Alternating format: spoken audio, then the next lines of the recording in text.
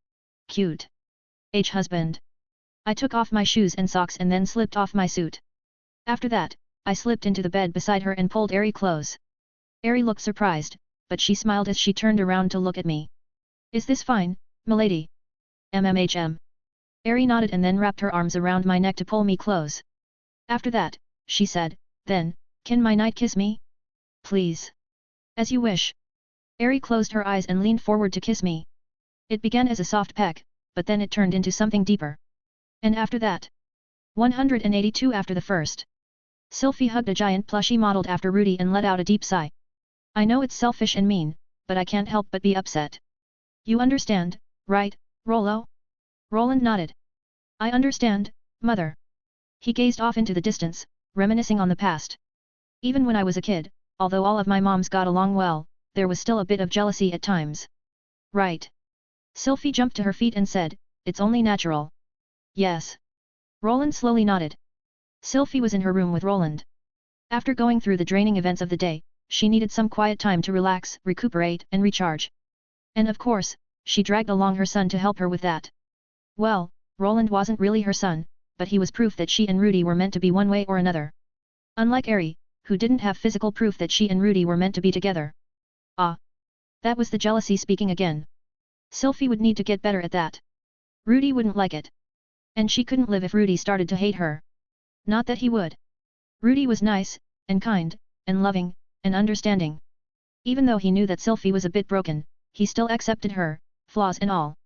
So she would try to be better. No, she would be better. For him. For the man she loved more than anything else in this world. Except for Roland, of course. She loved her son too, even if he technically wasn't hers. So that was fine. Even so, Sylphie couldn't help but think about it. Sylphie was in Rudy's house. But he wasn't here right now. And Eri wasn't either. Instead, the two of them were off somewhere else being intimate in a home that the two called their own. It was only for a few days. Sylphie knew that. And she also knew that it would be her turn to have Rudy to herself next. But even so. She let out a deep sigh and looked at Roland. I don't understand how your mother did it, Rollo. Even after meeting and talking to her. That Sylphie was the first wife, and yet she compromised for Rudy and allowed more. Not only that, but she had been content with just being Rudy's wife, even if she couldn't stand beside him. A saint. Sylphie couldn't help but think that Roland's mother had been a true saint. Because Sylphie couldn't comprehend it. That Rudy had been in even more dangerous situations.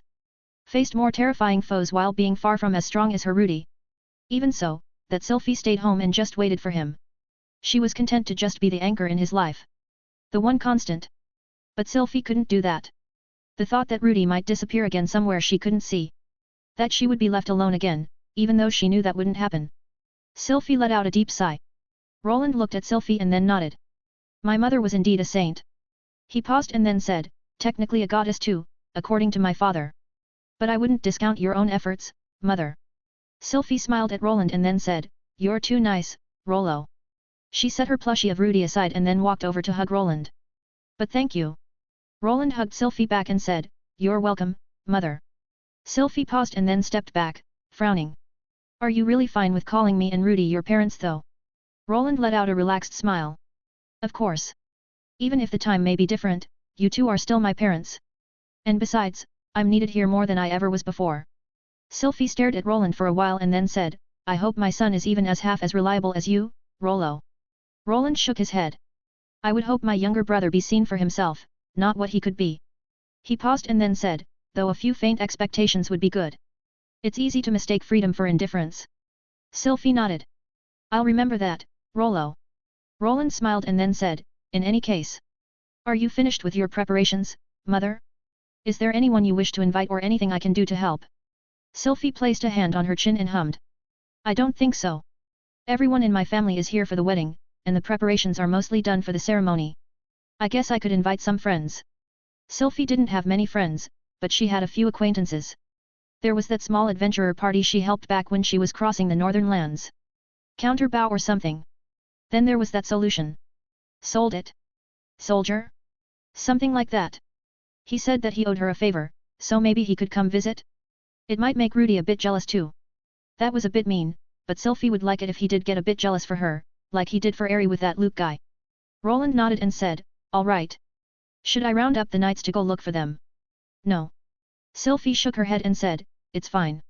I'll go get them myself. Roland blinked. Right now. Sylphie waved her arms, changing out from the formal dress she wore for Eri's wedding into an adventurer outfit. A loose white tunic, furry white boots, a grey scarf, light blue gloves and leggings to cover her arms and legs. After holding her arm out again to summon a glittering blue ice sword that she hung on her left side, she smiled and said, yep. Mommy needs to get her mind off some things, and an adventure to find some friends sounds like just the thing.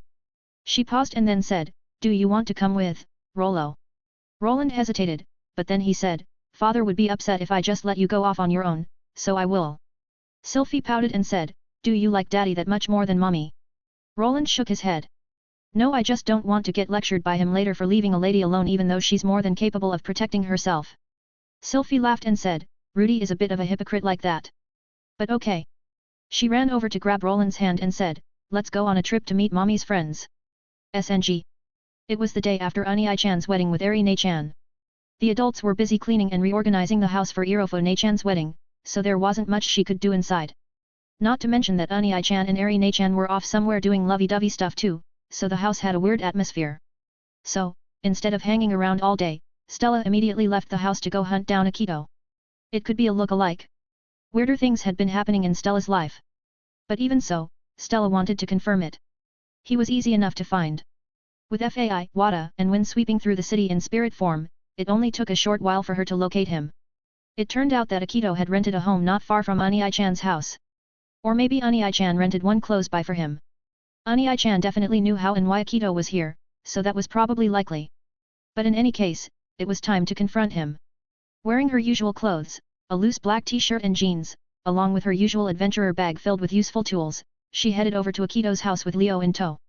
Fai, Wada, and Win were there too, but Stella made sure they were in spirit form for the day. Just to make sure they didn't raise any weird flags by accident. Not to mention that a cute toddler with a puppy was more disarming than a toddler with a bunch of spirit pals. Stopping at the house, Stella tried the door and found it unlocked. Ha! Akito was still as reckless as ever. Still, since it was unlocked, Stella let herself inside. The house was small. Just a single floor with a living room and a pair of bedrooms. There was also a door that led to a bathroom or something too. There was basic furniture there, like a table, chairs, and stuff. But it was pretty empty otherwise, except for all the random notes and paper laying all over the ground. Glancing at it, Stella felt a bit nostalgic. Even though it was a different place, Akito acted the same. And just like back then, Akito was sitting at a table, idly sketching out notes amidst a mess of books and papers. Stella closed the door behind her. Akito flinched and glanced over. For a second, he was panicked. But then he saw that it was Stella and let out a relieved sigh. Smiling, he stood up and said, "Good morning, Stella. What are you doing here? And where are your friends?" Stella walked over, plastering on her best cutesy toddler smile and said, "Morning Mr. Akito." Leo wagged his tail and then ran up to Akito. "Juan." Akito smiled and crouched down to scratch Leo's ears. "Hello again to you too, Leo. Keeping Stella safe?" Juan. Stella adjusted her bag and then said, "Can I play here today, Mr. Akito?" Akito picked Leo up and then said, "Sure. But..." He frowned and said, "Are you sure you want to play here? It's kind of boring." "It's fine." Stella smiled and said, "I don't think Mr. Akito is boring. And everyone else is busy." "Oh. Right." Akito nodded. "I bet they would be. Well, you can hang out here if you want." He set Leo back down and said, "I'm working on a project your brother gave me, but feel free to look around. I think there's some snacks in the Friday icebox if you're hungry too." "K. Thanks Mr. Akito." Akito smiled and then walked back to his table, looking back over his notes. Stella took the time to walk around the house, looking at everything like a curious toddler would. Wada's voice echoed in Stella's head. Phi's voice echoed after that. "Right. Stella's adorable." Winxian echoed next before she spoke up. "That's because it's Stella's true nature to be the cute little hero." Juan. Leo's bark echoed and he chimed in too. "I agree. Stella's the cutest bestest hero." Stella blushed and then whispered, "Could you be quiet?" Akito looked over and said, "Did you need something, Stella?" Stella smiled and said, "No. I'm fine, Mr. Akito. Just talking to myself." "Okay. Let me know if you need anything." Stella let out a sigh of relief, doing her best not to pout at the laughter echoing in her head. Instead, she walked around and took a look at what Akito was working on. There were a lot of magic formations and stuff. But there were also a lot of weird notes with comments like unraveling the nature of divinity through knowledge to create a golden sword that severs it and reaching the root of existence to acquire a grand true sorcery surpassing divinity and worldly logic. It was a bit chuyuni, actually. Stella remembered Akito was a bit of an otaku, but... Fai sighed and then spoke up. "Is this really the guy you liked in your past life, Stella?" Wada hummed. Win chimed in as well. "He really is. His fate is so weak I'm surprised he hasn't dropped dead." And of course Leo had to get in his 2 cents. Juan. "Stella needs a stronger man than that." "Shut up. I'm thinking." Stella shook her head and then snuck a few glances towards Akito while she walked around. He was definitely the same person. That face, that same goofy expression he had while concentrating on a project. The messy house and weird notes. Stella was sure now. This was Akito. But she didn't know why or how he was here. Did Unii-chan bring him here, knowing how important Akito was to her? Wait. Did Unii-chan even know? Stella never actually told him about Akito, right? And unless Unii-chan was a god or something that could read her mind, he wouldn't know who Akito was. Juan. I agree. I haven't met the beast god, but I can't imagine he's stronger than Rudy. MMHM. If Hitagama didn't usurp the role of human god, Rudy would have obtained that role a long time ago. Stella blinked, processing the casual comments dropping giant lore bombs. And when she processed them, she huffed and muttered. Not cool dropping this stuff randomly like this. You could have said something earlier. Ha. At that time, Akito paused in his note-taking and glanced over. Letting out an apologetic smile, he said, "Sorry for being boring, Stella." Stella waved her hand and said, "I'm not bored. It's just..." She racked her mind for an excuse and then said, "I just miss Unii-chan a bit." Akito froze. Unii-chan. Stella flinched and started to sweat. Ha. Ooh. So it really is in the blood. Juan. Stella. Juan. I have pride in being a real dog, Juan. Unlike a certain fake cat. Stella pursed her lips and then forcibly weakened the connection between her and her spirits for a bit. Akito laughed and then said, "That's cute." He smiled and then said, "Did Rudy teach you some Japanese?" Stella laughed. That's right. Ani-chan said he used to sing to me in Japanese and stuff. I liked how it sounded when I was a baby. Please buy it, please buy it. That's adorable. Akito smiled. Rudy's a great older brother. MMHM. Stella nodded. He really is. There was a comfortable silence for a moment. Sensing an opportunity, Stella decided to try something. She probably shouldn't, but she really wanted to know how he felt. So, putting on her best innocent expression, Stella walked over to Akito and said, "Hey, Mr. Akito." "Yes. Do you have a wife like Ani-chan too?" What? Akito flinched. "No."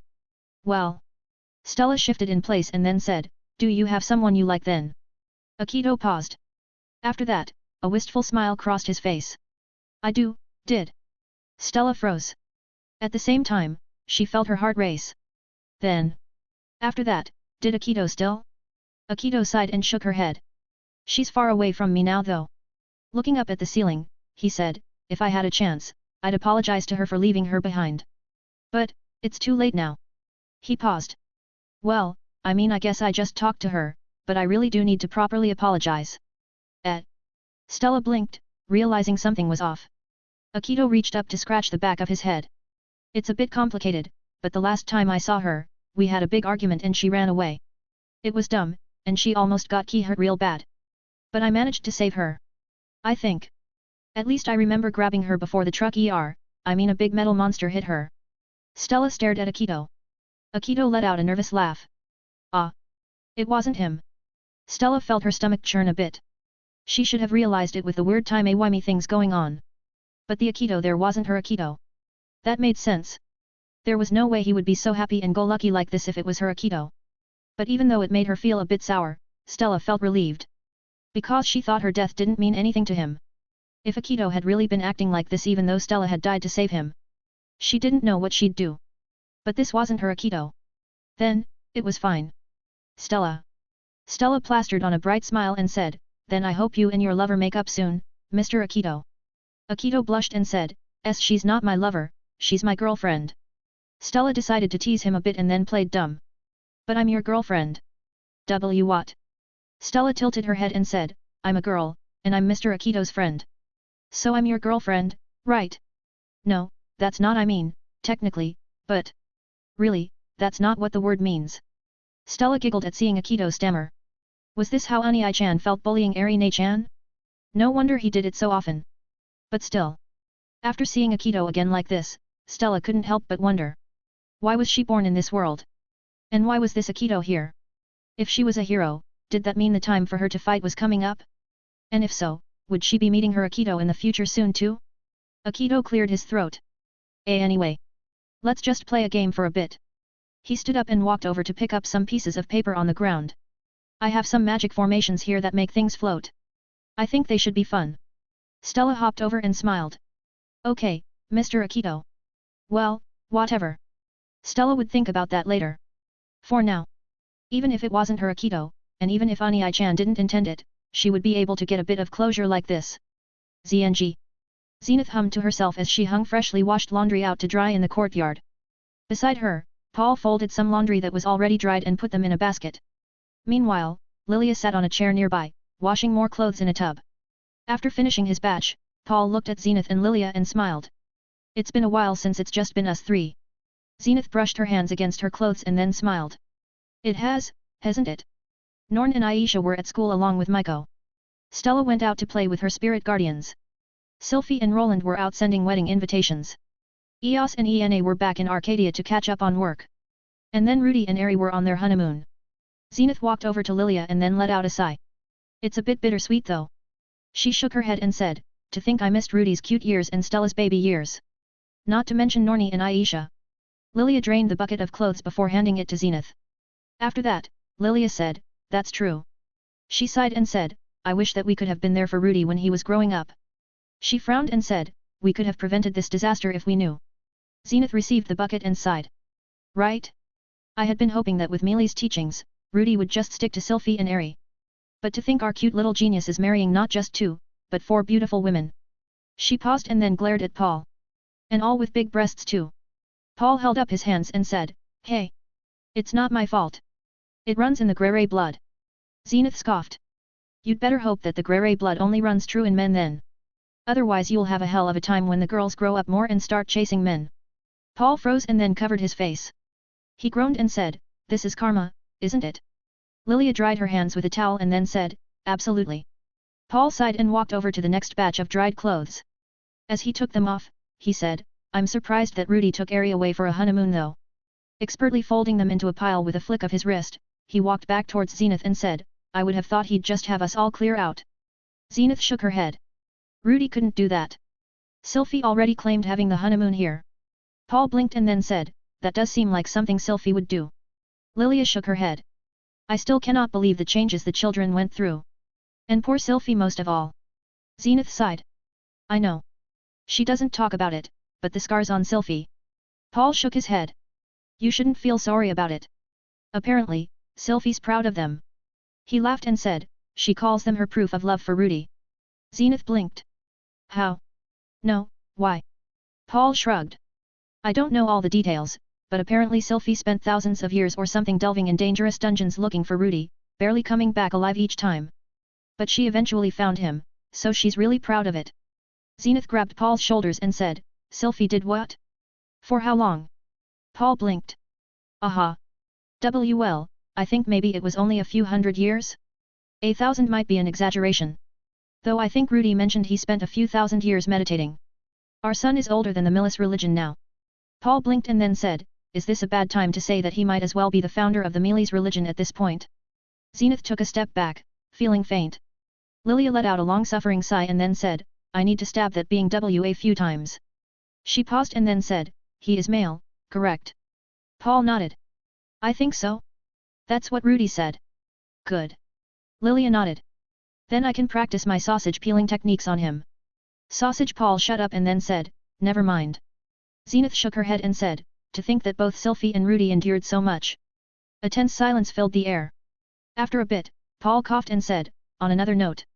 He frowned and said, has it sunk in yet that we're going to be grandparents? I mean, Eos, Ena, and Roland are nice. But we'll have babies around soon. Rudy's babies. Real grandkids. Not that Eos, Ena, and Roland aren't. But you know. Lilia frowned. You could have phrased it better. But yes. She sighed and placed her hand on her cheek. Only a short while ago, Aisha, Norn, Rudy, Sylphie, and Eris were still small children. And now? Zenith nodded. Holding out her arms, she let out a sad smile and said, I still remember holding Stella when she was just a baby. But in the blink of an eye. She pulled her arms back, hugging herself. I would be lying if I said I wasn't sad. And to think that Rudy is grown up now with kids of his own soon. Babies too. And that both Norn and Aisha aren't far from being adults too. Zenith laughed and shook her head. Well, I suppose it will be fun visiting my parents?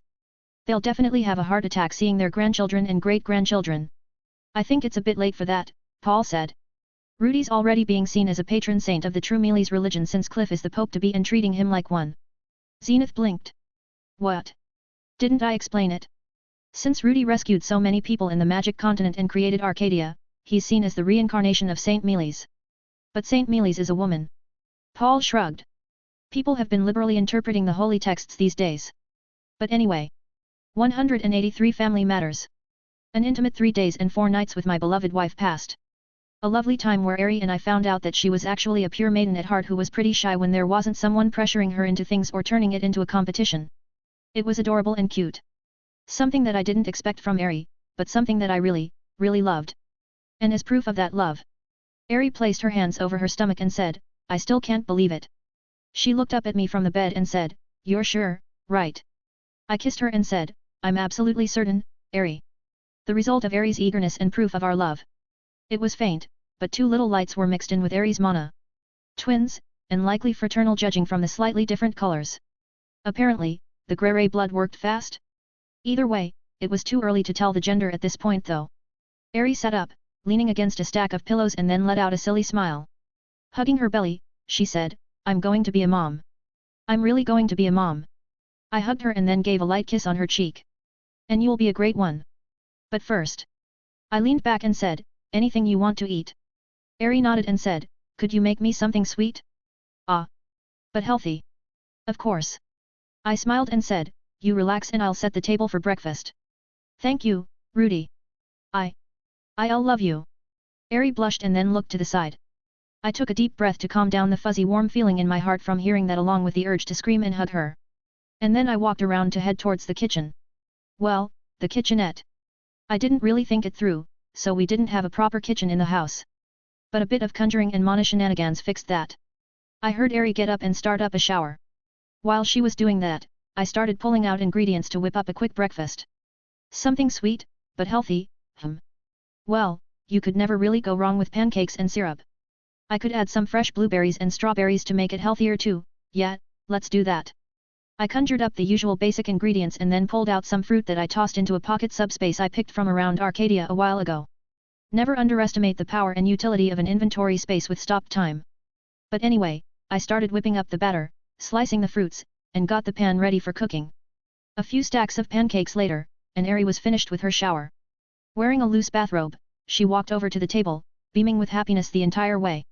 After sitting down, she shook her head and said, I still can't believe this is real. She looked at me and let out a bright smile. We'll be a family, Rudy. I set down a stack of blueberry pancakes with some fresh cut strawberries in front of her. After that, I reached out to massage her hand and said, we're already family, Eri. But yes, soon we'll have some little ones running around. Wow. Eri shook her head, a silly smile still on her face. I still can't believe it. Hearing that, I couldn't help but laugh. Eri pulled her hand away from me and then pouted. What's so funny? It's just. I grabbed a plate of pancakes for myself and then said, it's funny you're surprised considering how hard you worked, you know. Eri turned a bright red and then said, shut up, lewd. I held up my hands and said, this knight only did what milady asked of him. And she asked a lot. Eri huffed and pointedly ignored me, starting on her food. I smiled and started cutting into my pancakes as well. Not too sweet, but just enough with the syrup. Strawberries were fresh, so it complemented it well too. I'd add some cream to finish it off, but I figured that might give Eri some ideas, so I played it safe. Hey! I flinched, wondering if Eri read my mind. But she continued on and said, She looked away, acting shy, and then said, do you have any names in mind? I paused to think about it. Honestly, it was still a bit surreal for me too. I didn't expect to be thinking about fatherhood so soon. I got the easy pass with Eos and Roland since they skipped the infant, baby, and mostly toddler stages. But a baby of our own. No, a pair of babies. Either 2 sons, 2 daughters, or a son and a daughter. And they wouldn't be the first either. Come to think of it. Assuming that no, knowing that all my lovely wives want kids, I'll be met with a batch of them all at once. Odds were high that my wives would go into labor around the same time too. Might need to figure out a range and time limited spell so I could be with them all. Something like the time turners from HRRY Peter. Husband. I blinked, caught off guard by the name. But then I laughed and said, you really like calling me that, don't you, Eri? Eri blushed and said, so what if I do? She crossed her arms and said, it's true, isn't it? I smiled and then snuck a quick kiss on her lips. Eri blushed and then said, stop that. I laughed and said, whatever you say, wifey. But as for names. For a girl, how about Christina? Eri lit up and said, that's a pretty name. I like it. Great. Definitely wasn't because Eri had red hair and the thoughts I had on time travel reminded me of a certain mad scientist and his assistant with the same name. Eri hummed and said, what about for a son then? And what if we have 2 daughters or sons? Well, I think Aries would work for a son, right? It was cool, strong, and fitting. Eri blinked and then snorted. What? I frowned and said, is it that bad? Eri shook her head. No, I like it, but... It's just my name but for a boy, isn't it? I paused. That was true. Aries was basically Eris, but just shifted around a bit. I mean, semantically it was different. But in terms of how it sounded and stuff. That's a good point. Eri giggled and said, that's fine. Aries is cute. And I'm happy that I'm the only thing on husband's mind right now. Can't deny that. I smiled and said, then, I'll have those as my names for the kids. But if we have 2 sons or daughters, we need 2 more names, right? So it's your turn. Me. Eri pointed at herself and then shook her head. I am not good at naming though. I waved my hand and said, it's fine. It's our children, so whatever name you decide is just as valid as mine. Eri hesitated for a bit and then said, oh okay. Then, If it's a girl. She looked at me and then said, what about? Ruri? We take the RU from your name and RI from Eri. I gave her a thumbs up and said, cute. I love it. Encouraged, Eri smiled and said, that's good. Okay. Then for a boy. Rudy. Rudius. Eri. Eris. Diri. Dees. Are you to us? Erisu. Wait. I gave her a blank look and said, are you really just combining our names together? Eri blushed and said, it's romantic, okay. And our kids will be a bit of me and you, so have the name be a bit of both works too, doesn't it? Ah. And Eri. She smacked her fist into her palm and said, if it's 2 sons, we can call the other one Diri. I hope for our children's sakes that we don't have 2 sons. Eri huffed and stuffed a strawberry into her mouth. After eating it, she muttered, you're terrible. I laughed and went back to eating. We shared a happy and quiet time just eating together. But after a bit, I pulled out a pocket watch to check the time and said, we should probably get going soon. I still need to teach some classes, and you still have to find a dress for Sylphie's wedding. Eri hesitated. Eri. Eri sighed and then let out a soft smile. I'm fine. Just. She looked at me and said, there will be more times like this in the future, right? With just me and you. I walked around to hug Eri and said, of course. Even though I'm not just marrying you, I'm still married to you. How could a husband not make private time to be alone with his wife? Okay. Eri smiled. Then I'll get changed. I still need to talk with Mom, Miss Zenitho. She blinked and said, I guess she's Mom now too. And Miss Lilia. I say that you just call them Mama Zenny and Mama Lily. Your mom will always be your mom. Eri nodded and said, it'll take some getting used to, but I'll try. After that, we finished our breakfast and Eri changed into some casual clothes. A white t-shirt, light blue jeans. That outfit reminded me of a certain blue sorcerer. But anyway, after that, I held out my left arm to escort her back. Ready to go. Eri glanced at her wedding dress hanging on the mannequin nearby. Is it fine leaving this here? Of course. I nodded and said, this is our house. Yours and mine. I smiled and said, unless you say otherwise, no one else will ever come here except for us and our kids, Eri. So don't worry. Eri's eyes widened and then she walked over to grab my arm. After leaning against me, she said, you always know what I'm worried about, don't you? I'm not a mind reader, so no. But I'd like to hope I can tell at least a little bit. Eri smiled. Okay. Then. Let's get going. I nodded and walked her out of the house. After we turned to look at it one more time, we took a step away and warped back to our home in Sharia. We appeared right in the middle of the courtyard. And the moment we did, Mom's voice called out. Rudy. Eri. Welcome back. I turned around with Eri to see Mom and Mama Lily walking over. It seemed like they were in the middle of doing some laundry. Eri shyly waved at Mom and Mama Lily. Gee, good morning, Mama Zenny. Mama Lily. Mom froze. Eri tensed. And then Mom let out a squeal and ran to hug Eri. Oh Mealies. You're so adorable, Eri. Yes. Call me Mama Zenny more. Mama Lily sighed and then walked over, expertly peeling Mom off from Eri. Apologies, Eri. Eri took a deep breath and waved her hand. It's fine. Mama Lily smiled and said, I have to agree that you are adorable, however. Eri's expression brightened and she idly twirled a strand of her hair. Really? Mom nodded. That's right. It must be the honeymoon glow. She smiled and said, it's almost like you're a new mother or something. I coughed. Eri blushed and then glanced at me. That's because I am. Saying that, she subconsciously placed her hand over her stomach. Eri. Come on. The room. Mom and Mama Lily immediately turned to look at me. I instinctively took a step back. In a flash, Mama Lily was in front of me, patting my head. At the same time, Mom stood in front of Eri, placing her hand over Eri's stomach. She concentrated for a bit and then gasped before pulling Eri into a hug. Congratulations, Eri.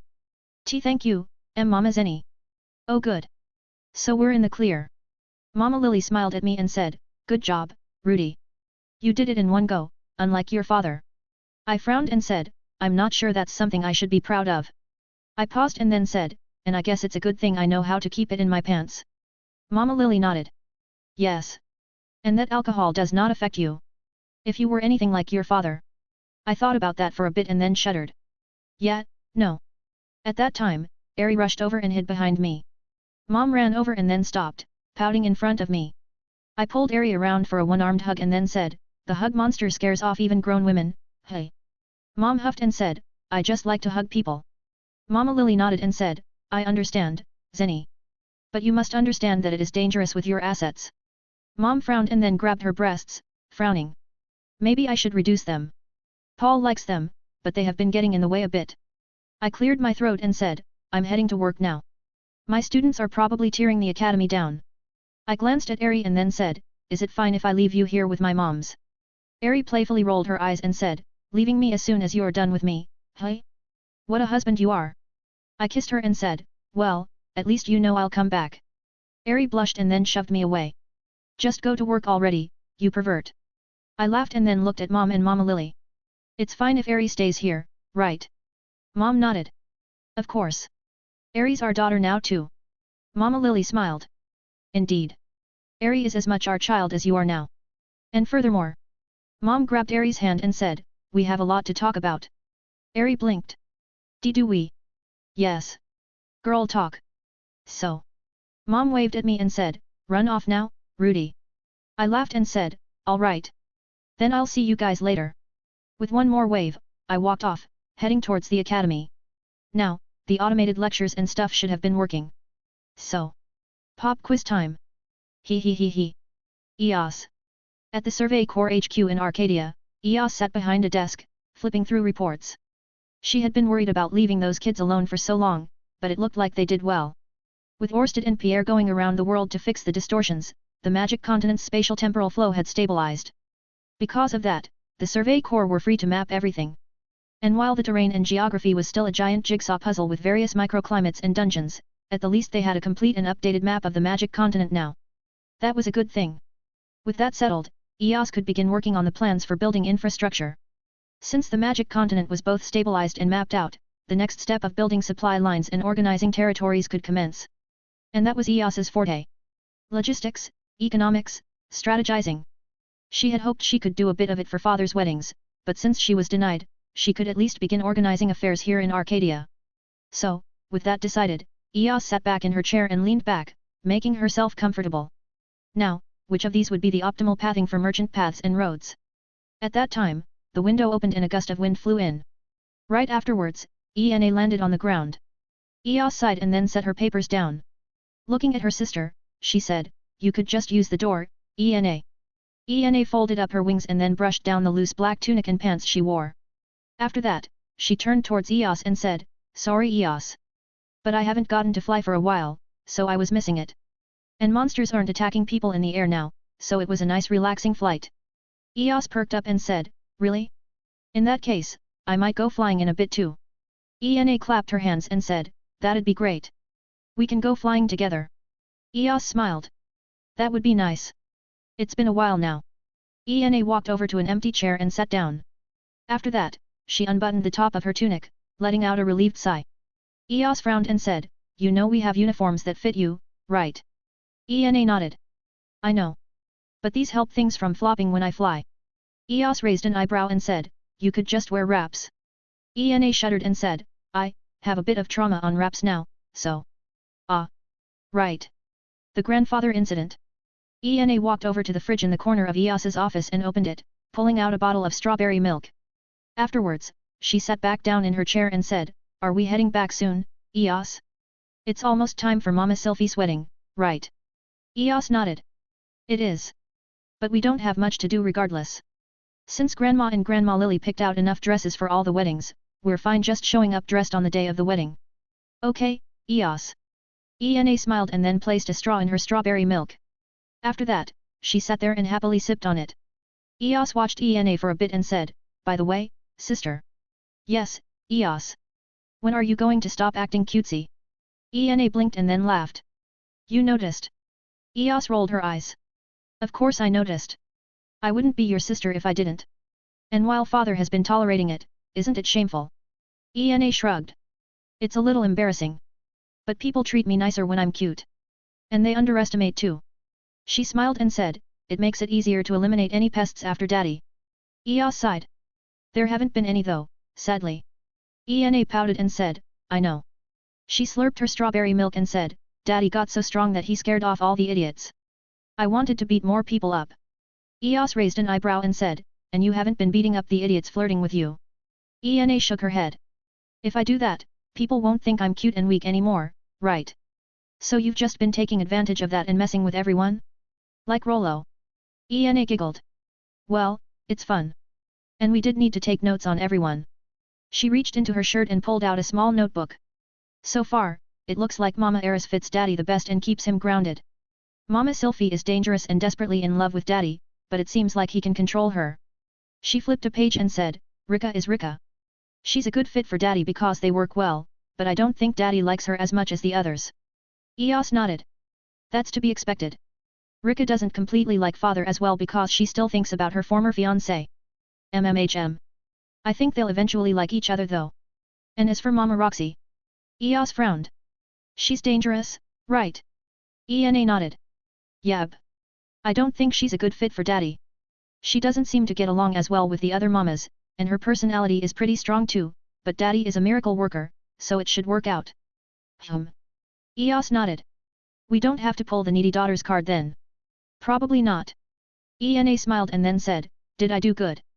Yes, though I could do without the cutesy act. Eos sighed and said, no wonder the research team is wrapped around your fingers. Teehee. Eos shook her head. I can't fathom it. Ena smiled. Like I said, it's fun. Especially the reactions I get out of people like Cliff. Eos nodded. Speaking of that guy. Ena blushed and said, we won't. What? We're not talking about him, okay. Eos blinked. And then she smirked at her sister. You really? Busy bye. With those words, Ena flew off, rushing back out the window. Almost immediately after, the door opened and Ruchard walked in. Eos glanced over and said, you heard all of that, didn't you? Ruchard let out an apologetic smile and said, I didn't mean to eavesdrop. Eos waved her hand and then got out of her chair. It's fine. Your family anyway, Uncle Ruchard. He smiled and said, I'm honored. But what brings you here? Eos frowned and said, is something wrong? No, I just heard rumors from the Survey Corps that members of the Superd tribe were found. Ah, right. Eos nodded. I just saw that. Give me a bit. She picked up her papers and started flipping through. But then something caught her eye. Ruchard frowned. Is something wrong? Eos shook her head. No. But. She pulled out the paper and slid it across the table. The handwriting on this image, it's Father's, right? Ruchard stared at the picture and frowned. It was an ancient stone monument, degraded by time and almost crumbling. There were words written on it, a bit hard to read from the image alone. But from the little that could be read. Ruchard's frown deepened. There's no doubt. But. Is this something Father made? Ruchard picked up the paper and carefully looked at the monument. Afterwards, he shook his head and said, I'll take a look. But for now, let's not inform Rudy just yet. Let him focus on his happy married life. Eos nodded. All right. Then I'll leave it to Arcadia's general. Ruchard smiled. Anyway, here's the info about the Superd tribe member sightings. They've found a small displaced village somewhere around here. 184 The Dreaming Bride's reality. Time passed in a blur, and then it was time for wedding number 2, Electric Boogaloo. Well, it was time for the night before the wedding, at least. Once again, I was gathered at the little bachelor pad I bought with the guys. Sadly, Aries' parents, my new in-laws, had gone home already because they had to take care of business back in the strife zone, and Ruchard had some business in Arcadia. Ruchard at least would be back tomorrow. But as a result, the only people here were me, Dad, Laws, Orsted, Pierre, Cliff, Akito, and a couple of Sylphie's old adventurer friends. The first adventurer was a guy named Soldat who had similar vibes to Dad. Blonde hair, a cool guy vibe that was only reliable in a pinch. The second adventurer was a reserved and kind-looking guy called Timothy. Apparently, they were both leaders of some adventurer parties that Sylphie helped out by chance in the past. And speaking of Sylphie's friends, Soldat drained a mug of beer and then brushed aside his blonde bangs. Raising his mug towards me, he said, I figured that the guy marrying Miss Sylphie had to be ridiculous, but I didn't expect this. He waved his hand around the group and then glanced over at Orsted and Pierre. Wiping off a sheen of sweat on his forehead, he said, it's a pretty stacked crew here for the groom and his groomsmen, et. Timothy nervously sipped on a glass of wine and said, it's incredible. I'm honored to be here, but it's quite terrifying if I'm being honest. Dad laughed and looked towards me. See that kid? Finally, the respect I deserve. Pierre covered his face and said, "They're talking about Orsted, you idiot." I watched the exchange and just smiled. So these were the friends that Sylphie made, huh? No, just two of them considering she was acquainted with their adventurer parties. It made me feel a bit upset that Sylphie had more friends than me. Not that I wasn't her only friend, but that she somehow made more friends than me when I was surrounded by people. Was this why they said the royal road was lonely? At that time, Orsted shook his head and said, "I apologize for the disturbance." I waved my hand. "There's no need for that, Orsted." I smiled and said, "You're a great pal, so you've always got a place here. You're also technically my only real pal, even if we barely hang out, so please don't go." Laws nodded. "Indeed. You are an honored guest, Orsted, and we are happy to have you. However," he frowned and said, "is it fine to remain in Sharia for so long?" Orsted scoffed and said, "The fools in the kingdom are attempting to isolate Princess Ariel by sending her to study in the Renoa Magic Academy." He shook his head and said, "She is already registered to attend beginning next semester. As her journey is meant to conclude here, there is no harm in my lingering for a few festivities. Instead." He glanced over to Cliff and said, "Is it fine for the future Pope of Mealy's to stay here?" I paused and then said, "Right." I glanced over at Cliff and said, Is it fine for you to be celebrating a multiple marriage, Cliff?" Timothy coughed and looked over at Cliff. Future Pope. You." Cliff smiled and waved his hand. "It's nothing so grand. The one who bears the title of Pope is still a man in the end. But in any case." He looked at me and said, "There may be some squabbling, but there is no chance I would miss my future father-in-law's weddings." Father-in-law. Timothy's eyes widened. I was getting the sense that Sylphie didn't tell her friends about me at all. Soldat whistled and said, "Hot damn. We got ourselves a big shot over here, hey." I shrugged. "It's complicated. But enough about me." I poured a few glasses of wine and handed one to Soldat and then Timothy. "How do you two know Sylphie again?" I wasn't jealous or paranoid or anything. Really. Just curious. Honest. Soldat took the glass with a smile and said, "Miss Sylphie's helped out Stepped Leader a few times when she was in the Central Continent." He chuckled and said, "We tried to convince her to stay for a while, but she was crazy about finding her lost love in the distortions." He shook his head and said, "We told her that guy was probably dead, but she didn't give up." He paused and said, "Probably a good thing since she found you, eh?" I frowned. Sylphie went through a lot, hey. I knew it from the scars and could infer from what she said, but she never went into great detail about it. Soldat put on a serious expression and said, "You should be grateful. There aren't many women who would go through hell and back to find even a trace of her love's existence. Right, Tim? I'm betting she did some crazy stuff when she was with you guys too." Timothy nodded and said, "After helping us in the northern lands, we wanted to pay her back for saving Sarah. But she just left to explore the distortions alone. And when she came back..." He frowned and shook his head. "Well, she came back. But... Rudy, right?" I nodded. "Yeah." Timothy gave me a serious look and said, "Take good care of Miss Sylphie. She really went through a lot to find you." Laws let out a deep sigh. Dad nodded and muttered, "Sylphie always was a bit too serious for her own good." The atmosphere got a bit strange, so I took the time to pour myself a glass of wine. Wished it did something for me right now, but I suppose the thought counted. Maybe. Akito cleared his throat and then glanced over at me. Rudy. Should I really be here?" I nodded. "It's safer than anywhere else, so yeah." "Well, I know that. But... I'm just an outsider, so it's a bit weird." Soldat laughed and then clapped a hand on Akito's back. "Cheer up. Tim and I only knew Miss Sylphie for a bit, and we got invited. If anyone, we're the odd ones out. You're part of the groomsmen, so don't worry about it." "Right." Akito slowly nodded. But then he froze. Glancing at me, he said, I am not going to be the best man again, am I?" Soldat paused. "Again?" Dad laughed and reached over to ruffle my head. "This kid's a bona fide lady killer. We're at 2 of 4, you know." I sighed and brushed off Dad's hand. "That's not something you should be bragging about, Dad." Soldat stared at me and then said, "Hey! Do you even love Sylphie?" "Of course I do." I glared at him and said, "What's it to you?" Soldat shrugged and said, "Fine. Not like I have any right to protest." "Still." He glanced at Timothy and said, "Not quite like how we thought Miss Sylphie would end up, right?" Timothy nodded. "We thought she'd find her one true love. To hear that she's just 1 of 4 is..." He shook his head. "Well, she seems happy, at least. I was going to get this reaction from people a lot, hey?" Pierre chimed in and said, enough chatting. We're here to drink and make merry, right? So let's get started. Dad chuckled and said, never thought I'd hear that from you of all people, Pierre. Pierre grabbed a bottle of champagne and cracked it open. After that, he said, and I'd never thought I'd have to be contemplating this weird family tree either, so. Bottoms up. He raised the bottle and took a deep swig. Orsted chuckled. I suppose we should enjoy ourselves then. Soldat raised his glass and said, I'll drink to that. All right, we're definitely skipping the next few of these. S.D. Sylphie's room at the Grere home. There, Aisha, Rose, Rostalina, and Roxy were helping the bride with her last-minute preparations. Adjusting the dress, tidying up her hair, rehearsing her vows. And finally. I still can't believe this is real. Sylphie stared at her reflection in the full-length mirror in front of her. Her silver hair had been done up in an intricate braided ponytail with a blue ribbon woven in. She wore a beautiful wedding gown with fluffy lace that looked like drifting snow. And then pristine white gloves covered her arms, hiding her scars.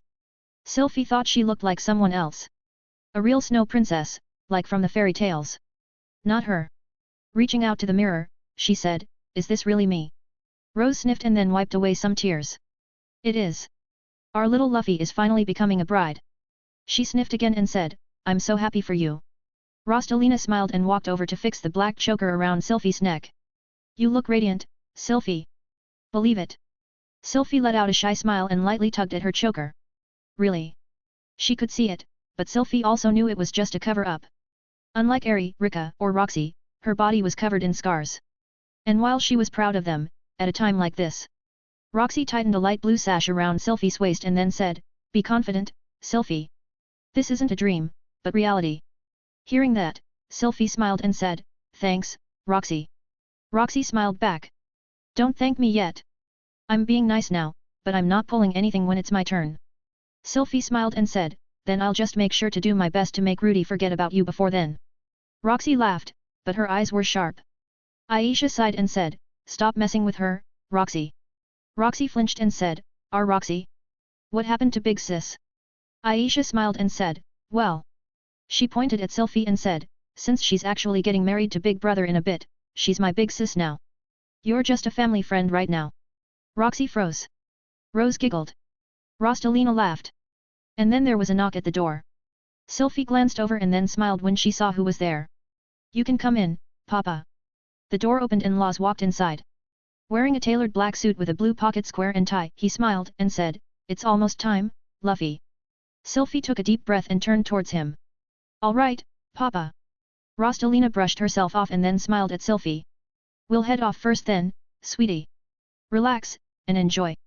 Aisha waved at Sylphie and said, good luck, big sis. Rose hugged Sylphie and said, we'll be watching. Roxy nodded and said, see you soon. After that, the girls left, leaving just Sylphie and her father. At that time, Laws walked over and smiled. You look beautiful, Luffy. Sylphie walked forward and held out her right arm to her father. Thanks, Papa. Laws smiled and then hooked his left arm with Sylphie's. Sylphie stepped close towards him and held his arm. After that, the two started walking towards the courtyard. Sylphie's room was on the second floor, so there was still quite a bit to walk. Enough time for Sylphie to reflect a bit on her life. Even though she was constantly reminded, she still couldn't believe this was reality. Not quite yet. Maybe it would truly sink in at the altar. But right now, she just felt giddy. Luffy. Sylphie blinked, drawn out of her thoughts. Glancing over, she saw her father staring at her with a serious face. Are you sure about this? Sylphie blinked and then said, sure about what? Laws hesitated and said, I know you love Rudy. And I know Rudy loves you. But. He sighed and said, you have the blood of elves running through you. Though not quite as strong as my own, you will live far longer than a human will. And even if you have children. He trailed off, unable to finish his words. Sylphie blinked and then realized what her father was getting at. But then she smiled and said, I'm thankful that you're worried, Papa. But I've already considered it. And I've talked to Rudy about it too. Law sighed. You have. Of course you have. I'm sorry. I didn't mean to pry. I am just worried about you. Sylphie nodded. I know, Papa. But don't worry, Rudy already figured out how to live forever, so it doesn't matter. I know that it's going to be painful, but I'll always. Laws froze, suddenly catching what Sylphie said. Hold on. I must not have heard properly. Sylphie giggled and then put on a serious expression. Looking at her father, she said, you know, Papa. By the time I met with Rudy again, my lifespan was already almost over. I could feel it. Laws paused. Luffy. Sylphie shook her head and let out a faint smile. It wasn't anyone's fault. I selfishly and recklessly chose to dive into distortions and look every nook and cranny for Rudy and Stella. She laughed and said, still, I didn't think it would take so long. She reached up to rub her neck and said, it's a strange feeling, you know? To not only know the end is near, but to feel it creep up on you. She slowly lowered her hand, placing it over her heart, and then said, death is a creeping chill. Slow, insidious, and colder than any ice or spell imaginable. Law started to tear up. Luffy. Sylphie brushed the tears from her father's eyes and said, don't cry, Papa. Like always, Rudy made a miracle, you know. She giggled and said, I was lucky enough to find him before the end, and he fixed me. Not only that. She let out a sigh and said, even though I became a broken, twisted, and jaded woman, he still accepted me. And now I'm going to be his wife. So. I'm happy. Really. Laws pulled Sylphie into a hug. I'm sorry I couldn't be there for you, Luffy. I swore to be there for you, to become the parent I never had, but... Sylphie patted her father's back and said, it's fine, Papa. This is how life plays out. And I'm happy. She smiled and said, every day is like the best dream. But more importantly, I think today is when I wake up. Law stepped back and wiped away his tears. After that, he said, wake up. Sylphie nodded. MMHM. Whether this is a dream or not, whether I'll wake up still in Rudy's arms or in the depths of a dark dungeon alone. She placed her hands on her heart and said, I'll accept it all after today. Law stared at Sylphie and then shook his head. You're strong, Luffy. Sylphie smiled and then grabbed her father's left arm again. We should get going, Papa. Of course. After that, the two continued on their way. And as they reached the stairs, Law said, I'm sorry I couldn't be there for you, Sylphie. Don't be, Papa. She smiled and said, you did your best as a papa along with Mama. And, not to brag, but you're the reason I have one thing over the other girls, you know. Laws blinked. Really? And what's that? Sylphie smiled and said, you and Mama taught me what it means to love someone from the bottom of your heart. Laws froze, and then he let out a warm smile. Sylphie smiled back and then said, come on, Papa. They're waiting. The two continued on their way. And then they arrived at the entrance to the courtyard. Standing there, Laws took a deep breath and looked at Sylphie. Are you ready, Luffy? Sylphie nodded. Then, it's time. Laws walked through the door, escorting Sylphie by his side. Sylphie took a deep breath and then looked around as they crossed the doorway. A beautiful scenery. Unlike Aries' wedding with marble and roses, Tay courtyard was decorated with crystalline pillars and arches. Around those, wreaths of blue forget-me-not flowers were hung. Looking around, Sylphie saw plenty of people. Familiar faces as well. But the moment she stepped onto the aisle paved in blue petals, she only had eyes for Rudy. A fairytale prince. That was the only way she could describe him. Was it because he wanted it to be like the times back then? Unlike with Eri, Rudy's hair was the nostalgic light brown that Sylphie remembered. His eyes, the lovely emerald hue reminiscent of the grassy plains where they used to play together. And then Sylphie was standing in front of him, hand in hand. There was a priest talking, but Sylphie didn't hear him. Instead. Nervous. Rudy's voice echoed in her mind. Sylphie smiled and shook her head. I'm happy. And she was. A dream that she thought would remain just that until she reunited with him. Days that she still worried were dreams instead of reality every now and then. But now that she stood there, looking into Rudy's eyes, she felt like she had finally woken up. That this was reality, and not another fake. Realizing that, Sylphie smiled. A weight she carried for countless years was fading. Rudy held a ring in his right hand. A beautiful intertwined silver and gold, just like the tree back at their home before the distortions began. And atop a crown of golden leaves, a forget-me-not carved out of a glittering blue gemstone. Smiling at her, Rudy slipped the ring onto Sylphie's left finger and said, with this ring, I vow to bring you love and happiness. For now, for the future, and forever. It was different than what he said to Eri. Something subtle that people who didn't pay much attention to words would miss. But she didn't. A pledge was on one's honor or duty. But a vow was sacred. Sylphie sniffed and then said, I accept this ring. Motions that she had envisioned before. Dreams that she had repeated in her head multiple times. The priest handed Sylphie a ring as well and prompted her to make her vows. Sylphie took it and glanced at the ring. A ring modeled after a golden dragon, one clutching a pure white diamond. Something that she crafted long ago and held onto ever since she set off to find Rudy. Unlike Rudy's ring, Hers was old. Although gold, it was a bit faded and marred from time. Even so, suppressing the anxiety in her heart that the dream would end like it had countless times in the past, Sylvie slipped the ring on Rudy's left finger and pledged. With this ring, I vow to love you for now and always. No matter the time, no matter the place. She pulled his hand up against her chest and closed her eyes, trembling. Even if you don't remember me. Even if this is a dream. I'll remember you, Rudy. Because I love you. Always.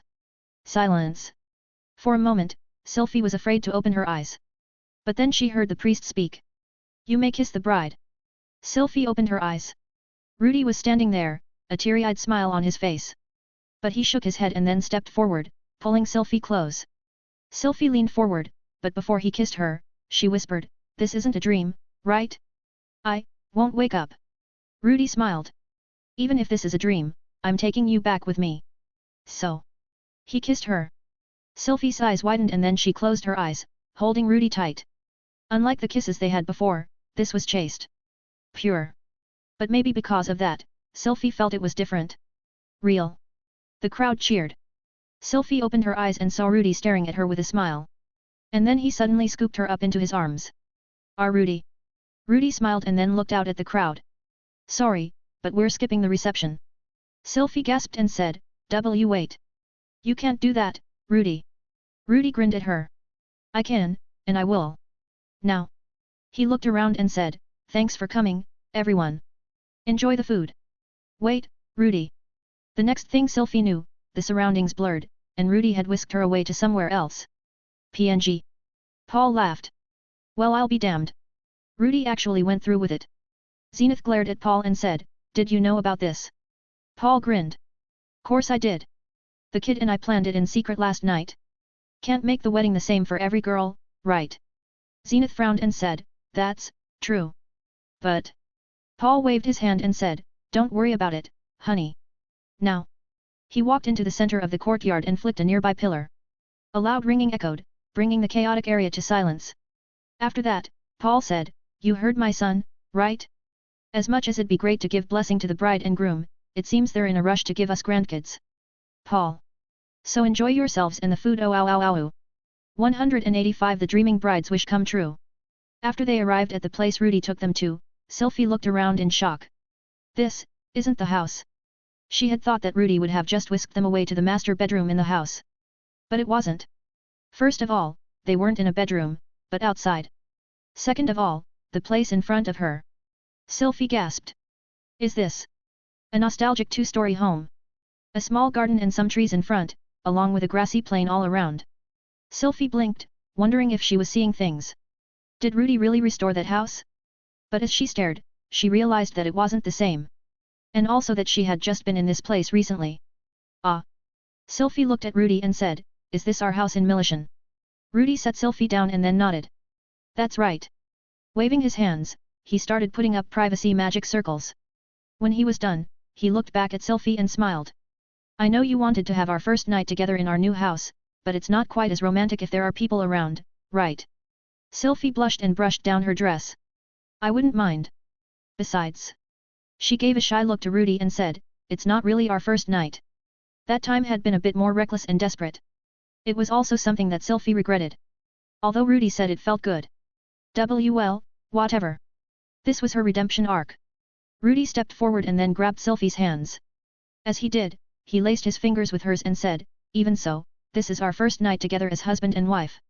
He gave her a soft kiss and then smiled. It should be special, don't you think? Sylvie felt her face heat up. But at the same time, her chest felt warm. Leaning against Rudy, she whispered, husband and wife. It was a strange thought. After all this time, all the fantasizing, and all the illusions. This was reality now. This was real. Her and Rudy. Not only that, but in this place, with that appearance of his, it was almost as if nothing had changed. As if this was just the natural conclusion of those happy childhood days. But it wasn't. While everything else looked the same, Sylvie had changed. And the most striking proof of that. Sylvie reflexively let go of Rudy and then fiddled with her silver hair. Rudy frowned. Does it bother you? Sylvie paused to think about it, and then slowly shook her head. No. It's just proof of what I went through, along with my other scars. She looked up at Rudy and smiled. Proof that I love you. It wasn't in vain. The long years spent searching for traces and chasing ghosts trying to find Rudy. The scars she received by fighting to stay alive so that Rudy wouldn't be sad. And the scars that were validated by her standing here, in front of Rudy as his wife. Realizing that, Sylphie let out a bright smile. But Rudy didn't smile back. Instead, he frowned and placed a hand against Sylphie's cheek. I still wish you didn't have to go through so much. Sylphie reached up and placed her hand over Rudy's. Leaning against it, she said, even so, I would do it all over again if I had to. Because in the end, I found you. And now. She reached up to kiss Rudy and then let out a soft sigh. I'm yours. Rudy sighed. Sylphie paused and then tilted her head. What's wrong? It's not fair. Rudy stared at Sylphie, his emerald eyes flashing gold for a brief moment. After that, he lowered his hand and gently brushed the fabric hiding the scar on Sylphie's neck. The love you've given me and the love I give to you will never match up. He paused and then leaned his head against Sylphie's forehead, closing his eyes. Even if I live 1,000 lives, I could never make up for the suffering you went through. Sylphie smiled and then leaned back. After that, she poked Rudy's forehead and said, You're thinking too much again, Rudy. Rudy leaned back and then opened his eyes. Staring at Sylphie, he pursed his lips and then said, Am I? Of course. Sylphie shifted her arms and placed them around Rudy's neck. Staring into his eyes, she smiled and said, Even though I suffered, it was never because of you. It was for you. Rudy looked away and then said, That's just semantics. It's not. Sylphie stepped forward and leaned against Rudy's shoulder. I still remember, you know? How you came into my life like a shooting star just when I had given up. How you became my best friend, filling my lonely life with so much fun and warmth. And how happy I was when you said you loved me. But even so. She leaned back and looked at Rudy. I always knew. Rudy looked back at Sylphie and said, Knew what? Sylphie let out a sad smile. Reaching up to brush Rudy's cheek, she said, I knew I couldn't keep you to myself. One day, you would go places where I couldn't reach. She laughed and then said, After all, I was just a little girl from a countryside village, and you were the son of a knight. Rudy furrowed his brow. That's… I guess that's technically true. Dad did have a knighthood to hold his job. But… Sylphie giggled and said, Still, I didn't give up. After all, even if I was just a countryside girl, Paul had Miss Lilia after marrying Miss Zenith. So I figured I'd have a chance too. And I did in the end, right? Rudy paused and then pulled Sylphie in for a tight hug. That's not fair, Sylphie. Your love is so heavy. Sylphie giggled and said, That's because I would have gone crazy a long time ago if it wasn't. But… She lowered her hands to hug Rudy back and said, I really love you, you know? I really, really, really love you. Even if I'm not the only one, even if I'm not first, as long as I can be by your side, that's all that matters. She tensed her hands, subconsciously clawing into Rudy's back. Just don't leave me again. I won't. Rudy held Sylphie close and said, And I'm so sorry, Sylphie. Sylphie leaned against Rudy and said, I forgive you. So stop apologizing, okay? Besides, I think it's meant to be this way. Rudy leaned back, surprised. How? Sylphie smiled and said, In another world, things might be different. Maybe I would be your first wife and bear your first child. But it's fine like this. After all. She puffed out her chest and said, Because I went through so much, I can be confident in standing by your side to the bitter end. Right. Rudy blinked and then slowly shook his head. Smiling, he said, You always surprise me, Sylphie. Sylphie giggled and said, Well, it'd be boring if I didn't, right? Plus. Sylphie held up her breasts and said, I'm sure I'm the only Sylphie who can be confident in this too, you know. Sylphie didn't know if it was true for every timeline, but she knew that she beat out at least one other Sylphie in terms of breasts. It was a little vain and superficial, but she could be proud of that. Years of massaging and healing magic paid wonders in the end. Rudy coughed and then said, Is that really something you need to point out?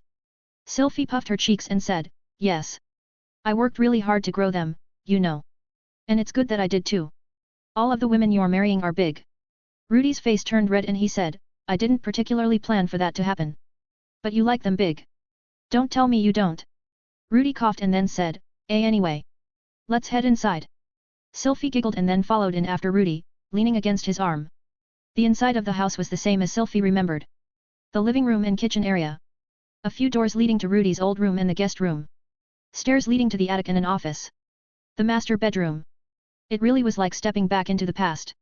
Or another world where things ended up differently. And realizing that, Sylvie couldn't help but think. Rudy. He paused and then looked back at her. Yes, Sylvie. Staring into those green eyes, Sylvie pursed her lips and then said, If there was another world. One where the distortion event never happened and we never left Bina village. Do you think you would still choose me? She cut off her words. It was a stupid question, since she knew the answer. Rudy would choose her. And even if he didn't, she would choose him. Sylvie was sure of it. Rudy sighed. Hearing that, Sylvie subconsciously tensed up. Rudy leaned his head against her shoulder and said, There's no world where I don't fall in love with you, Sylvie. Sylvie paused and then leaned against him. That's a lie. But I'm happy you said it anyway. She remembered her conversation with the other Sylvie. How in that time, the one that Rudy fell in love with first with Eri, and how that Rudy only chose Sylvie after Eri broke his heart because of a misunderstanding. So it was possible. There had to be a world where Rudy didn't choose her and found someone else. The thought of that. Rudy kissed Sylvie's cheek and said, If it's a lie, all I have to do is make it true, right? Sylvie giggled and then kissed Rudy back. After that, she looked into his eyes and said, Does that mean you're going to go around and destroy worlds where Rudy doesn't fall in love with Sylvie? Rudy gave her a serious nod and said, If that's what you want. Sylvie smiled and then reached up to poke Rudy's forehead. That's silly. And it's not fair, you know. She stepped away from Rudy's embrace and held her hands behind her back. Shaking her head, she said, As much as I love you, I don't want to rob your love from any other girl. If a world like that exists, then I guess we just weren't meant to be. Rudy was quiet. Sylvie shook her head and said, Enough depressing talk. She started slipping off her gloves and then walked towards Rudy. As she did, she started undoing her sash and the ribbons holding her dress together. Sylvie. Sylvie smiled and said, What matters is that I love you, you love me, and that we're family now. You, my husband. And me, your wife. So. She slipped off her dress, revealing a transparent one piece that left nothing to the imagination.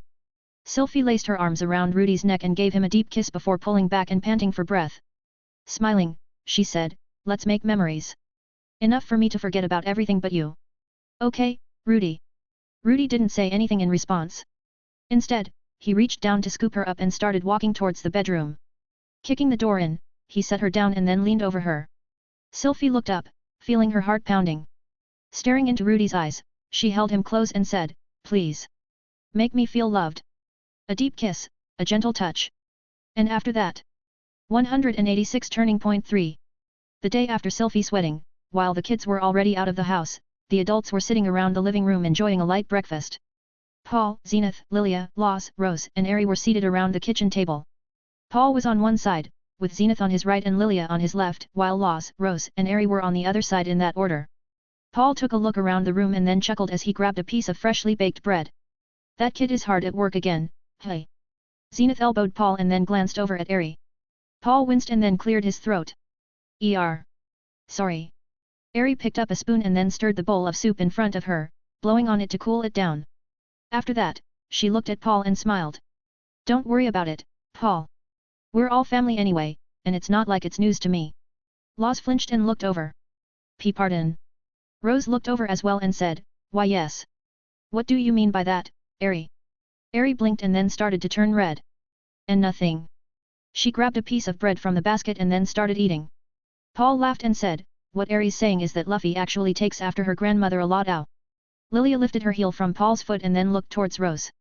After that, she bowed her head and said, Thank you for preparing breakfast for us, Rose. Rose smiled. You're welcome, Lily. You and Zenny were hard at work cleaning everything after last night, so it was the least I could do. She paused and then sighed. Though I wish I could have congratulated Luffy this morning. Eri dipped a piece of her bread into the soup and took a bite. After that, she said, You should hold your congratulations for when they get back, Miss Rose. Rose looked over and said, I plan to, but why? She tilted her head and said, Am I missing something? Eri shook her head. No. Just that Sylvie will definitely be pregnant when she and Rudy come back. Rose frowned. And how can you be sure about that? Eri blushed. Loz cleared his throat and said, Perhaps that is not the best question to ask, Rose. Rose blinked and then turned a bright red. Why yes. Apologies. Eri coughed and said, Anyway, this bread is delicious, Miss Rose. Thank you. Zenith smiled and then let out a soft sigh. It's nice that we could sit together and have breakfast like this. Though I wish that Hilda and Philip were here too. Paul wrapped an arm around Zenith and then said, "Don't worry, Zenny. We can have a big get-together after all the weddings." He laughed and said, "It's going to be a huge crowd though at the rate Rudy's going." Lilia smiled and said, "That is a good thing. A lively house creates a warm atmosphere, after all." Zenith nodded. "I agree. Especially with all the kids that will be around soon." She placed her hands on her cheeks and let out a content sigh. So many cute babies to hug and take care of. Rose smiled. "I think so too." She let out a soft sigh and said, "It's been wonderful helping mother-in-law take care of little Lunaria." "Ooh." Zenith sat up and said, "Is she cute?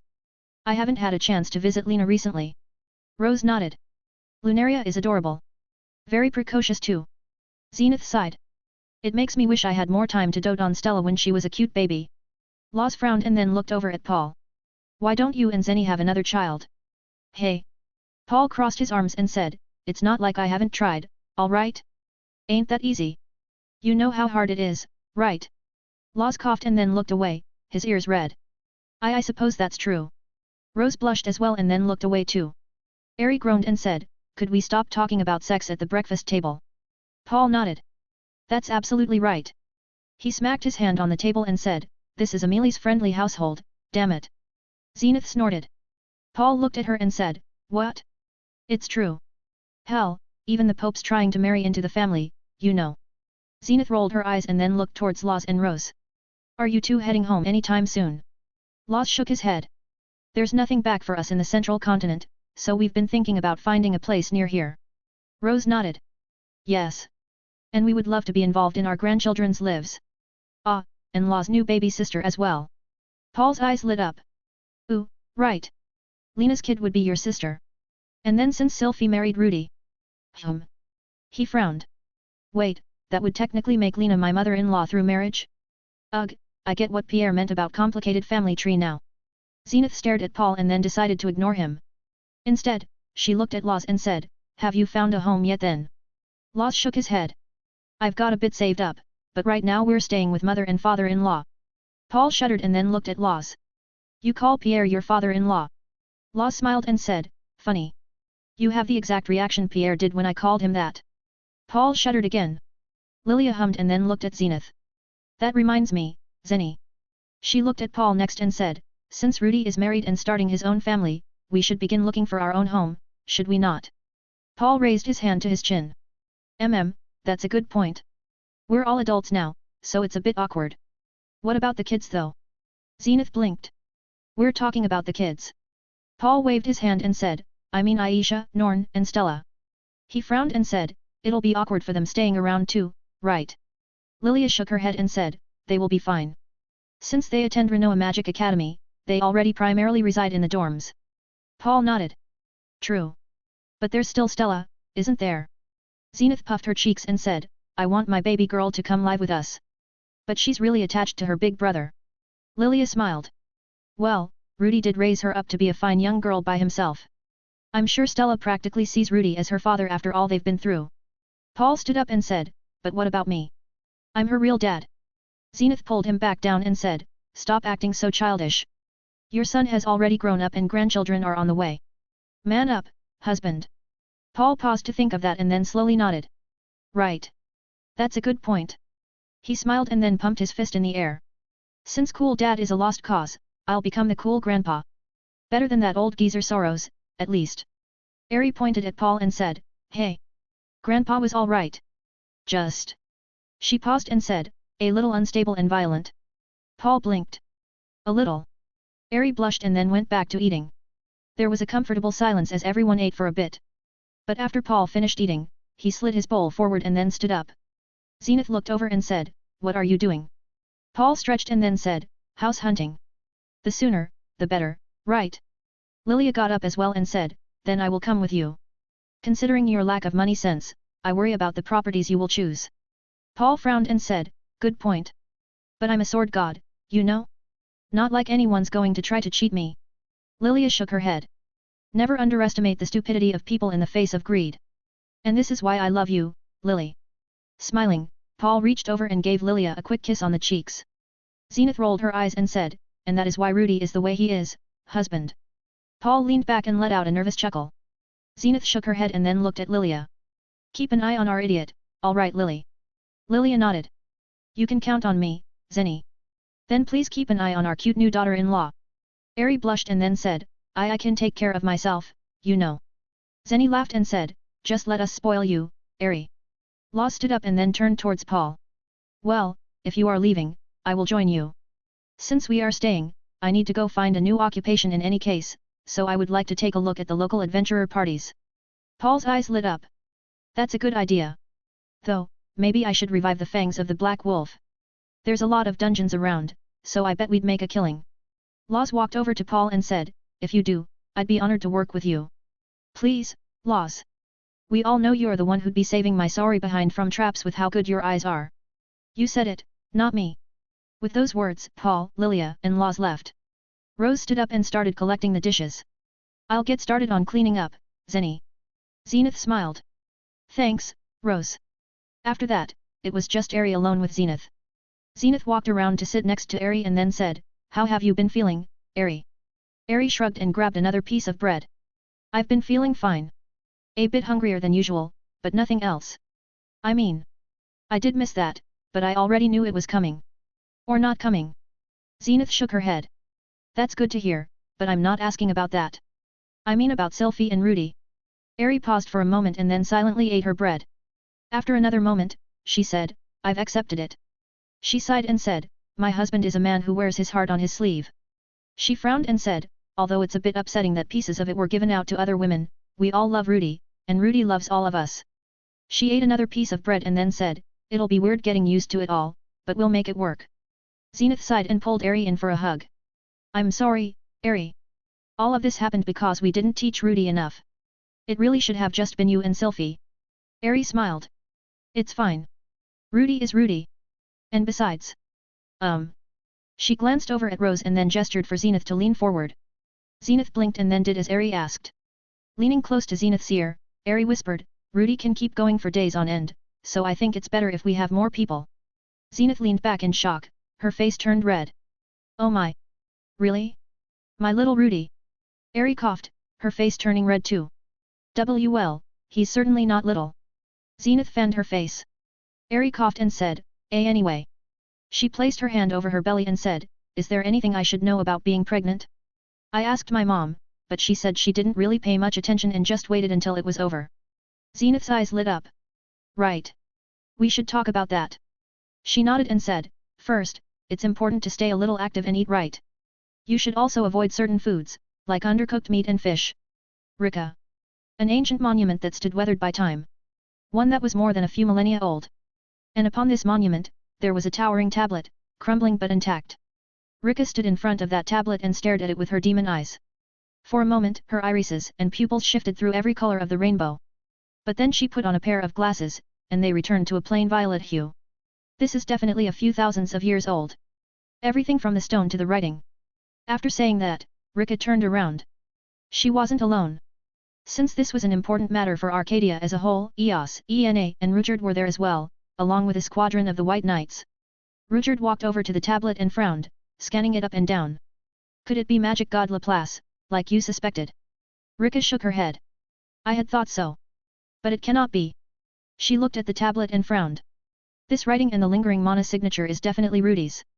But it is also slightly different. She frowned and then said, I just cannot pinpoint why. Ena raised her hand and said, is it from a distortion then? Rika shook her head. No, I have seen plenty of items from distortions, and they all have a hazy mana signature. She turned back towards the tablet and frowned. This does not. She stepped forward and placed her hand on it. It is definitely something from this world. And though it traveled through time, it did so in the normal course of it. Eos used a recording device to take a few images of the altar and the tablet. Afterwards, she looked at Rika and said, should we tell father? Rika hummed and then started gathering up her mana. Ruchard's eyes widened and he held out his hand, Rika. Rika waved him down. It's fine. A faint violet light spread from Rika to the tablet. Everyone grew tense, waiting. And then nothing happened. Ruchard let out a sigh. Rika smiled and said, see? It's safe. And with that, we have confirmed that it is an ordinary stone tablet. Ruchard frowned and said, even so, that was unnecessarily reckless. He crossed his arms and said, you are getting married soon. Rika waved her hand and said, we all know that the marriage is mostly a political move than for love. Even if something were to happen to me, the formality of it is sufficient. Rudyard frowned. I think Rudy would disagree. Well, my word is final until he is here. Now. Rika turned back to look at the tablet and said, I cleaned it up a bit. Look at this and tell me what you all see. A message written in stone and from thousands of years in the past. Something related to Rudy, with his handwriting as well. Everyone stepped forward to take a closer look. As they did, Rika crossed her arms and read the words on the tablet, at least the few that she managed to restore. My name is Rudius Grere. I leave this tablet behind as a record of what once was and what will come to be after my choice. In the beginning. Rika frowned and stared at the tablet. But as much as she did, the fact that the words after beginning were worn out didn't change. Eos shook her head and then looked over at Rika. Do you suppose this is something father intended? Or a leftover from one of his experiments? That would be wonderful if true. But... Rika looked at the tablet again and frowned. Something about this feels off. It was similar to looking at a slightly distorted reflection. Although it seemed normal, Rika felt that something about it was off. That it didn't belong. For now, keep guard around this site. Rika spun around and said, we will inform Rudy after everything is settled. Eos saluted Rika. Understood. Ena nodded. Got it, Rika. Yes, yes. Rika waved them off and said, now, you two have yet to find a proper formal gown, have you? Don't waste time dawdling here and hurry off to the tailor's already. Eos nodded. Then I'll head off first. After that, she spread her wings and flew off. Ena ran after her and then spread her wings too. Wait for me. That just left Rika, Rudyard, and the White Knights. Of course, as true professionals, the White Knights immediately set out to secure the perimeter and set up camp. Since that was the case, Rika took some time to stare at the tablet some more. And then Rudyard called out. Are you certain about this marriage, Rika? Rika blinked and then turned to look at Rudyard. What do you mean?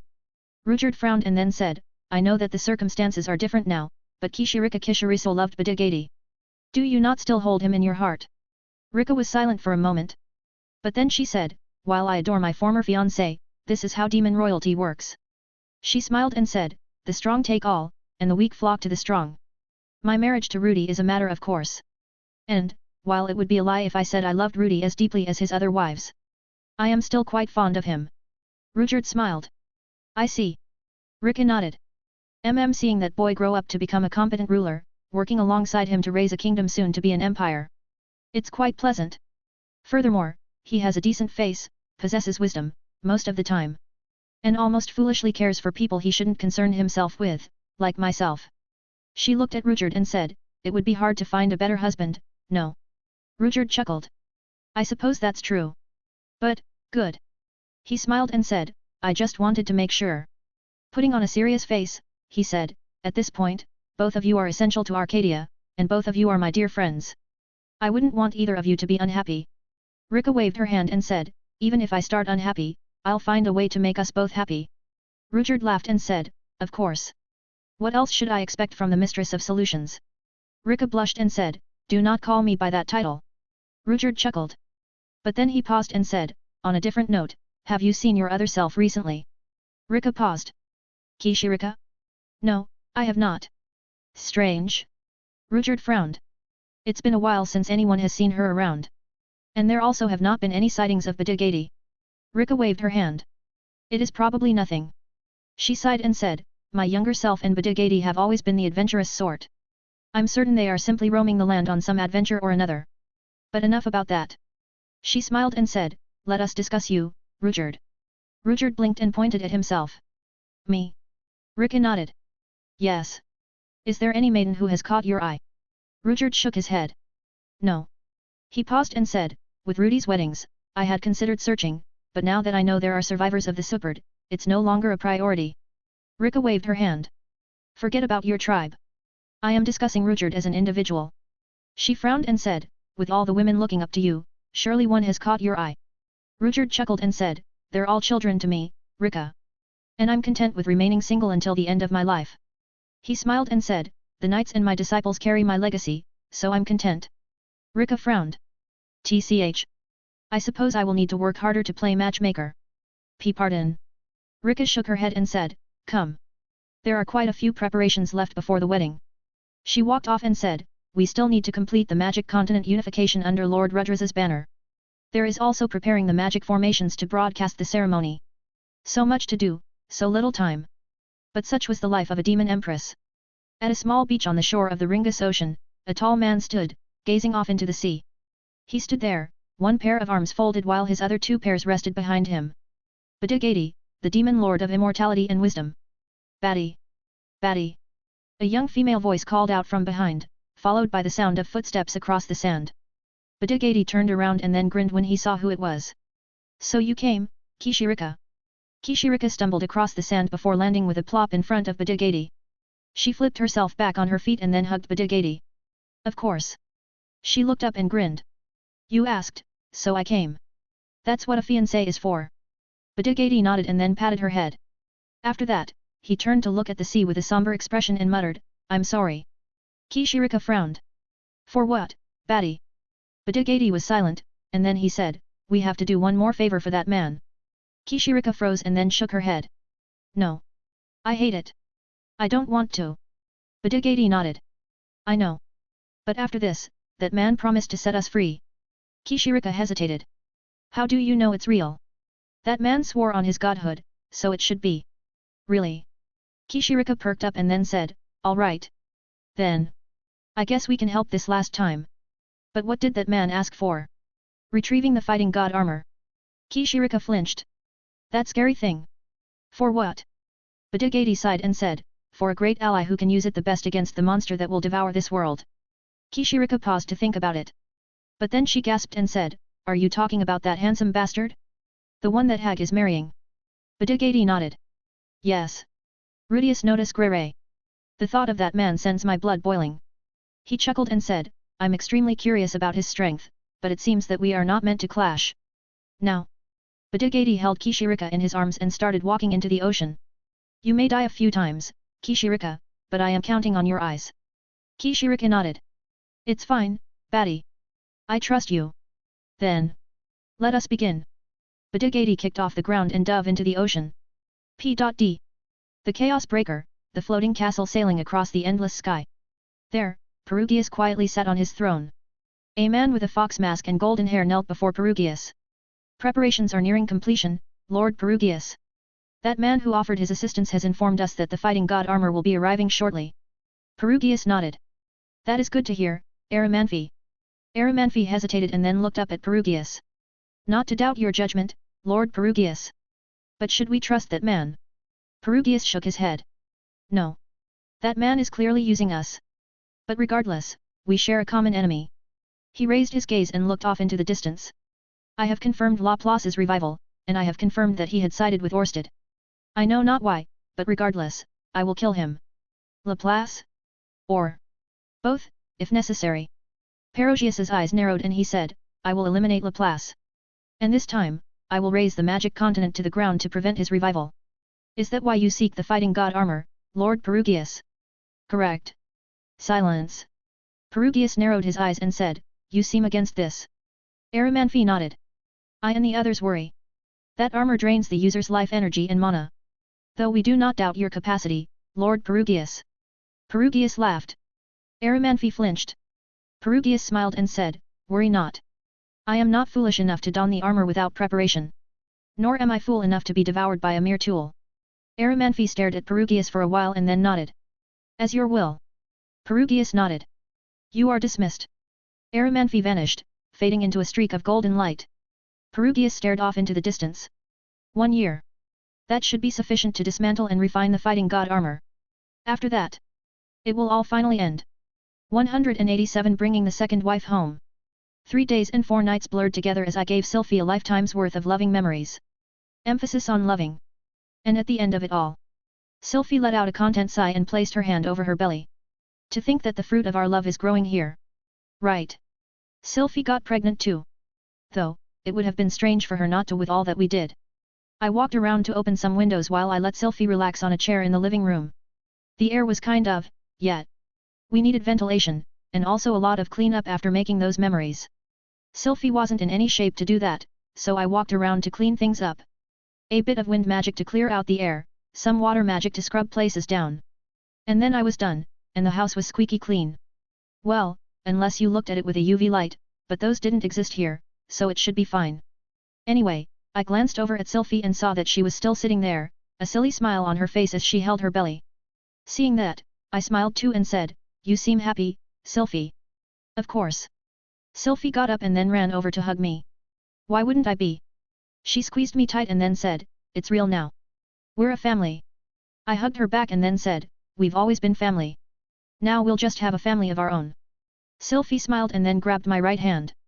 She slid it down over her belly and then looked up at me, smiling. "Which would you rather have, Rudy?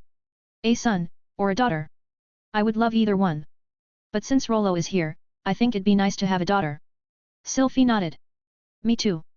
While I'd love to have a son as handsome as you, I think a cute baby girl would be fun to spoil."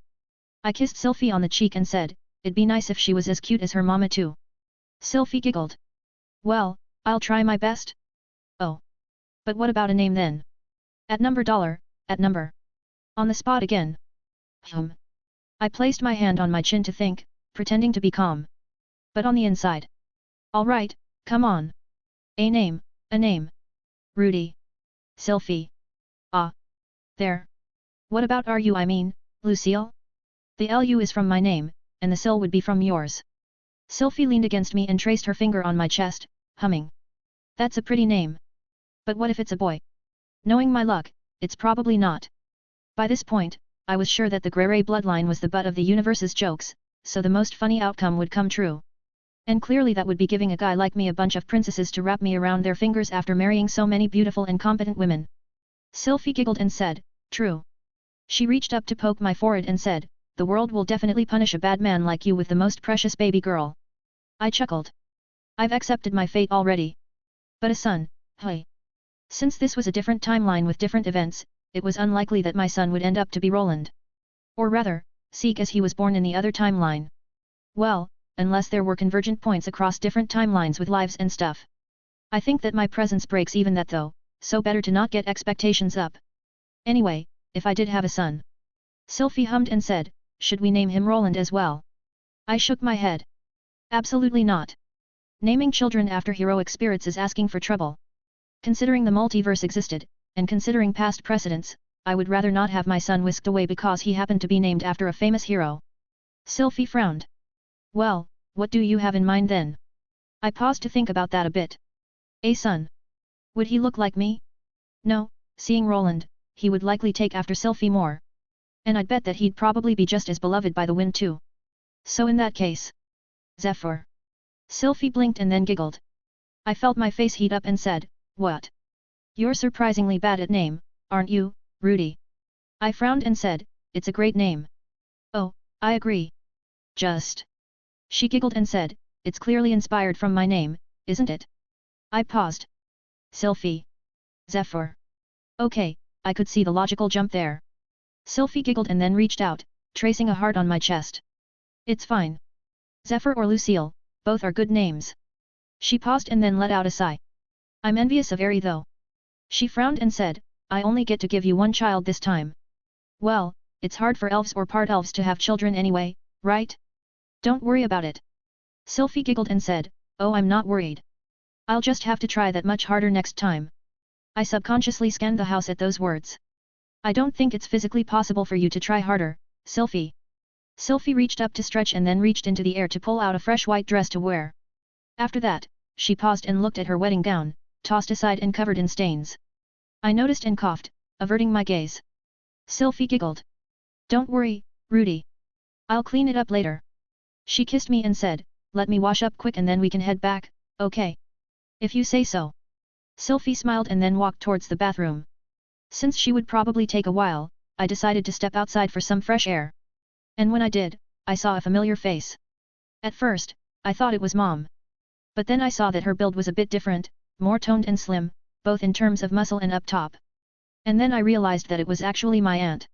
I lowered the barriers around the house and walked towards her. "Aunt Therese." Aunt Therese flung up her hands and said, "Finally." She shook her head and then pointed at me. "You. Nephew." "Yes." Therese stomped her foot and said, "Why didn't you invite me to your wedding?" "Hey." I blinked and said, "I did invite you though." I had been wondering why she wasn't around, but I figured she was just busy dealing with the stuff Cliff left behind. "Yes, but no one picked me up." How am I supposed to head from Milishan to the central continent in less than a week? Oh. Right. Not everyone could teleport or knew about the anywhere doors. Why did Cliff not just bring her along though? Maybe he was being considerate in his own way? Aunt Therese sighed and said, anyway. Congratulations. She walked up and then gave a hesitant pat on my shoulder. While I can't be completely sincere as you're marrying multiple women, I wish you the best regardless. I smiled. Thanks, Auntie. It means a lot. Aunt Therese smiled. You're welcome. After all, Maiko's been writing about how well you're taking care of her, so it's the least I can do. Not to mention that Sis will beat me up otherwise. Is that why you've been avoiding visits? Oh, of course not. Aunt Therese shifted her gaze and said, like I said, it's difficult for an ordinary paladin like me to travel to the central continent. What? It's true. I believe you, Auntie. Rudy. Sylphie called out and then walked out of the house. Did you step out for Sumo? She smiled at Aunt Therese and said, hello. You're Rudy's aunt, right? Aunt Therese waved and said, hello to you too. Sylphie, right? Congratulations. Sylphie smiled. Thank you. Aunt Therese looked back at me and said, anyway. You two are here for your honeymoon, right? Will you be around for a while? If so, Mother and Father would like to meet you. I totally forgot that I had living grandparents on Mom's side. I probably should meet them, but... I shook my head and said, another time. We've actually just finished up here, and I'm heading back for another wedding in a few days, and then another the week after. Aunt Teresa's eyes widened. Really? She paused and then said, I suppose it is the season for weddings. And attending a friend's wedding is important. I coughed. Aunt Therese paused and then looked at me. It's a friend's wedding, right? Sylphie giggled. I averted my gaze. Aunt Therese blinked and then made the sign of a cross over her chest. After that, she clicked her tongue and said, I knew that Asuran thug was a terrible influence. Ahaha. Aunt Therese waved her hand. Well, it's fine. She pointed at me and said, don't forget about me this time, okay? Even if we're not that close, we're still family. I'll attend your wedding, even if it may go against Mealy's doctrine. I'll remember, Auntie. Aunt Therese nodded and then said, I'll head back to work then. Congratulations again. After one more wave, she left. Sylphie watched where Aunt Therese left and then said, she's nice. She is. Though I see where the spunk in the family comes from now. Sylphie blinked. Spunk? Yeah. You know, how Mom can get a bit feisty when she gets mad at Dad, and how Norn and Stella can get a bit of a short fuse and hold grudges. Oh. I can see that. Sylphie nodded. I thought they just got that from you though? When you were younger. I coughed, feeling my face heat up. We don't talk about my younger days, okay? But you were cute. It's getting late, so let's get going. I held out my left arm for Sylphie. Sylphie giggled and wrapped her arms around it before stepping close. Fine, I'll let you change the subject. Love you. Love you more. I smiled and then focused back on the courtyard in my house at Sharia. Then, in a single step, we were back. And met by the sight of Eri screaming, tossing a bucket of clothes in the air, and then instinctively flinging a boot at my face. I caught it and then scratched the back of my head. Sorry to scare you, Eri. Eri caught the bucket and the clothes before they fell to the ground. After setting it down, she huffed and said, sheesh. Let us know before you come back like that. It's bad for the babies to scare me. I flinched and then immediately hopped into the Grere forgiveness pose number 1, slamming my head on the ground. I'm so sorry, Eri. Please forgive me. I won't do it again. Hey. Ugh. Eri walked over and pulled me up. Why do you always jump to extremes, idiot? I hugged her and said, are you okay? Are the kids? A quick look and scan made it seem like they were okay, but... I'm fine.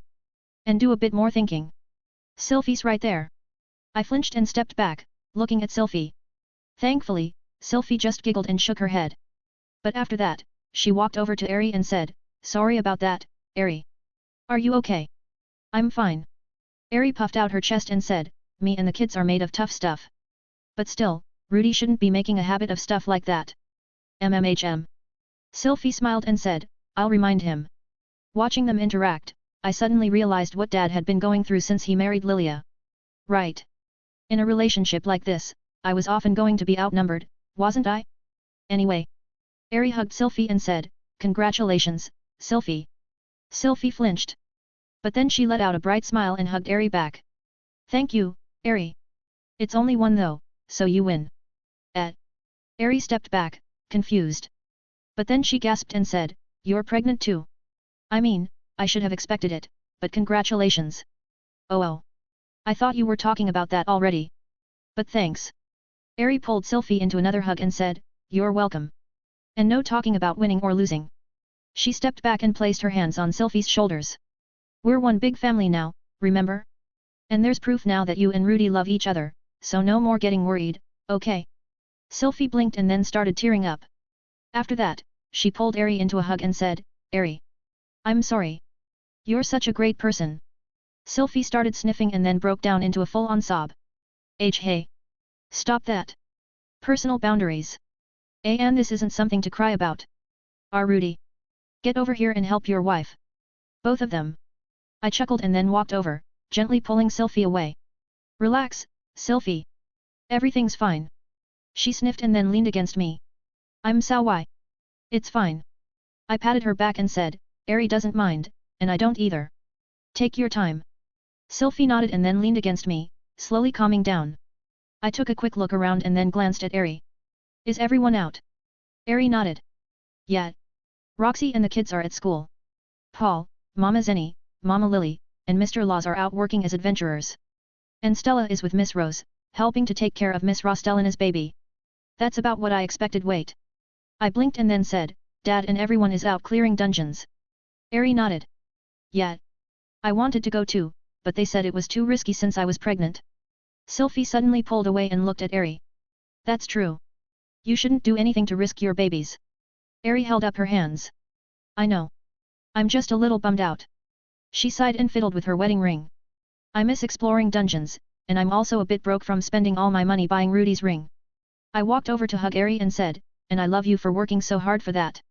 Eri blushed. Sylphie puffed out her cheeks. I let out an awkward laugh and stepped back.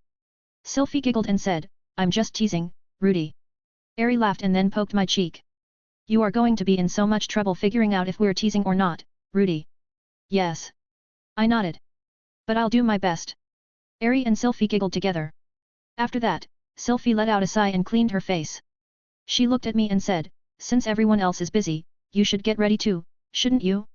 Rika's wedding is in Arcadia, and there's a lot to prepare, isn't there? I nodded. That's right. Making the rounds to the other demon lords to make treaties, making railways, laying down magic formations to broadcast everything, installing railways. A lot of logistics were in the works that I still needed to tidy up. Is that okay? Eri rolled her eyes and shooed me away. Go get ready for your next wife already, husband. Sylphie giggled and said, right, husband. We'll keep the house warm for you. I don't think I'm going to get used to that. I kissed Eri and then walked over to kiss Sylphie. I'm definitely the luckiest man alive. Eri smiled and said, and don't forget it. I gave one last wave to both Eri and Sylphie, and then I prepared to warp to Arcadia. Wait. First, gotta check in on my students real quick to make sure the system is still working. Good job, passed me. Smart thinking in pre-recording lessons and having self-grading assignments. 188 The accommodating Empress I. As usual these days, time passed by in a blur, and then it was the day of my wedding with Rika. Unlike with Eri and Sylphie, there wasn't a guy's night out the night before the wedding. There was just too much to get sorted beforehand. I had to head back to Arcadia and both make and get fitted for imperial regalia, create the line of inheritance and slot all my kids in. Eos and Ena would be first and second imperial princesses while Rika's kids would have the next right, followed by Eri, Sylphie, and eventually Roxy, and also triple-check the magic formations and transport lines across the magic continent. Despite my magical competence, and despite being a fantasy world, government bureaucracy was still government bureaucracy. Even by flaunting authority and strong-arming things to make things go faster, time was burned up at an alarming rate. And like that, it was time for the wedding ceremony. I stared at my reflection in the full-length mirror. A tall black long coat with a crimson cloak. A fancy golden R embroidered over my heart. An obsidian crown on my head, a matching sword sheathed at my left, and a blood diamond scepter on my right. That outfit, paired with my silver hair and golden eyes, screamed Demon Lord. Which was the intention, even though it made me feel a little weird looking at it. Still, staring at my outfit again. The crown, scepter, and sword, hey. I vaguely remembered that being a thing back on Earth. The crown was the throne, the scepter was authority, and sword was the power to enforce it. Well, I definitely had all three here. After giving my outfit another once over to make sure I didn't forget anything, I turned around. It was my black tower back in Arcadia. The base of operations I used my entire time since I arrived in the magic continent. Although it be on theme, we weren't having the reception here. Since it was serving both as appointing the official Empress of Arcadia, as well as my declaration of the establishment of the Empire of Arcadia, we would be doing it at the Imperial Palace instead. Yes, Imperial Palace with capital letters. Very important place. I personally thought my sky-piercing tower here was cooler, but I guess that proper ceremonies were better done at a palace. A pair of footsteps echoed from the stairs. I glanced over and saw Ena and Eos walk up. Ena was dressed like a proper princess, wearing a beautiful black ball gown with golden stars embroidered within it. Eos, on the other hand, was wearing a fancy black suit that looked more like a knight's uniform. Both outfits were great. But then again, considering how beautiful my daughters were, they would look great in anything. Which made me concerned for the future considering how many sisters Ena and Eos would probably have. But problem for future me. I looked at my daughters and said, "Is it time?" Eos nodded. "It is, father." Ena giggled. "I'm so excited. Daddy is finally going to be emperor." I let out a wry smile. It wasn't my intention, but things have a way of getting out of hand. After that, I started walking towards the stairs leading to the roof. Eos and Ena followed after me. As we walked, I said, "Is the plan the same?" Eos nodded. "Nothing has changed, so it should be the same procedure, father." "I see." We walked the rest of the way in silence and then arrived on the roof. Since the black tower stretched above the clouds, around us, there was nothing but the infinite blue sky. I walked over to the edge of the tower, gazing out at the sky. And then I turned back to look at my daughters. "Are you two fine with this?" Eos paused and then nodded. "You are free to do what you wish, father." Ena nodded and said, "Daddy can do whatever Daddy wants to do. And you don't mind that I'm marrying multiple women then?" Eos hesitated. "I had some reservations at first. But I believe that this is for the better." She smiled and said, "Besides, Mama Eri is a great fit for you." Ena looked at Eos and said, "I think Mama Sylphie is though? She loves Daddy more." "That may be true, but she is a bit." Eos coughed, her face turning red. "In any case." She turned to look at me and said, "Since father is becoming a proper demon emperor, multiple wives are a given." She reached up to adjust her glasses and said, "It is better this way to prevent people from influencing you with beautiful women." Ena frowned and said, "But won't people try since father has so many beautiful wives?" Eos nodded. "Idiots may try. Of course, they will have to do so in the face of our new mothers." "Oh." Ena giggled. "Right. They won't like that." Eos smiled. "Not one bit." I chuckled. That was good. I hadn't had a chance to have a heart-to-heart with Eos and Ena yet, but it seemed like they were okay with things. I wasn't as worried about Roland since he was practically adopted, but Eos and Ena were my flesh and blood. Literally. So I was happy that they weren't opposed to any of this and that they weren't upset. Eos stared at me and then frowned. "Father." "Yes, Eos. Are you happy?" Eos sighed and said, "Father has had to grow up quickly. More so than sister and I are, you fine with it?" I blinked. Oh. I hadn't realized it, but they must have been watching me as much as I was watching them. Even if they weren't born with a common-sense framework like most people, my daughters would have realized that my growth was unnatural. Of course, I was technically an adult on round 2, so I had the mental capacity to deal with everything. If I wasn't though, or if I had been a guy who hadn't grown up mentally at all, I'm more than fine. It was a bit unexpected, but I wouldn't change anything. I smiled and said, "I have 2 loving wives with children on the way. My family is completely reunited. I'm marrying a supportive and diligent wife today who will help me manage this chaos, and I'm marrying my beloved master next week. Not to mention I have my 2 adorable and supportive daughters here with me as well." I laughed and said, "It's good that I'm not a greedy man. Another man might have taken this as the cue to try and get even more. But I think this is enough for me." Ena let out a bright smile and said, "Good. As long as Daddy's happy." I paused and then looked at Eos and Ena. "Are you two happy? I know that you two never had a chance to have a proper childhood. I'm not the only one who grew up too fast." Eos smiled. "I'm happy." She paused and then said, "Though I could do without the horrid experience of picking up my own father for a date." Ena gasped. "You did what with Daddy?" Eos turned a bright red and then smacked Ena on the shoulder. "Phrasing. And it was an accident. You have to tell me what you did now, Eos. You never mentioned that you did that." Eos pointedly ignored Ena and looked back at me. "Regardless, I am happy, father." She smiled and said, although it was a bit lonely in the beginning knowing that it was just us and Stella, I am happy to have a big family now. Ena nodded and said, I'm happy too. And when I start my own family, I want to have lots and lots of babies to spoil. I didn't quite know how to react to that statement from Ena. One part of me was happy to hear that she knew what she wanted. Another part was upset that she was already going to leave soon too and likely start a family of her own. Yet another part of me wanted to crush the guy who would dare to take my cute Ena away from me. And then yet another remembered that would likely be Cliff, and then I couldn't help but pray for his unlucky soul considering how much more stamina Ena had than an ordinary woman. So, since I didn't know what to think, I put that all aside and turned back around. Alright. Then. I guess it's time. I stepped onto the ledge and swung out my arm. As I did, crimson threads spread out from me before exploding into golden wings. Ena gasped and said, Daddy's wings are pretty. Eos's eyes widened and she said, how are they gold? No. She shook her head and looked at me. Since when did you have wings, father? I smiled and said, well, you girls got your wings from someone, didn't you? Eos frowned. Now you are just being facetious, father. I laughed and then smiled. Let's go. After that, I jumped off, spreading my wings. Although I said all that, my wings were more just glorified gliders. I could still fly, but it was through manipulating wind mana and maneuvering with that instead of actually flying like Ena and Eos. Still, it looked cool. Between an angel flapping their wings to approach you and an angel moving through the air towards you with their wings unmoving, the latter definitely looked more intimidating. We flew through the clouds, breaking through. As we did, all of the magic continent spread out before my eyes. While there was a lot to draw the eye, one thing in particular caught my attention. A gleaming white castle with shrouded mist covering it in the distance. The imperial palace that Rika built with my designs and her own experience. Unlike a usual demon lord palace, it was made of pure white stone and gold, matching my theme of demon lord of salvation. As we flew closer, I could see that the ceremony was already in session. Rika was being considerate, so she had arranged things so she would do the logistics and hard work. All I would have to do is show up, give a small speech, and declare her as my empress. And true to her word, Rika was standing on a balcony, giving a speech while her image was broadcast across the entire magic continent. Although I was still far away, I couldn't help but acknowledge Rika's beauty.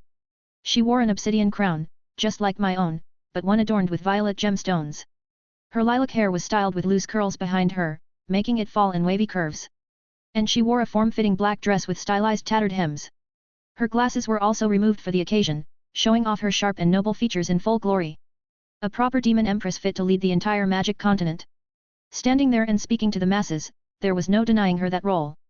Especially with Ruchard and Roland standing behind her, both in full military uniform. Rika's speech winded down.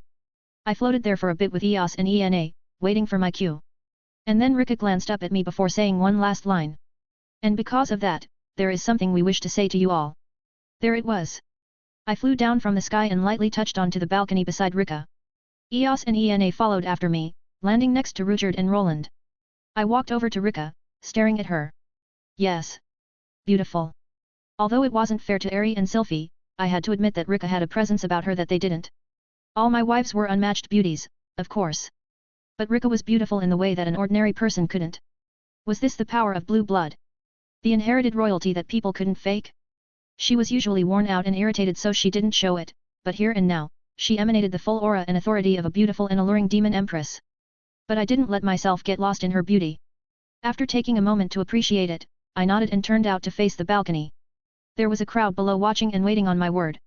The people that I saved, the citizens who believed in Lord Rudras and praised his name. I took a deep breath, thinking about what to say. And then I decided to just keep it simple and clean. People of Arcadia. It has been a long struggle for us all. Time risking our lives to reclaim a sense of peace. Praying for miracles and accomplishing them against all odds. Cheers echoed from the crowd below. At the same time, they started to chant. Lord Rudras. Lord Rudras. I smiled and then said, though I had no intention to rule. I rested my right hand on my scepter and said, you have made me your symbol of hope. Your miracle. Another round of cheers echoed. I pulled out my scepter and raised it to the sky. At the same time, I cheated a bit and made the clouds part, casting sunlight down on us. Looking out at the crowd, I smiled and said, from now until the end of time. Not just our home here, but all of the magic continent. I smiled and said, let us reclaim this land together and make it a utopia, just like our Arcadia. An empire, instead of a small kingdom. An explosive cheer. People chanting Emperor Rudras instead of Lord Rudras. Behind me, and out of sight of the broadcast, Rika clicked her tongue and muttered, fanatics. I write a fancy speech and get no cheers while this idiot spouts off and gets hailed as their savior. I resisted the urge to laugh or break my composure. Taking a deep breath, I nodded and said, today marks a momentous occasion. I looked out at the crowd and said, now, we unite the magic continent as one under the Arcadian Empire. And now. I held out my hand to Rika. Rika grabbed my hand and walked forward. Hand in hand, I looked out at the crowd and said, my imperial wife, Empress Rika shall be my side. Let us go forth together, forever. I smiled. Rika waved. And after that, I snapped my fingers. Let us feast. Magic formations flared down below, and no doubt across the entire magic continent, conjuring up a buffet for everyone to enjoy. And with that, the formalities were over. And with that, I bid a quick retreat inside, bracing myself for the biting words my family no doubt had for me. RNG. What the heck was that? Dad laughed and pointed a turkey drumstick at me from across the table. Emperor? Let's reclaim this land together? You were so cheesy. Mom rolled her eyes and said, ignore your father, Rudy. I think it was great. Mama Lily nodded and said, it was a wonderful speech, Rudy. Better than any Asuran noble could hope to make. Dad waved his drumstick around and said, to be fair, that's not a high bar. I let out a deep sigh. While my Arcadian citizens were celebrating outside, I was having a simple feast inside the palace with my family. Said family currently included my parents, Eri, Sylphie, my sisters, my angelic daughters Eos and Ena, my responsible son Roland, and Aunt Therese. Oh, and of course my beloved Empress Rika, who was sitting on my left at our place at the head of the table. I had asked Rudyard to join us, but he insisted on supervising the patrolling white knights to ensure everything was peaceful. Sylphie stared at me for a while before looking at Rika. After that, she frowned and muttered, I think it's still a bit sudden. Eri nodded. Yeah. She frowned too and then stared at Rika. Are you sure you are fine with just this small ceremony? Oh, thank the stars. I thought the conversation was gonna veer off into a different direction. Rika sipped a glass of wine and said, this much is fine. She waved her hand and said, our marriage is mostly political, so I won't be selfish and interfere with your relationships. Eri shook her head.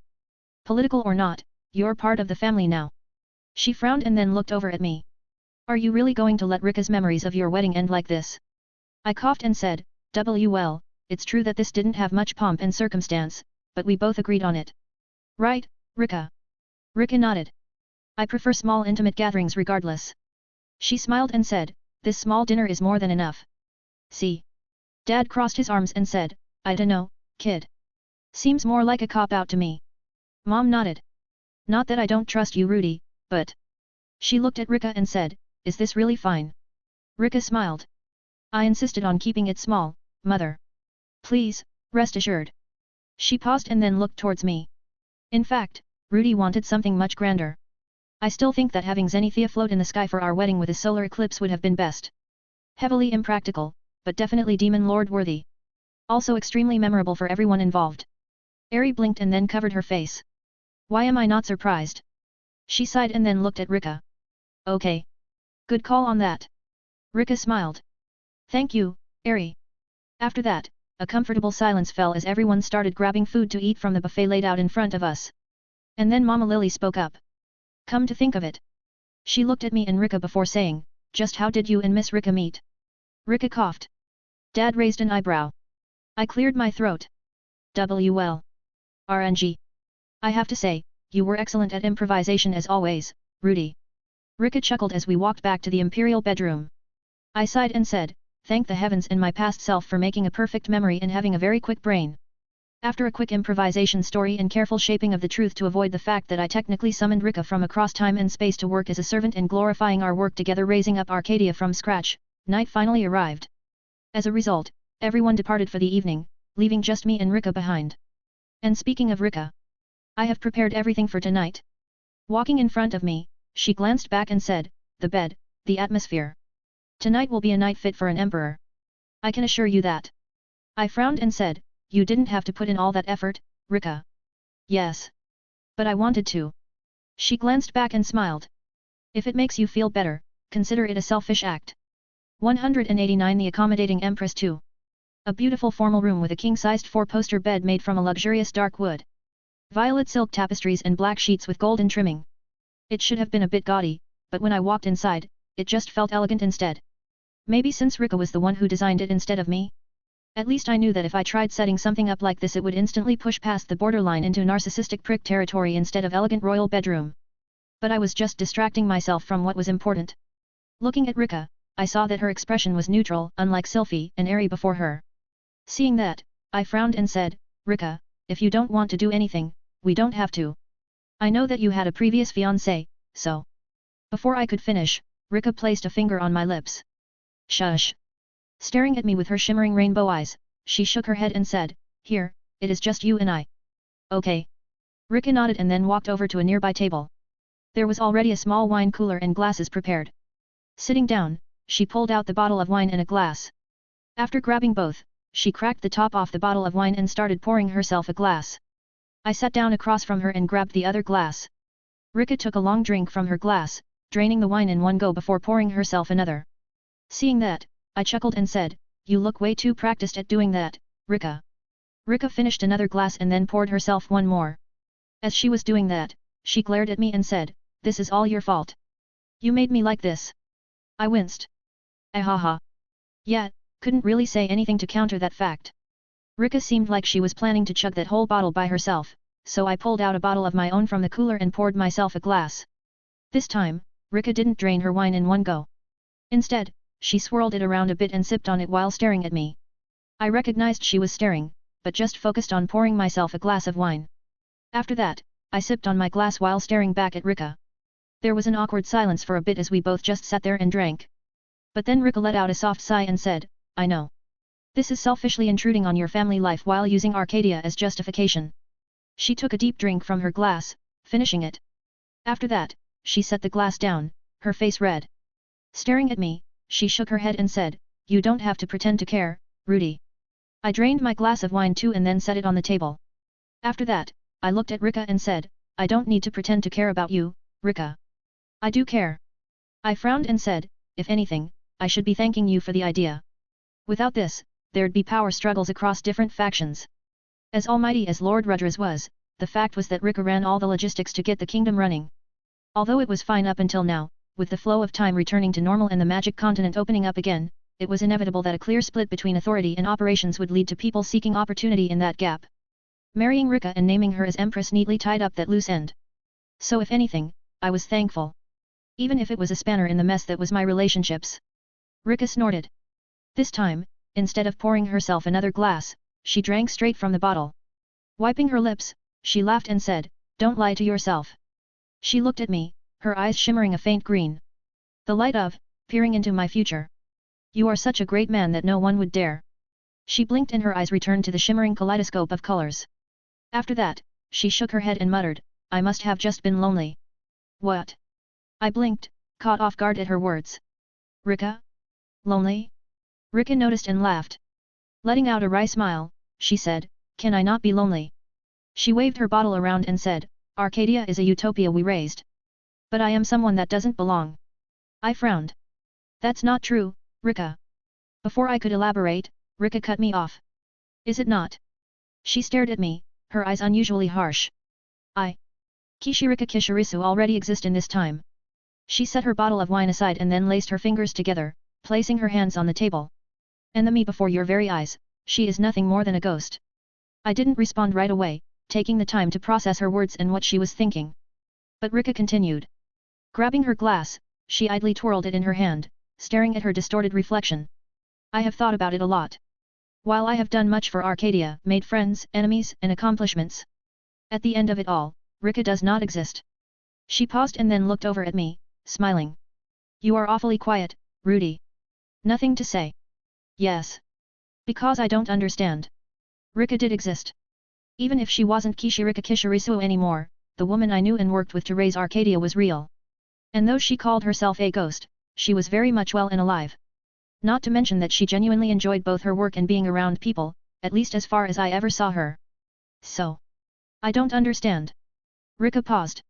Then she let out a bitter smile and said, I suppose you wouldn't. She set her glass back down on the table and then looked at me. I stared back at her, frowning. Rudy. She stared at me and said, I have sacrificed everything for your sake and to create Arcadia. I nodded. And that is something I will forever be grateful to you for. Rika shook her head. No. You don't understand. She stared at me and then said, I didn't either until recently. But... did you know? She smiled and said, since the time I've met you, I've become mortal. I blinked. What? I didn't realize it at first. But the more I interacted with my past self, the more I realized how different we were. And then also how true Kisharika's words were. Rika looked at me and said, although the body reverts at death, and although there may be minor changes in youth, the core is the same. Even if there are different experiences, the way I think should be the same across each death and every life. I slowly nodded. Right. Because the essence is in one's mana. And since your ability is to resurrect as long as a bit of your mana is around, you shouldn't change. Yes. Rika nodded and said, the core should be the same. But, it's different now. It is. Rika stared at me and then said, how did I come be known as Rika? It's because your name was too complicated, so I shortened it, right? I paused and said, also because I thought Rika was a cuter name. Rika blinked. I didn't expect the second reason, but yes. And do you recall how I reacted? She chuckled and said, this one forsakes her name. This one shall be christened anew as Rika, that was how I reacted. I paused, the pieces suddenly clicking in my head. Names have power. And since you said that, even if it was exaggerated, Rika was sincere. And although it wasn't formally a familiar contract or anything, the context and sentiment behind what I was doing was definitely similar.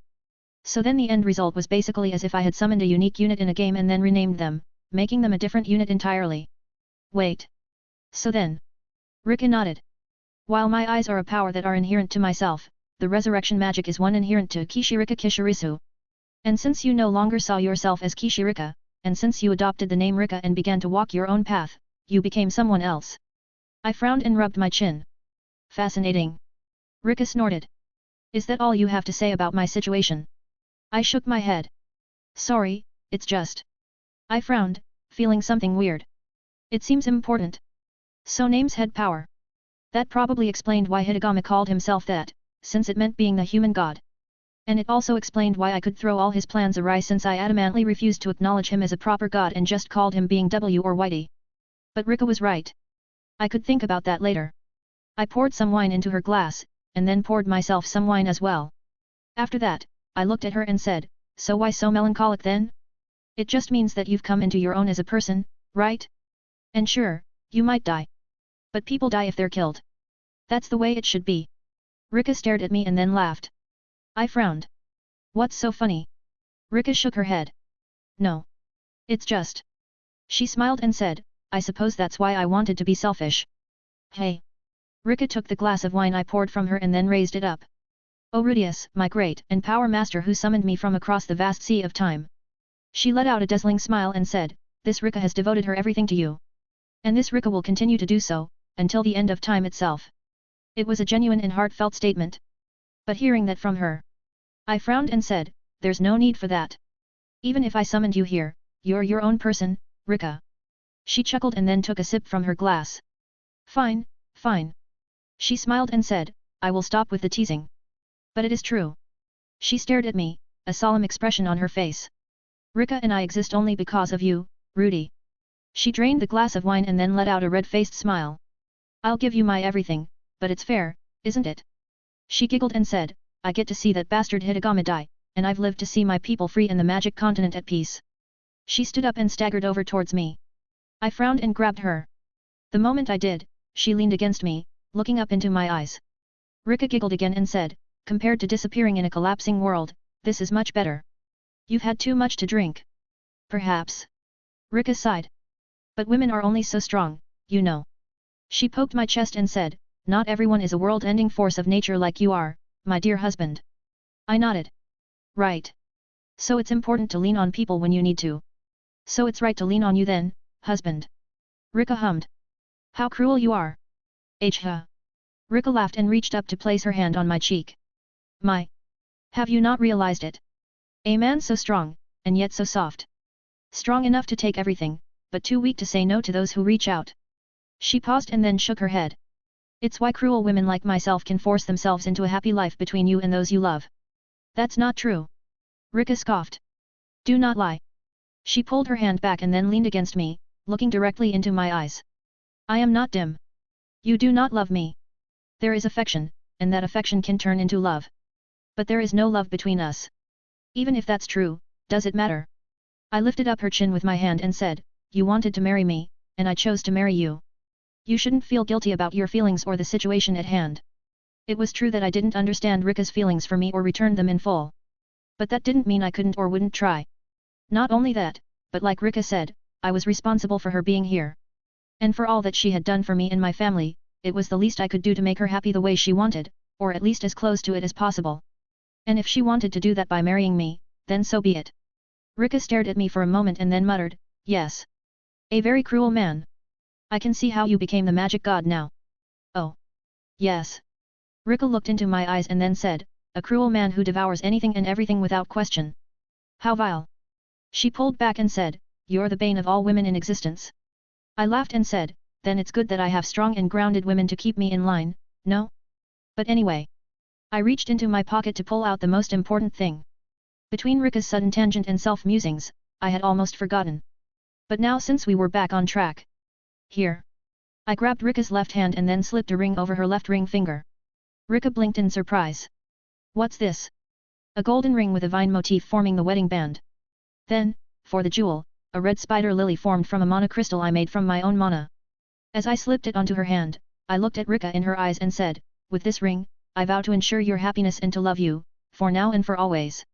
Hearing those words, Rika jerked her hand back. What are you doing? I smiled and said, I'm making a promise to my wife. Rika glared at me and said, that is something you should do to your other wives, not me. She stared at her ring, looking like she was seriously contemplating wrenching it off and chucking it back at me.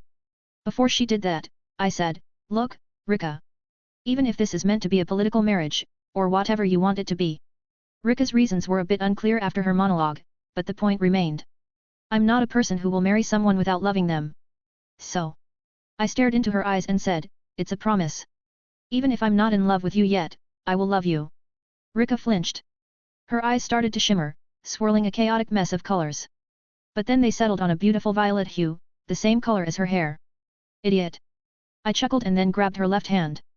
If I wasn't, would I dare to marry 4 beautiful and competent women? Rika scoffed. I smiled and then, you're right. I may not love you with all my heart just yet, but I will love you and treat you with love, always.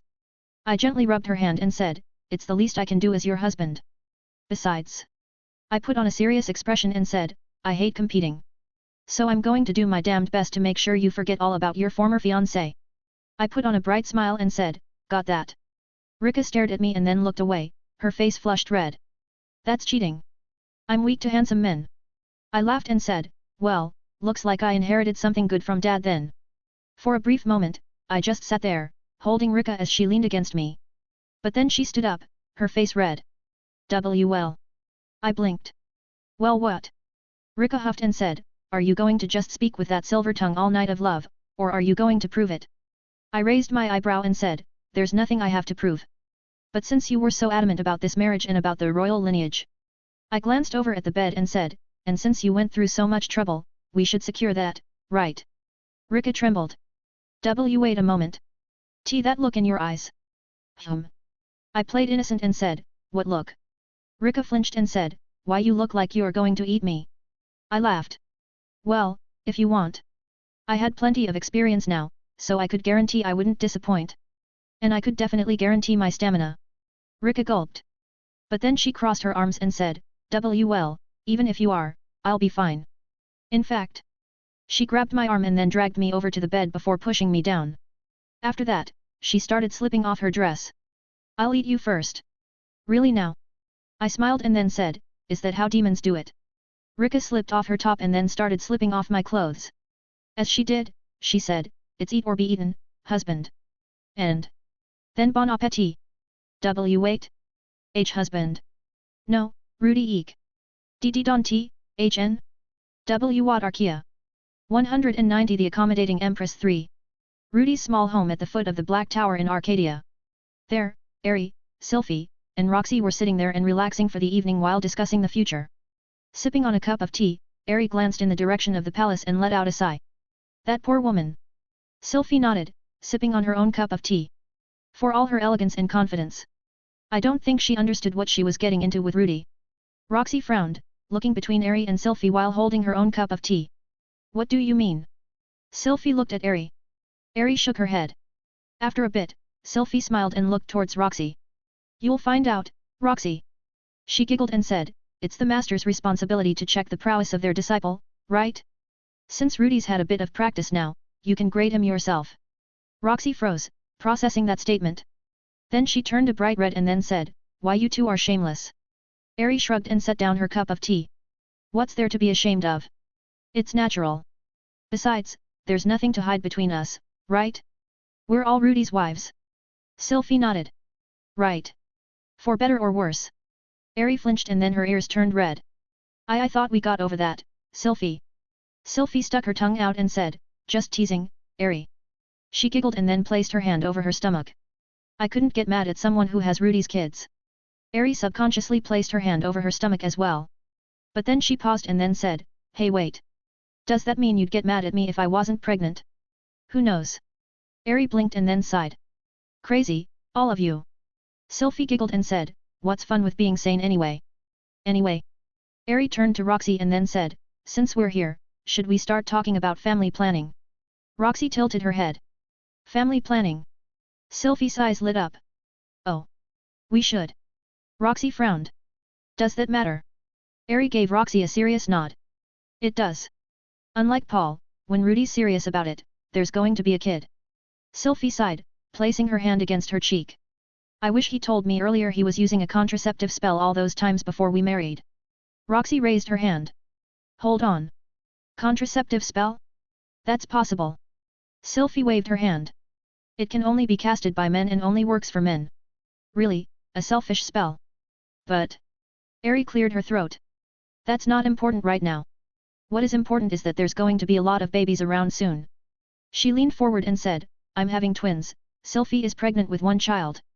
We don't know how many Rika will end up with, but even if it's just one, that's already 4 kids. Roxy's eyes widened. I didn't consider that. Then. She blushed and said, if I have a child as well. Sylphie smiled and said, then we're at 5. A big happy family, right, Eri? Eri sighed. That's the plan.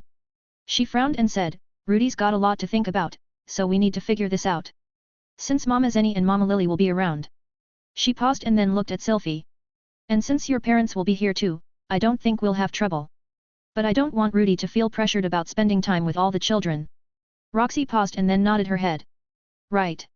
Rudy's a serious man, so he might do something ridiculous if we don't stop him. Sylphie nodded. That, and we'll probably all have our babies at the around same time. Eri tilted her head. And then she groaned. That's right. Sylphie giggled and said, don't tell me you forgot about that already, Eri. Eri's ears turned red and said, I've been thinking about a lot too, okay. She grabbed her tea and sipped on it. But that's probably going to be a problem. Roxy frowned. And won't that person act up as well? Judging from his reaction with Stella and Norn in the past, wouldn't he see Rudy's children as even more of a threat? Eri nodded. Right. So that's why we need to plan ahead of time so that nothing bad will happen. Sylphie hummed and then said, so it probably won't be good to have the babies in our house at Sharia, will it? Roxy tapped her chin and then said, I have a special bunker I built that should be safe. And if we have Mr. Orsted come to help, it should be fine, right? Eri frowned. Maybe, but I have a feeling that's a bad idea. Sylphie tilted her head. She frowned and said, why? I think that will work fine, won't it? And everyone is close by too. Yeah, but... Eri shook her head. Something feels wrong. Like something bad will happen if we stay in Sharia at that time. Roxy lowered her hand and tapped the table. Well, a sword god's instincts are usually spot on.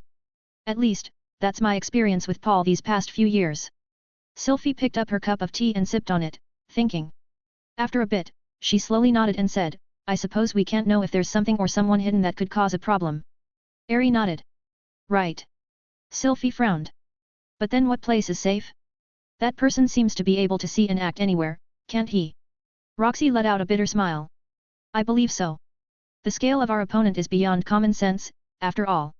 And considering how I haven't seen any of his mana in years, he is moving much subtler than in the past. Eri nodded. MMHM. That's why I was thinking we stay in Arcadia for a bit. Sylphie tilted her head. Here. Roxy rubbed her chin. I suppose that is a rational decision. After today, Rudy has control over the entire continent. Furthermore, the natural, or rather unnatural flow and density of mana here will make it hard for that person to act or send agents. Eri nodded. Right. Plus, I doubt that Rika can be away from Arcadia at all. Roxy nodded as well. True. Sylphie raised her hand. Oh. Speaking of Rika. She frowned and then said, how are we going to share Rudy? There's 4 of us, so there's not enough days in the week for it to be equal. Silence. Roxy frowned. I suppose one of us will have to make a sacrifice every week. Eri frowned as well and said, that isn't fair. It means one of us only gets a single day per week with Rudy. More silence. After a moment, Sylphie said, maybe we wait for Rika to ask her. Eri sighed. I guess so. And we need to talk to Rudy about it too. She laughed and said, our lovely husband gets a bit extreme when he feels guilty. Sylphie's eyes lit up and she said, ooh. Did he do that for you too? Eri blushed and said, well, I said it hurt a bit, so. Wow. Roxy looked between Sylphie and Eri and said, I feel like I'm missing some important context. Sylphie giggled and said, you'll find out, Roxy. That sounds ominous. Eri waved her hand. Don't worry about it. What you should be worrying about is your wedding. She smiled and said, is everything working out? Do you need any of us to help with your preparations? Roxy shook her head. They're coming along fine. She smiled and said, my teacher is helping arrange things with the academy to use it as for the ceremony, and my other disciple is helping with sculptures to help decorate the venue. Hey. Eri blinked and said, other disciple. Roxy paused. Oh. Her ears turned red and she said, I suppose I forgot to introduce him to everyone with all that's been happening. His name is Zanaba, and he has great talent in breaking things. Too much really. It took a bit, but we managed to direct that energy into something constructive, especially after her showed talent in magic formations and barriers. The master bedroom in the Imperial Palace. Or more formally, the Emperor's chambers. There, Rika lay sprawled and naked on the bed, panting with her eyes dazed and unfocused. Seeing that, I coughed and averted my gaze. Despite her current state, Rika noticed and said, husband. Why yes, dear. Rika shifted her eyes, giving me a blank stare. After that, she said, you are a monster. I flinched. I almost would have rather been eaten by that bastard than what you did to devour me. I felt my face heat up and then scratched my cheek. Was it really that bad? I might have gotten a bit carried away since Rika kept challenging me. And since she looked like a haughty demon lord who needed to get knocked down a peg or two. And since seeing her. Ahem. Rika slowly raised her right arm and gestured over her body. I have no feeling in my lower half or my legs. I have been soaked in your essence for the past 3 days and 4 nights and doubt I can get rid of your scent even with a year's worth of bathing. And I have been defiled in ways that I could never have even imagined, even taking into account the countless atrocities that I have died to in the past while possessing a defenseless child's body. I coughed. Oh okay. Maybe I was a bit too enthusiastic. Enthusiastic. Rika slowly sat up, using the pillows behind her to prop her body. After that, she glared at me and said, you were a monster. Incorrigible. Vile. Lust incarnate. She turned up her nose and said, you are a bane to women everywhere. Not even 99 virgins would satisfy your needs. Hey. I crossed my arms and said, you insisted it. Rika paused and then let out a sigh. I suppose I cannot absolve my guilt in this. I was a fool to think I could challenge a monster like yourself. Stamina, technique, length. I coughed, feeling my face heat up. That silver tongue that so sweetly coaxed even my proud self into such obscene acts. Rika glared at me and said, the fact that those women could accompany you and still be fine is a testament to how monstrous you all are. She paused and then let out a deep sigh. And to think that I even agreed to let you continue even after I fainted from the exhaustion and pleasure. Hey, don't lie. You definitely didn't pass out. Rika glared at me. That is because a certain monster continued plundering my very being and melting my mind with pleasure that gouged me from the inside and out. I coughed. I'll restrain myself next time. Ugh. Rika grimaced and said, I understand why the empresses in the past allowed consorts. This sort of pleasure is dangerous. She looked down at her legs and bare lower torso and then frowned.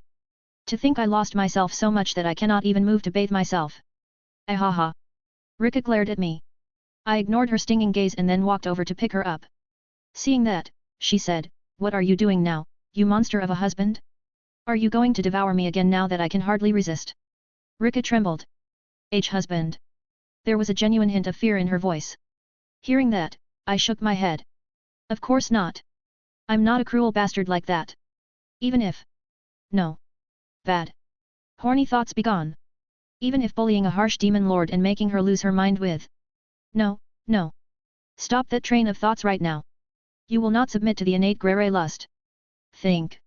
Prime numbers. Right. That should calm things down. 1, 2, 3, 5, 7, 11, 13, 15. Fuck. Rika stared into my eyes and then said, how terrible. To think I attempted to change you from that magic god monster and created lust incarnate. She sighed and said, well, do as you wish, husband. As I said, I have devoted everything to you. And at this point. Look, Rika. Could you stop trying to paint me as the worst villain alive? I know I'm a demon lord, but even then I have standards, you know. Rika snorted. Standards? Says the man who so sweetly convinced me to taste. Anyway. I walked over to the open stone bath in the corner of our room and began filling it with water. Since you're exhausted and can't clean yourself, you won't mind if I do it for you, do you? Rika rolled her eyes and then waved her hand. Go ahead. There is no part of my body you have not seen, felt, marked, or tasted at this point. I ignored the heat on my face and filled the bath with clean warm water. Rika let out a deep sigh and said, what a blunder. To think taunting my husband would awaken such a monster. She paused and then gave me a sly smile. Or perhaps my beauty was that enchanting that it made you lose your mind, husband. I blushed and averted my gaze. Rika laughed and then leaned up to kiss my cheek. So you can be cute as well. The water was nice and warm now, so I set Rika along the edge of the bath. The moment I did, she moaned. Oi! Calm down. The grere genes do not control you, you control them. Rika sighed and leaned back against the bath, closing her eyes. To think a day would come when I cherish such a simple thing as a bath this much. I conjured some shampoo, soap, and then a bath bomb. Plopping the last into the bath, I poured a bit of shampoo into my hands and then started washing Rika's hair, lightly massaging her scalp as I did. Rika let out a deep content sigh and said, if only you were this gentle before. Okay. I frowned and said, did Ari and Sylphie tell you I was weak to guilt trips or something? Rika laughed and then said, perhaps. She cracked an eye open and let out a sly smile. But does it make a difference if they did or not? You have indeed committed acts worthy of guilt against this one. I washed out the shampoo with some water and then conjured a sponge, lathering it with soap. At that time, the bath bomb finally finished dissolving, filling the air with a faint scent of vanilla and lilac. Rika waited until I finished washing her hair, and then she opened her eyes. Staring at the violet bubbles spreading across the bath, she smiled and said, at least you know to compensate for your mistakes. I started wiping Rika down with the sponge, pointedly ignoring just how much stuff had caked her body in certain parts. Rika noticed me hesitating and then laughed. Well. Love aside, I suppose I can be certain that our bodies are perfectly compatible. After that, she placed her hands over her stomach. I subconsciously glanced towards it as well and then saw 3 identical flames flickering there. Triplets, though boys or girls I didn't know. I also didn't know how that was possible considering that it was definitely too early for triplets to be forming like that. But maybe demon biology was different? Rika looked up at me and smiled. Congratulations on securing the imperial lineage, husband. I washed the soap off her body and then began massaging her legs. No, Rika. I should be thanking you. Rika nodded. As you should. She let out a content sigh as I worked out the kinks in her legs and said, of your many wives, I doubt one would allow themselves to be treated as a toy to be used by you like I did. She paused and then looked at me. Or perhaps I should say that of your wives, I am the only one you desire to use like that so much. I coughed. Well. I lowered Rika's leg and started massaging the other one. I guess I didn't realize I had that as a fetish until now. All my wives were beautiful, but Rika was also elegant and noble in a way Ari, Sylphie, and Roxy weren't. Not to mention that Rika definitely gave off a true demon empress vibe when she wasn't overrun with worth or messing with me. And while Ari and Sylphie were definitely up for anything, with Rika. Well. I guess I had a thing for breaking haughty women and making them beg? It was probably a good thing that I met Ari when she was calmer. Time passed while I gently washed Rika. Although we were intimate, considering how close I was and where I had to wash, it wasn't sensual at all. Though that was probably because I was doing the washing and we weren't in there together. Smart move, me. I'd read enough *NT to know where else this could lead if I wasn't careful. Husband. Yes, Rika. She held out her hand while closing her eyes, relaxing in the warmth of the bath and my touch. A glass of juice if you would. I paused and set the sponge down before conjuring a glass of grape juice for her. Rika grabbed it from me and then sipped on it, letting out a content sigh.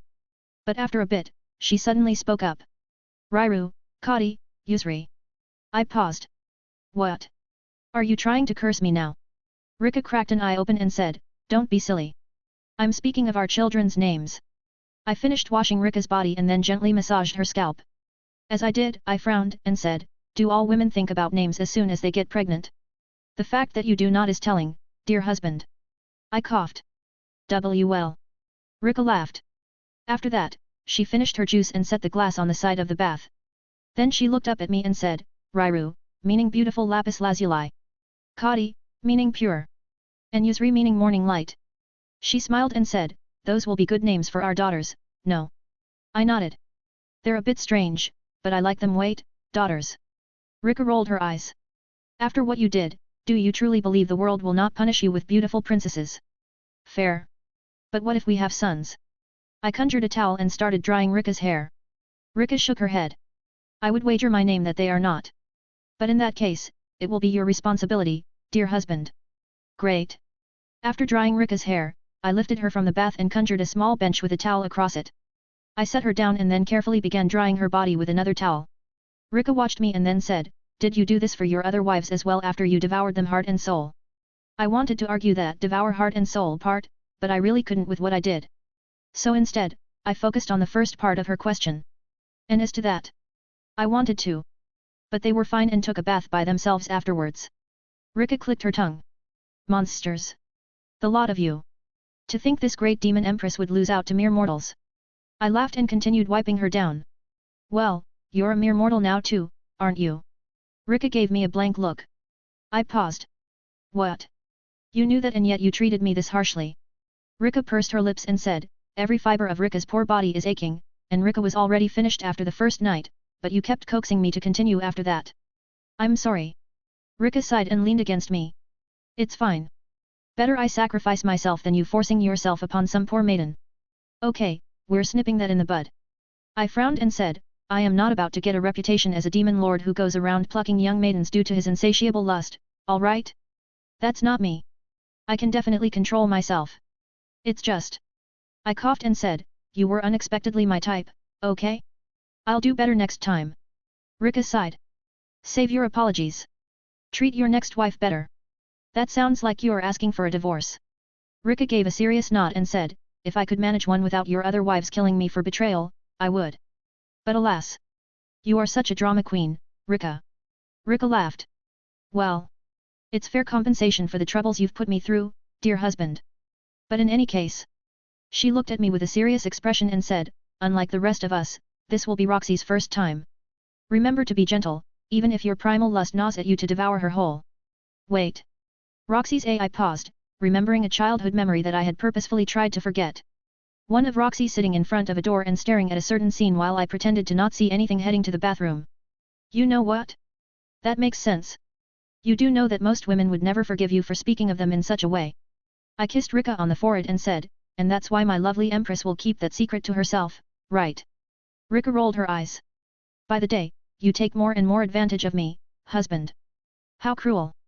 I finished drying Rika down and then conjured a fluffy violet bathrobe to slip her in. As I dressed her, I said, "Well, considering how my beloved empress possesses such cunning and ruinous beauty, I should keep her in check somehow, no? That. Right there." Rika frowned and said, "That is the monster that would ruin women across the world. Keep it in check, dear husband." "Of course."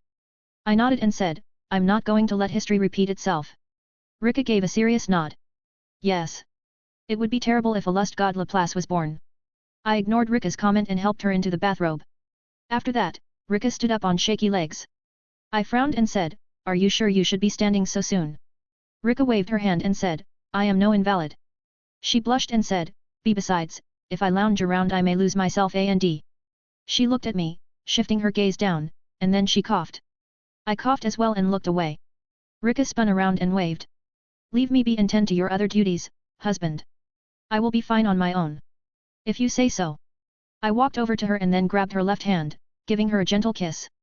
"Then I'll be back later." Rika looked at me and frowned. I noticed and said, "What's wrong?" Rika stared at my left hand and frowned. After that, she said, "I need to give you a ring as well."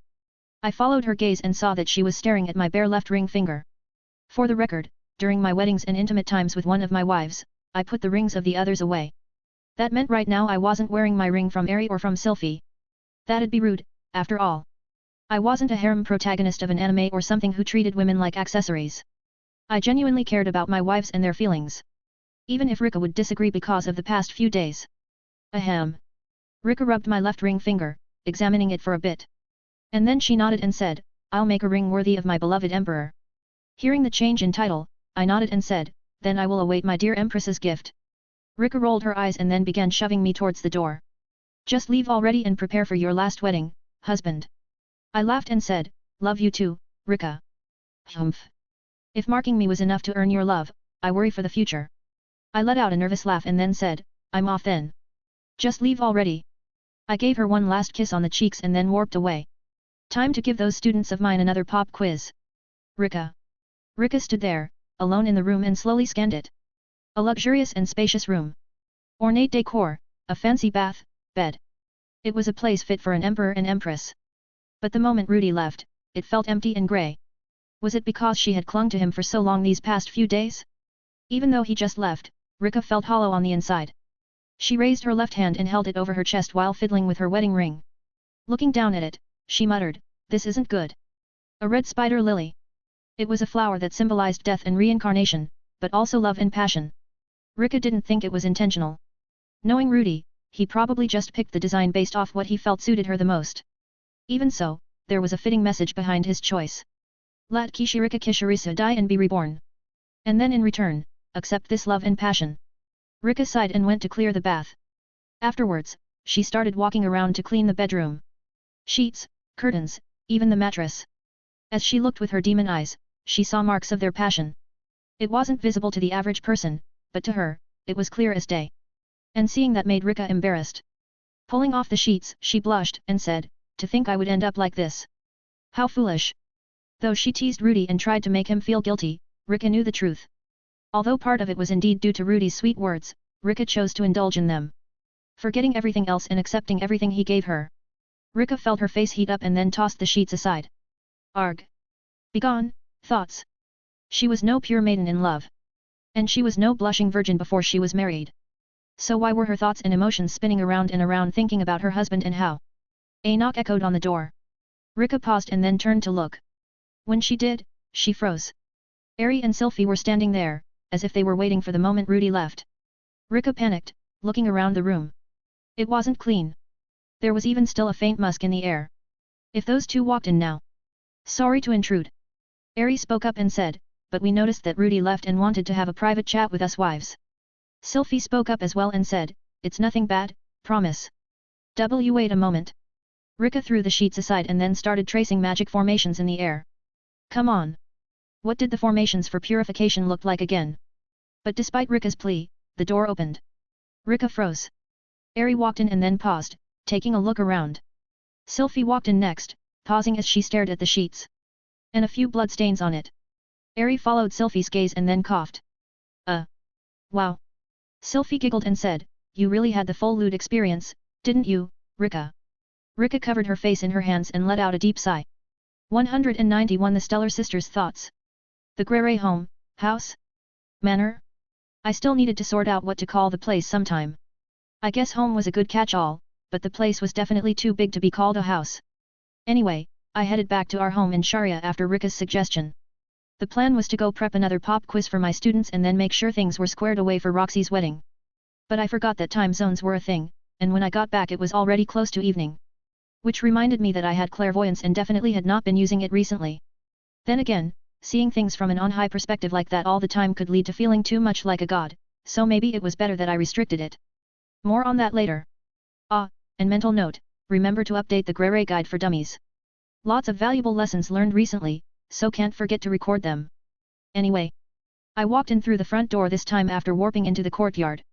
Thankfully, no one was there. Plus, Ari and Sylphie were still in Arcadia, so I didn't have to worry about scaring them and causing issues. Wait. No one was there? I frowned and took a look around.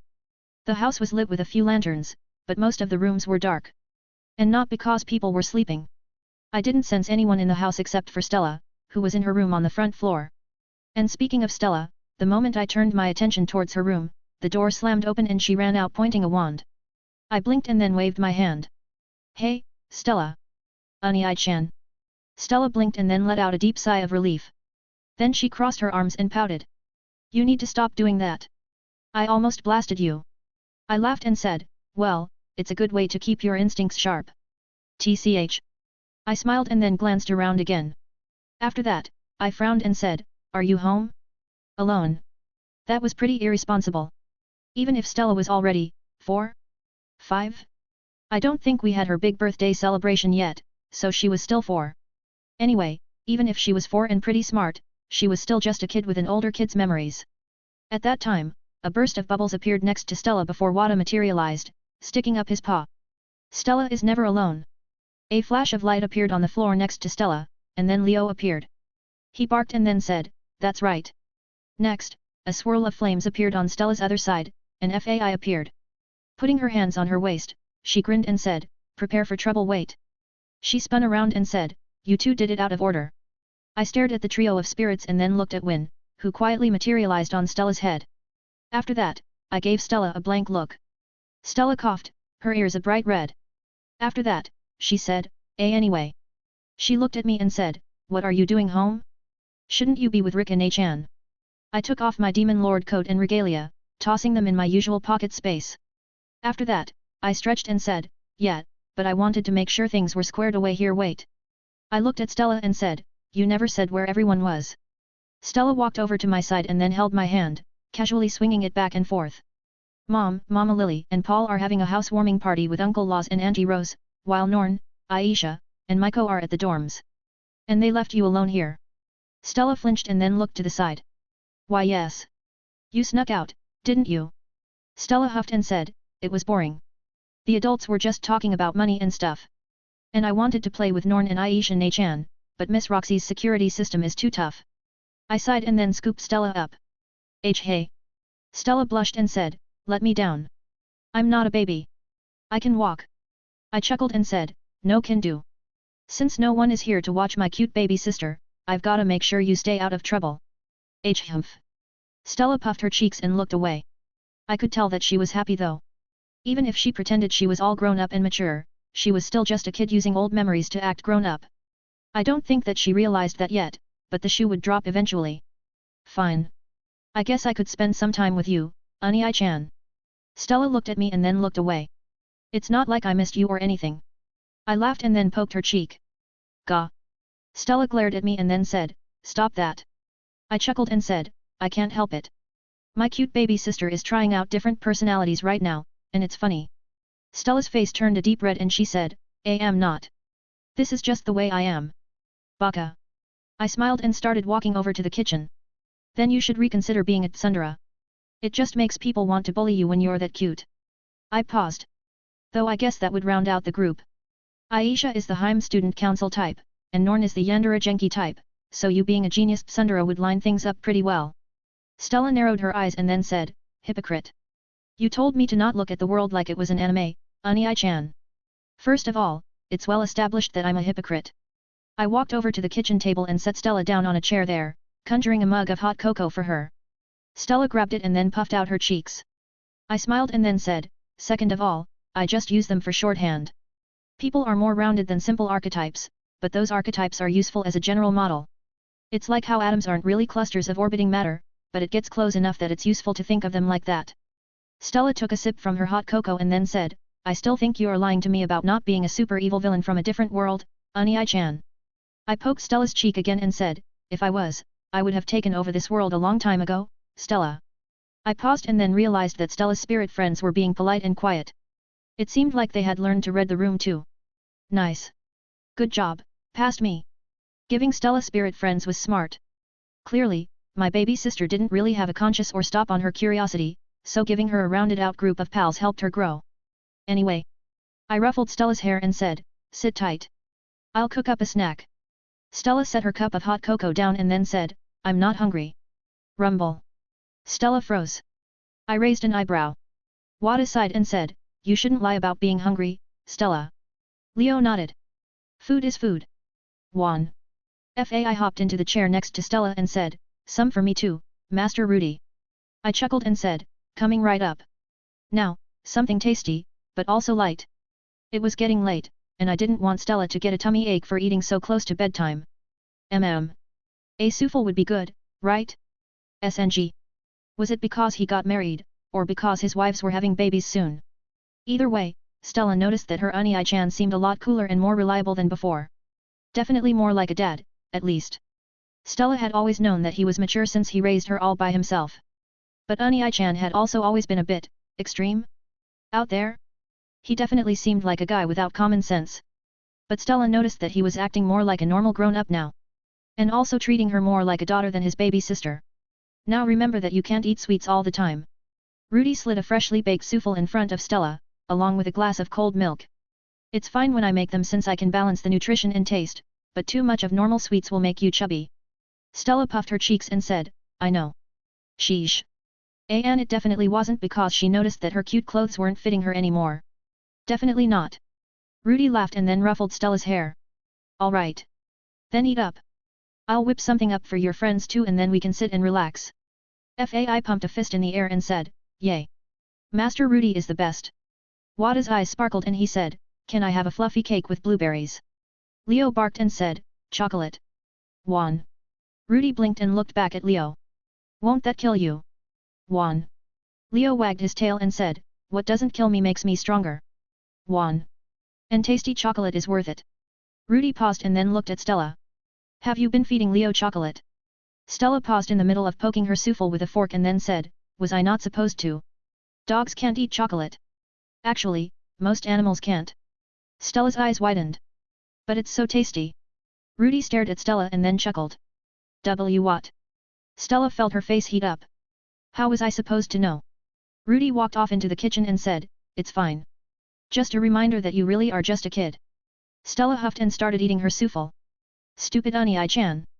She wasn't a kid, she was a grown woman. Technically. Her ages combined definitely put her in her 20s. And she might lack some life experience, but she was smart. Top of her class, even.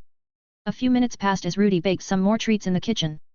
And Stella just realized that Unai-chan was definitely doing something impossible since you absolutely could not bake a cake in 2 minutes. Leave it to Unai-chan to do something ridiculous like that just for convenience. But in a bit, Rudy had set up the table on the other side for Stella's spirit friends and then sat across from Stella with his own souffle. Stella glanced at him but then looked away, stabbing her souffle with a fork to rip chunks of it off to eat. At least she tried. But when she stabbed it, the fork just went through and started cutting the soft pastry up. Rudy laughed and then picked up a spoon. You eat warm soufflés like this, Stella. He grabbed a fork as well and then dug into the souffle a bit before shoving some onto his spoon. After that, he took a bite and smiled. See? Stella felt her face heat up. I knew that. She immediately did the same thing and took a bite. Fluffy, a little sweet and savory. It was yummy. Damn it. Why did Unai-chan have to be perfect at everything? You like it? Stella nodded, but stubbornly refused to respond. Rudy laughed and then started eating his souffle as well. A comfortable silence ensued. Well, other than the sounds of Fai stuffing her face, but Stella could ignore that. After a bit eating her souffle and drinking some milk, Stella looked over to Rudy and said, Hey, Unai-chan. Yeah, Stella. He smiled and said, What's up? Stella stared at her Unai-chan, wondering just what exactly was different about him. It wasn't like he looked any different. And he didn't really act much different either. He was still stupidly cool and made fun of her a lot. But... Are you happy now? Rudy paused. Happy, hey. That was the difference. Stella remembered how hard Rudy had worked since she was born. And while he had been acting carefree, there was always a bit of something behind his actions. Like he couldn't completely relax. But right now, as Rudy sat across from her, Rudy smiled. Yeah. I'm happy. Though I might not be in a few days, depending on how Roxy's wedding and the aftermath goes.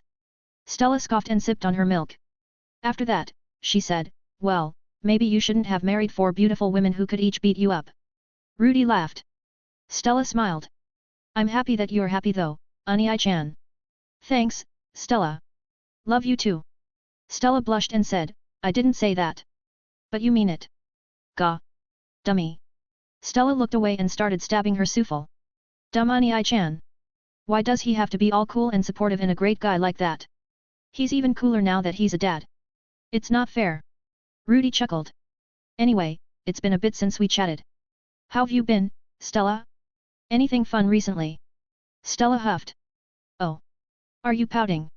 I hate you. But fine.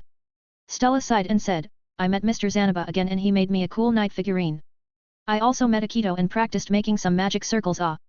Stella pointed at Rudy and said, I forgot. Why is Akito here? Oh yeah. Rudy rubbed his chin and said, I forgot to mention that your parallel timeline self sent her boyfriend her for safekeeping until we do the final boss raid. What? Oh? Did I forget to tell you that I met Shizuka Nanahoshi when we were over there? It's funny, she acts mature, but she's actually really childish like you. I'm telling Norn-chan you made hot cocoa in secret again and didn't tell her. Hey. You don't need to go that far. And I'm telling Aisha-chan that you bullied me. Stella. I'm just teasing. Baka. Serves him right. 192 The ex-master's wedding. A few peaceful and uneventful days passed by. Rudy earned a reputation as the cool absentee teacher who gave his students plenty of free time. And he also earned a reputation as the cruel bastard who publicly humiliated the students who took advantage of his grace by roasting them in front of the class. And not just metaphorically. The last assignment was patterning mana in different ways to generate heat and also unravel the true nature of fire, and the poor saps who didn't study were burnt to a crisp. Of course, since their professor was also a god-ranked healer, they didn't even have wounds to complain about, so. In any case, time passed. People went on with their daily lives, like how Paul and the revived were making a name for themselves clearing dungeons and recruiting new members. But soon it was time for another fateful day. Roxy stared at her reflection in a floating mirror. Since the wedding was taking place at the academy, she had converted her office to a makeshift dressing room for the bride. And as to said bride's bridesmaids. Rika sprayed a bit of mist from a bottle to fluff up Roxy's hair and said, You have some nerve requesting us as your bridesmaid, Roxy. Especially your empress. Sylphie adjusted a light blue ribbon over Roxy's neck, tying it into a bow. I know this is to send a message, Roxy, but wow. She stepped back and said, I wouldn't be brave enough to do it. Eri finished lacing the long white gloves on Roxy's arms and then glanced at Sylphie. Don't lie. If not for the fact that your mom said not to, you totally would have done it. Sylphie giggled. Roxy blushed at hearing the conversation and said, well, I don't have many friends, so who else was I going to ask? Some students. Eri nodded. You could have. Sylphie nodded as well. Aisha would have volunteered. Even Rika nodded. Any student would have done fine and been honored. Roxy gave the three a blank stare and then said, You are all strangely in sync these days. Light feminine laughter echoed from nearby. The source of it was a young and petite woman who looked similar to Roxy. Roxy blushed and then looked over. This isn't funny, mother. Roxy's mother smiled and said, Sorry. But I'm just surprised. She looked at the other women and said, To think that our Roxy found such an accepting family like this. I'm so happy for you. Roxy shifted in place, embarrassed. A lot has changed, mother. A lot has indeed. Roxy's mother laughed and said, To think our little Roxy who used to trip over everything would get so big. You always did say you would find a way to grow up, but it's amazing you actually did. Sylphie's ear twitched and then she looked over at Roxy's mother. She did, Miss Roxy's mother. Oh yes. Roxy's mother nodded and said, And Rokari is fine, dear. She raised her hand to her mouth and laughed. Our Roxy was always a quiet and stubborn child. When she found out she'd always be small, she swore she'd definitely get bigger and show everyone. Roxy coughed. It wasn't exactly like that, mother. Roxy's mother, Rokari, sighed and placed a hand on her cheek. When she left the village, we were worried we might never see her again. 30 years passed by without a single letter. Roxy felt a stab of guilt in her chest. Eri gave Roxy a blank stare. Roxy coughed and said, There were complicated circumstances, okay. After that, she glanced at her mom and sent a mental message. Can you please stop that, mother? Rokari's eyes widened and then she started to tear up. Oh. Damn it. She was spending too much time around Rudy. How could she forget the whole reason she stormed off from home when she was younger? Rika stared at Rokari and frowned. Is it that emotional, Miss Rokari? Rokari brushed her tears aside and said, Today is indeed an emotional day. Thank Emperor Rudras. Roxy flinched. Emperor Rudras. Rokari nodded. That's right. Ah. She bowed her head towards Rika. And thank you as well, Empress Rika. Rika waved her hand. Such a simple matter requires no thanks. Even so. Rokari raised her head and said, To think that Lord Rudras would personally transport my husband and I to our daughter's wedding. And then for you to agree to be my daughter's bridesmaid as well. It's a great favor we can never repay. Rika blinked and then turned to Roxy, confusion clear on her face. Roxy fidgeted in place. Eri groaned and said, there's being ashamed to meet your parents, and then there's being this. She sighed and said, Roxy. You seriously couldn't just tell them? Pardon. Rokari looked around, confused. Tell me what? Roxy coughed, feeling her face heat up. That. Well. She paused, realizing how awkward it was to say this now that the whole thing in Arcadia had happened. Especially since her parents were clearly devout followers of Rudy and the Arcadian Empire. I'm marrying that Emperor Rudras, mother. Silence. Roxy felt like her face was on fire. Ugh. Timing. There was timing for these things. How could she forget? Damn it, her teacher was right about spending too much time cooped up in her office. The basic social cues, interactions. Rokari blinked and tilted her head. But then her eyes lit up. Oh. She looked at Rika, and then at Sylphie and Eri. Then are you all Emperor Rudras's wives? Rika nodded. That is correct. She paused. Well, in part. She glanced back at Eri. Eri hummed and said, well, I'm married to Rudius Notus Grere, and the same with Sylphie. She looked at Rika and said, you're definitely not, since you're married to Emperor Rudras. And Rudy said he doesn't plan for our kids to get involved in the political ring of Arcadia. Sylphie frowned and said, I still think Roland should be the crown prince. Eri glanced at her and said, good luck convincing him. If Rollo was any more down to earth, he'd be buried 6 feet under. But anyway. She frowned and looked at Roxy. Since you're from the magic continent, are you marrying Rudy, or Emperor Rudras?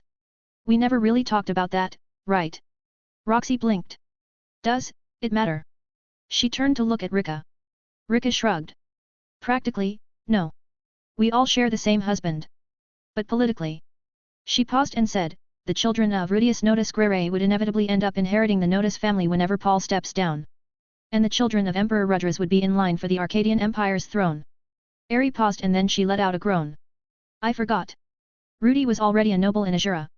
Sylphie hummed. Should we talk with Miss Ariel about purging that cesspool then? Eri gave a serious thought to the question. Considering idiots like Luke exist because of it, maybe we should. Roxy started to sweat and said, I don't think we should be talking so casually about overthrowing a kingdom. Sylphie giggled. Should you be saying that, oh callous witch of destruction? Roxy blushed and said, it was 1 too.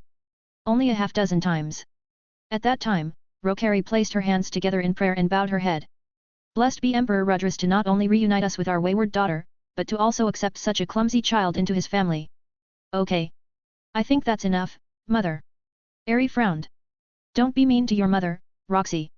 Sylphie nodded. Yeah. Family is important. Rika nodded as well. You should be grateful you still have a mother who cares for you so much. Roxy puffed her cheeks and said, why are you all teaming up on me? You're supposed to be on my side today. Eri shrugged. We are. Which is why we're telling you how to be a proper person instead of a bookwork who studies magic all day. And since when are you the expert on that? Roxy frowned and said, weren't you the one who refused to touch a book when you were a child? Eri nodded. I was. Which is why I can firmly say that reading is best done in moderation. Roxy should have just asked Aisha after all. Ha! Rokari laughed.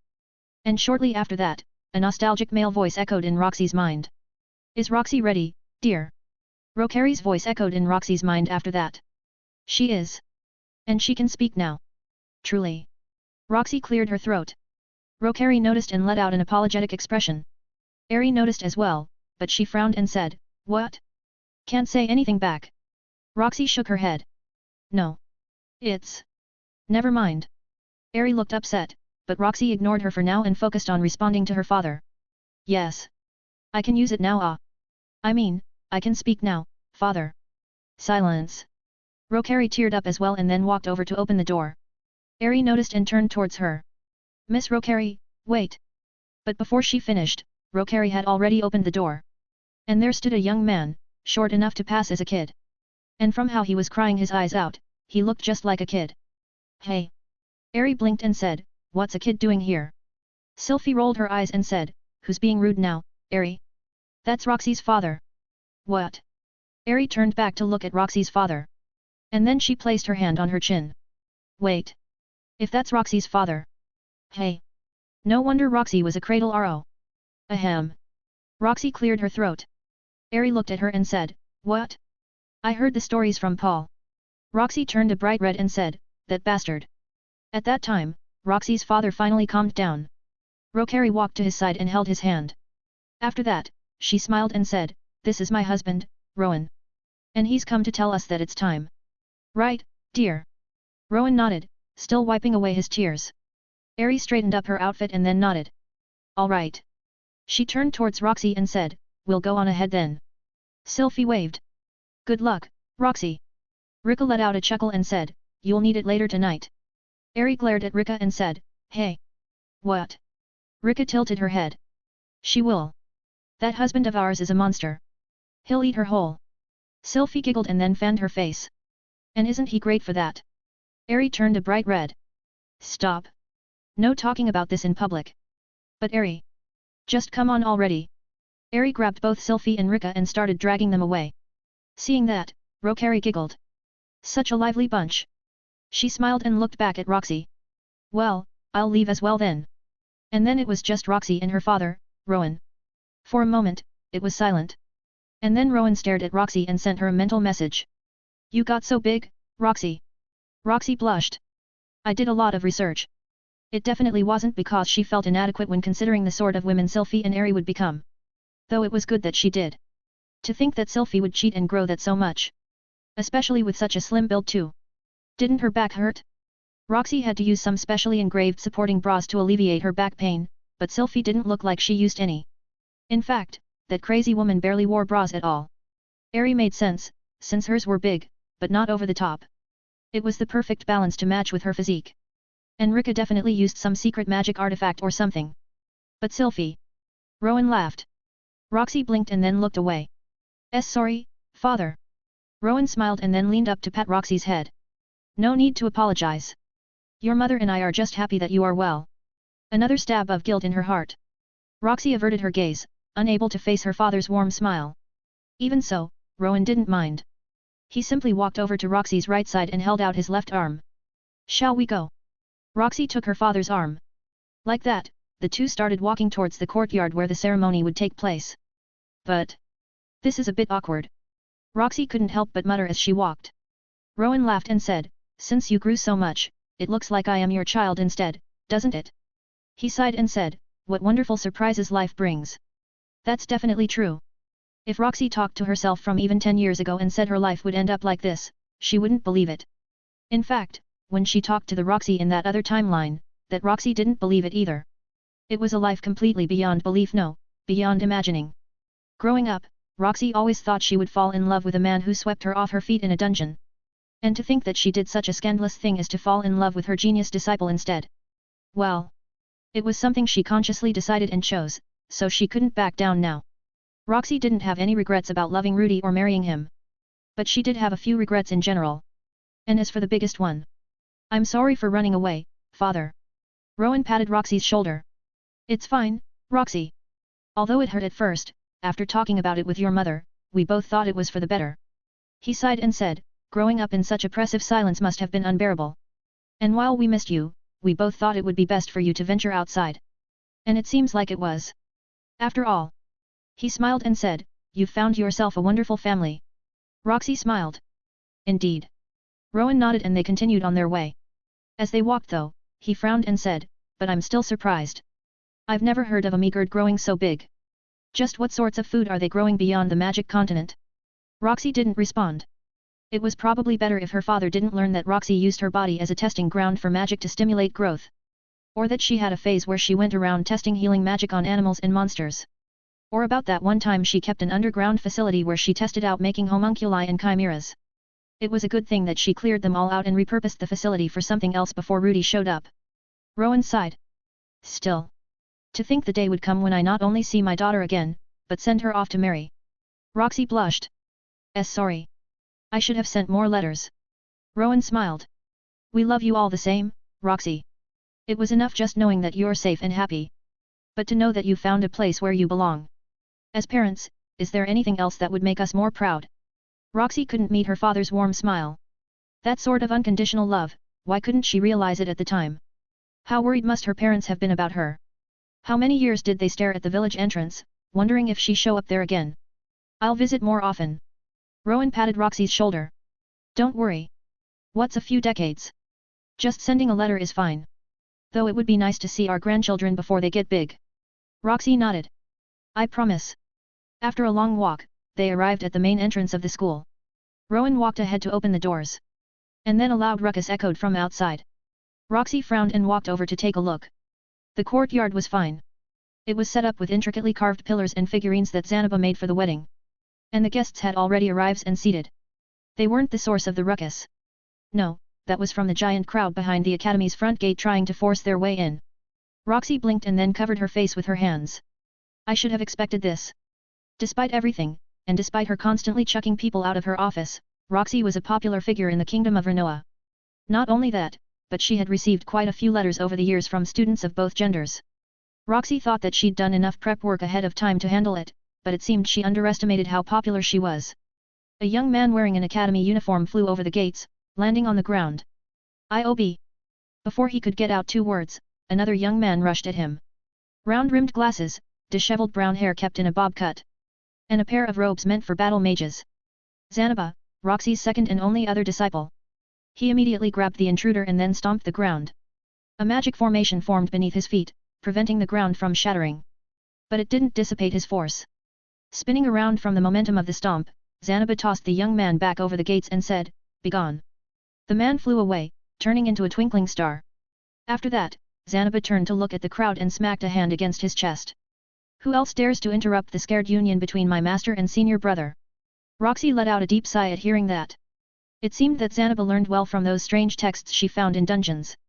The martial arts and methods on controlling excessive force were useful, but it seemed like it turned her already eccentric disciple into an even more eccentric individual. The gate suddenly broke down, and a crowd of older noblemen rushed in. But before they took a single step, Aisha appeared and swung 2 wands in an X shape. The first was Rudy's old wand, shimmering with every basic element. The second was a fancy wand that seemed carved from pure amethyst. The moment those 2 intersected each other's paths, a kaleidoscope of colors erupted and sent the men flying backwards, pushing the crowd back. Glaring at the crowd, Aisha lowered her wands and then said, "Perverted old noblemen aren't allowed." Zanaba and Aisha weren't the only ones who were working to hold the crowd back though. Roxy glanced off to the side and saw Norn being held back by Roland. "Let me go, Rollo. I'll bring those bad guys to justice." She kicked her legs and kept trying to draw Rollo's sword. Roland did his best to keep her away from it and said, "Blood should not be shed at a wedding, Aunt Norn. I'll burn the wounds, don't worry." Roxy sighed. The others were definitely going to tease her about this. Roxy shook her head and turned towards her father. "Come on, father. Let's F father." Rowan looked up at Roxy, smiling. And holding a machete that definitely wasn't anywhere near earlier. He patted Roxy on the shoulder and said, "Father will send you off early. Right now, there's some business to attend to." After saying that, he started walking towards the gate, the back of his machete leaned against his right shoulder. When he got close to the crowd, he pointed his machete at them and said, "So you all want to ruin my daughter's greatest day?" Roland glanced over and then his eyes widened. Turning back, he said, "Eos. Grab him." Eos walked out from the guest section. But as she looked at Rowan and then the crowd, she shook her head. "No, I kind of agree with Grandpa Rowan. And it's fine if we make it non-lethal, right?" Norn raised her hand and said, "Yeah, Rollo. We'll just beat them up. So let me down." Roland let out a long-suffering sigh. Seeing all that, Roxy let out a long sigh too. And then she pointedly decided to ignore them all and focus on the wedding. If she pretended it didn't exist, it might as well not. But before she could even take a single step, someone appeared on her right side to escort her. When Roxy saw who it was, her eyes widened and she said, "Paul." Paul held out his left arm and said, "I hope you don't mind, Roxy." Roxy shook her head and allowed him to escort her down the aisle. As she did though, she frowned and said, "I didn't expect you to escort me." Paul smiled and said, "I've always seen you like a teenaged daughter since you started teaching Rudy. Though I never thought that you'd actually end up like this." Roxy blushed. Me neither." Paul laughed. "You don't need to hide it, Roxy. I know you were crushing on Rudy ever since he was a cute little boy." Roxy blushed. Dee did not. Paul just winked in response. Roxy sighed and then took a look around. Unlike with Ari and Sylphie, Roxy had invited a lot of guests. And looking around, she could see that most were there. The staff who stormed out because of Rudy but eventually came back around. Her teacher, Gina's Hafez. The famous Bloody Count who was the first person to teach Roxy magic and the one who wrote the recommendation letter for her to study at the Renoa Magic Academy. Nakopera and Blaze, her former party members. Various acquaintances she made while adventuring. Recent alumni, at least the ones actually in Roxy's good graces. And even more people. Paul noticed Roxy looking and then said, "Man. You sure are popular." He chuckled and said, "Rika's wedding was a spectacle, but this is a full-blown affair." "You aren't using those words properly, Paul. But also." She glanced back at the creaking gates and then said, "Rudy isn't going to snap and murder them all, is he?" "Relax." Paul smiled and said, "I made the kid promise to not murder them all during the wedding before I walked over." Roxy let out a sigh of relief. "That's good. Wait." She caught the last part of Paul's words and said, "During the wedding." Paul shrugged. "I don't usually condone murder, but when I do, definitely wedding crashers." Roxy sighed and did her best to distract herself from the chaos unfolding in the back. The aisle was covered in beautiful blue petals. Music was playing from a live band off to the side. And then they had arrived. At that time, Roxy finally looked up at Rudy. To others, he had light brown hair and green eyes. But Roxy could see that it was just a magic trick. Literally. Still, wearing that tuxedo and standing there, regardless of his hair and eye color, Rudy cut a handsome figure. And that was the man that Roxy would be marrying. Her husband. That was still such a strange thought. At that time, Paul handed Roxy off to Rudy, placing her hands in his. Rudy smiled as he took Roxy's hands and guided her to stand in front of him. "Thanks, Dad." Paul gave a thumbs up and said, "Anytime, kid." He paused. "Wait, actually no more times. Your moms will literally kill me if you marry someone else so." Roxy cleared her throat. Paul laughed and then walked off. Then it was just Rudy and Roxy, standing in front of the priest. Rudy smiled and then glanced at the crowd outside. "I knew that my lovely master was well received, but if it's like this, I might have to thin the crowd a bit." Roxy rolled her eyes. "Even if they're idiots, they're useful idiots. Not to mention the paperwork I'd have to do. So no. No. Ah." Despite the clear discussion of murder, the priest overseeing the wedding ceremony ignored it. Instead, he let out a warm smile and started the ceremony. During the time, Roxy just stared at Rudy. She hadn't had the chance to observe him up close, but now that she did have the chance. A handsome face, almost unnaturally so. Perfectly proportioned, with unblemished skin. Soft eyes, but ones with a sharp and piercing gaze. A body that was thin, but definitely well-trained judging from how his tapered suit hugged his body. And a natural aura around him that emitted strength. His mana, reaching a point that it had a tangible presence. Staring into Rudy's eyes, Roxy sent a mental message. "You've grown into a fine man, Rudy." Rudy's eyes widened a bit. But then he smiled and responded in kind. "And you finally look like an adult, master." TCH. Smart ass. It's a compliment. It'd be weird if you still looked like a kid, you know? Especially now that I'm an adult. That's prejudice. No? I think that's normal. Liking someone who looks like they're in their early teens at best is kind of creepy. So you're saying the Rudy in the other timeline was an irredeemable pervert for marrying the Roxy there? Oh, absolutely. I have first-hand knowledge of exactly how perverse that guy was too. First-hand. Rudy cleared his throat. At that time, the priest nodded towards Rudy and handed him a ring. "Rudy. Please, offer your vows to the bride." Rudy took the ring and nodded. After that, he raised Roxy's left hand, holding the ring with his right. Roxy stared at the ring. A simple golden band, but adorned with a purple magic crystal, molded into the shape of a violet. Slipping it onto Roxy's left ring finger, Rudy smiled and said, "With this ring, I pledge to you." He looked into Roxy's eyes and said, "To cherish and to hold, to love and to provide. For your happiness, for now, and for always." Roxy smiled back at Rudy and then sent him a message. "You always did have a knack for words. I try. But don't think I missed the fact that you said pledge and not vow." Rudy's eyes trembled. Did I say something else? Fuck. Damn it. I knew I should have rehearsed more. Fuck. Shit. At number, at number, $%, at number. Roxy giggled. "And now you, Roxy." The priest handed Roxy a ring. She took it and gave it a once-over. Billions of tightly interconnected mana threads and formations. Dungeon cores and various precious metals ground up as powder, used as a catalyst to bind them. On the surface, it just seemed like a pretty golden ring with intricate carvings. But the truth was that it was a ridiculous magical focus that could turn even a novice's spell into a continent-shattering blast. But in any case, Roxy slipped the ring on Rudy's left ring finger and said, "With this ring, I vow to give you my love and everything." Looking into Rudy's eyes, she smiled and said, "Even against the gods themselves, I will remain by your side. This I swear." Rudy flinched. "Hat. It seemed like her disciple had a conscience after all. Faced with their unequal vows, Rudy could only respond by letting out a silly smile. Roxy laughed at that. The priest nodded and then said, with the exchange of rings and vows, we bring this ceremony to an end. Now. He looked at Rudy and said, you may kiss the bride. Rudy nodded and leaned forward. But before he could, Roxy reached around his neck and pulled him in for a kiss. Whistles and catcalls filled the air, the loudest of them being Paul. From outside, a chorus of boos echoed. But those were quickly suppressed by loud applause. Roxy leaned back and smiled at Rudy. You can't run now, Rudy. Rudy was a bit surprised, but then he smiled and said, I didn't plan on it. Rudy moved and then held his left arm to escort Roxy. Roxy shifted to hug his arm, leaning against him. She felt a trio of piercing gazes staring at her, but she ignored them for now. Rudy smiled and then started walking her back down the aisle towards the school. 193 The ex-master's wedding too. The main hall of the school had been converted to a banquet hall for the wedding. And it was there that Roxy and I headed back to after the ceremony was over. While it would have been nice to just up and leave, Roxy had a lot of guests that had come a long way just to see her. So, instead of bailing, we were seated in the middle table of the banquet hall for guests to come up and give blessings to.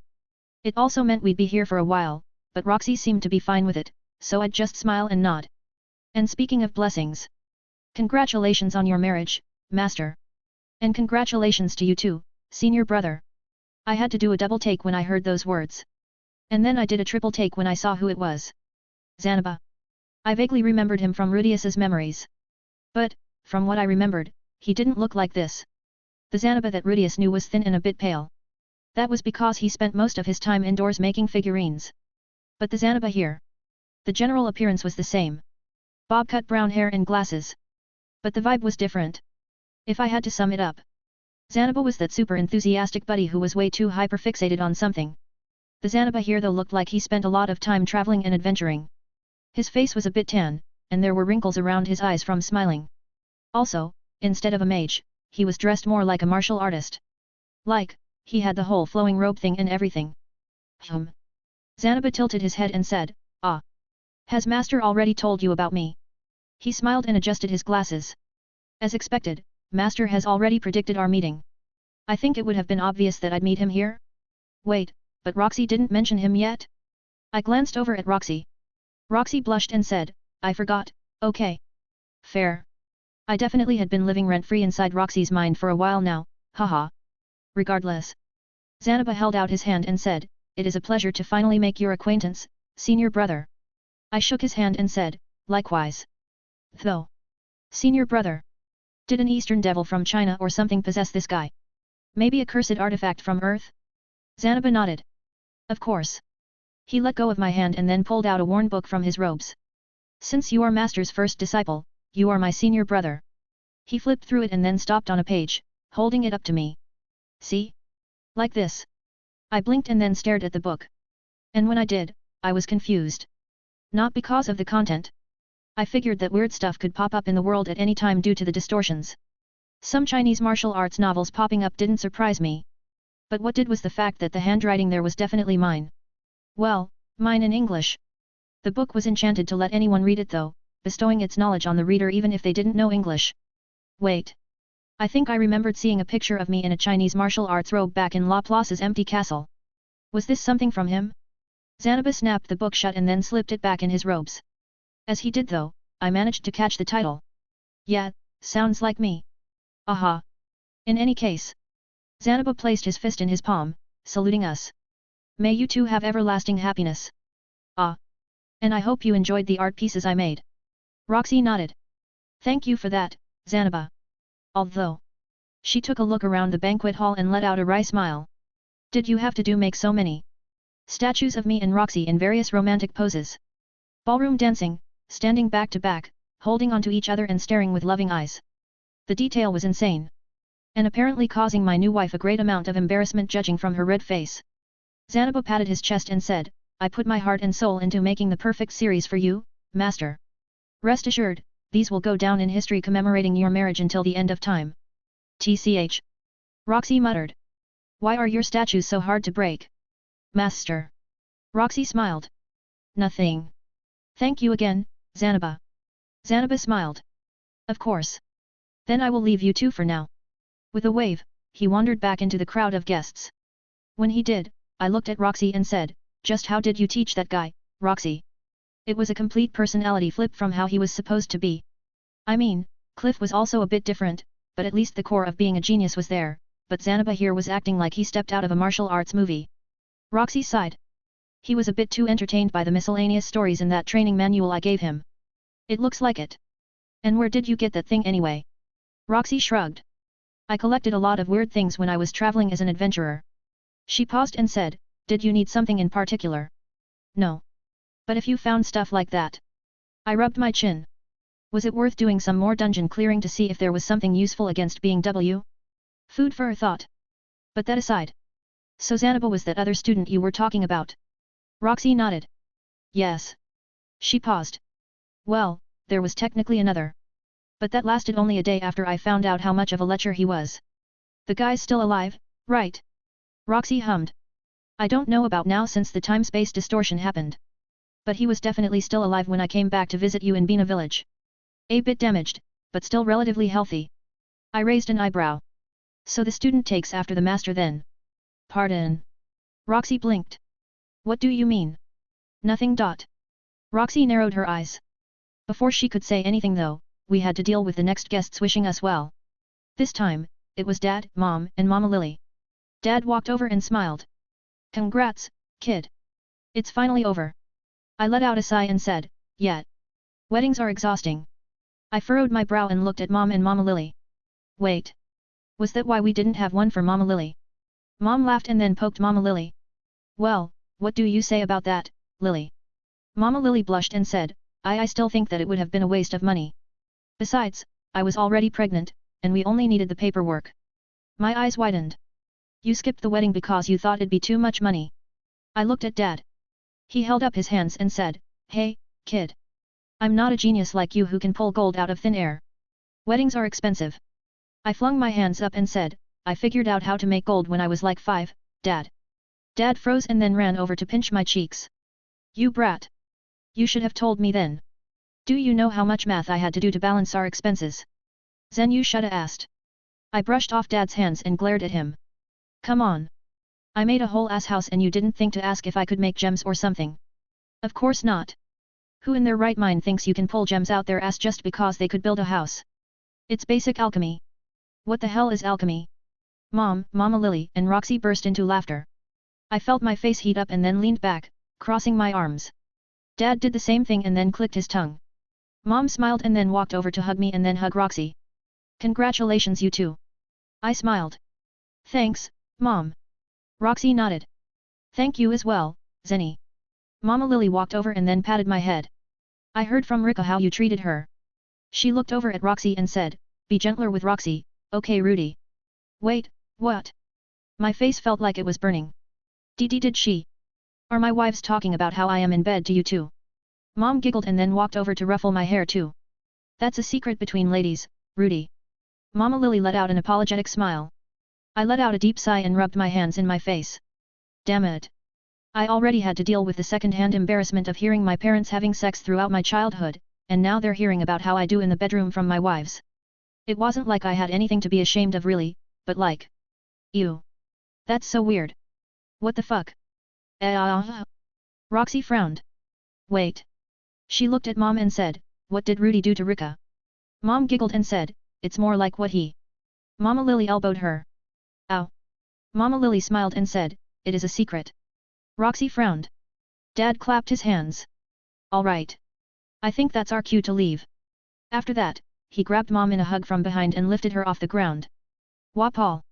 Put me down this instant. You're having too much fun, Zenny. Not enough. I want to talk more with my new daughter-in-law. Mama Lily sighed and started walking away with Dad. She looked back at us one more time and said, congratulations again you two. And then we were alone again. But not for long. Immediately after they left, Norn, Aisha, and Stella showed up. Norn ran over to me and placed a flower wreath on my head. Congrats, big brother. She ran around to Roxy and put one on her head too. And congrats, big sister. Next, Aisha walked over and shyly held out a hand-stitched portrait of me and Roxy. See, congratulations you two. It's not much, but I'll wish the best for Rui and big sis. Roxy let out a bright smile and gratefully took the gift from Aisha. Thank you so much, Aisha. And thank you as well, Norn. Norn gave Roxy a thumbs up and said, of course. You'll need all the luck you can get tonight. Stella gasped. Oni-chan. What? Norn tilted her head. It's true, isn't it? Rika and Ari sigh mmmph. Stella covered Norn's mouth and then looked over at me. I'm tired of saying congrats to you, Oni-chan. I nodded. Fair. So I'll say congrats to you. Stella turned towards Roxy and smiled. Congratulations Roxy-chan. I'm looking forward to cute nieces and nephews. Roxy blushed. Norn looked betrayed. And as for Aisha? Ha. She shook her head and then walked over to grab Stella and Norn's arms. We're leaving now. Stella let go of Norn and pouted. But I want to talk some more. Norn nodded. Yeah. Like what cute names are they thinking of? How many nieces and nephews will have A&D? Norn's voice was drowned out by the sound of the crowd after Aisha dragged them back. Roxy fanned her face, still a bit red. I noticed and scratched the back of my head. Sorry about that. My sisters have been getting a bit wilder these days. I blame Dad. Roxy laughed. It's fine. They're bound to be curious. An. Roxy shifted her gaze. I would like children after all, so. Seeing that, I felt my face heat up and averted my gaze. Just in time, as the next few guests showed up. Pierre and Rostalina walked over, with Rostalina carrying a baby girl on a sling. Pierre approached first and said, congrats. But please, no more. He let out a long-suffering sigh and said, I'm sick of weddings already. Rostalina poked Pierre and said, stop being a party pooper, hubby. I'm just saying. Rostalina shook her head and then walked over to give me a one-armed hug. Congrats, Rudy. After that, she hugged Roxy as well and said, you too, Roxy. Work hard to make lots of babies for me to spoil, okay? Lena. What? Rostalina looked at Pierre and huffed. If you won't give me more babies, I have to look forward to spoiling my new grandchildren instead. Pierre coughed. That's not. Anyway. Rostalina's baby suddenly started sniffling. And then she broke out into a full-on sob. Pierre pointed and said, see? You're being too loud. Rostalina sighed and shifted her baby around to hug her. Sorry, Luna. Mommy will feed you soon, so don't cry. Pierre shook his head and said, we'll get out of your hair now, Rudy. He waved and said, best wishes, and remember that we need to talk about that guy soon. Sure? But are you going to introduce me to your daughter there, or? Before I could finish, Pierre had already escaped. Rostalina sighed and said, hubby is such a spoilsport. She shook her head and said, come visit us sometime, okay, Rudy? You too Roxy. Little Lunaria needs to meet her big nieces and nephews. Nieces and nephews? Oh, I guess that's right when we follow the family tree. Still weird though. Aeon they're gone.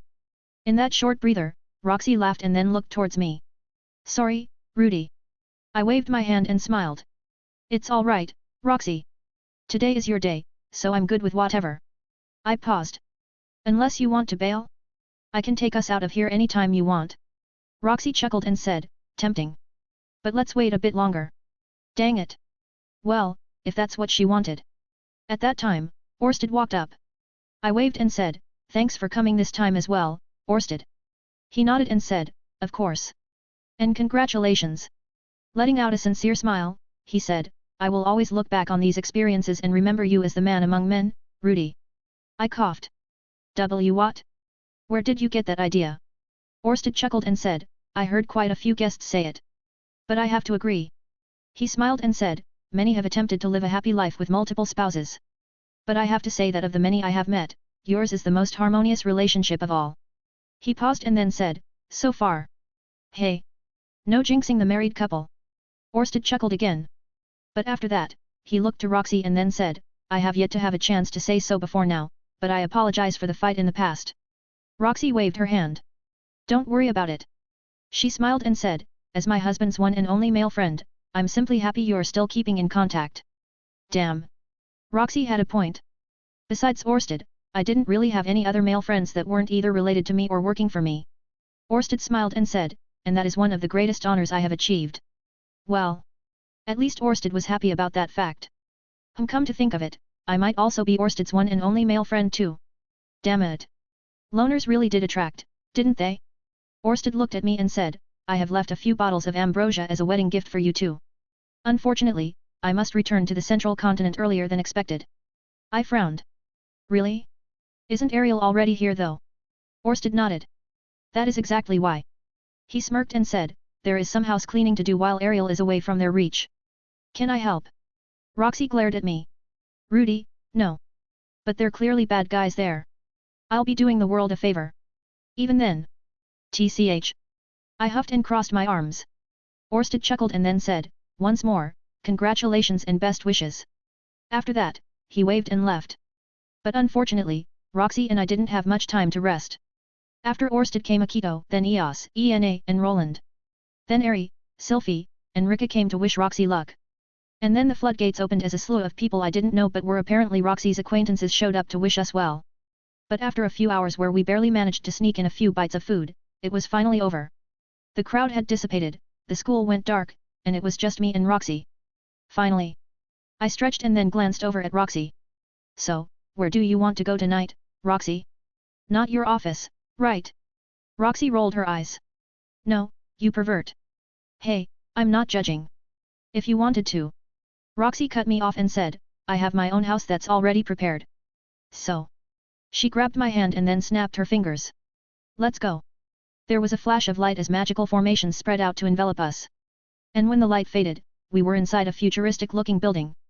I'm talking like sleek stainless steel shelves, bunker-like doors. Were we in a vault, like from F***Cloud or something? Welcome back, Master. As I was examining the surroundings, a pleasant female voice called out to us. I turned to look and saw a chibi girl, that was made of metal. The chibi girl noticed me and gasped. Rudy. Yet. Before I could react, the chibi girl made of metal rushed over and hugged me. She was surprisingly squishy. Roxy sighed and said, stop bothering Rudy, Mercy. After saying that, she waved her hand and sent a blast of wind at the girl. The girl, Mercy, collapsed into a puddle and fell backward before springing back up to her feet. After that, she bowed and said, I'm sorry Master. But I'm so excited. She looked at me and said, I haven't seen Rudy in a long time. I waved and said, hello again. Mercy. Oh. Right. She was Roxy's metal spirit. Hey. So spirits were basically POMN and evolved with enough experience.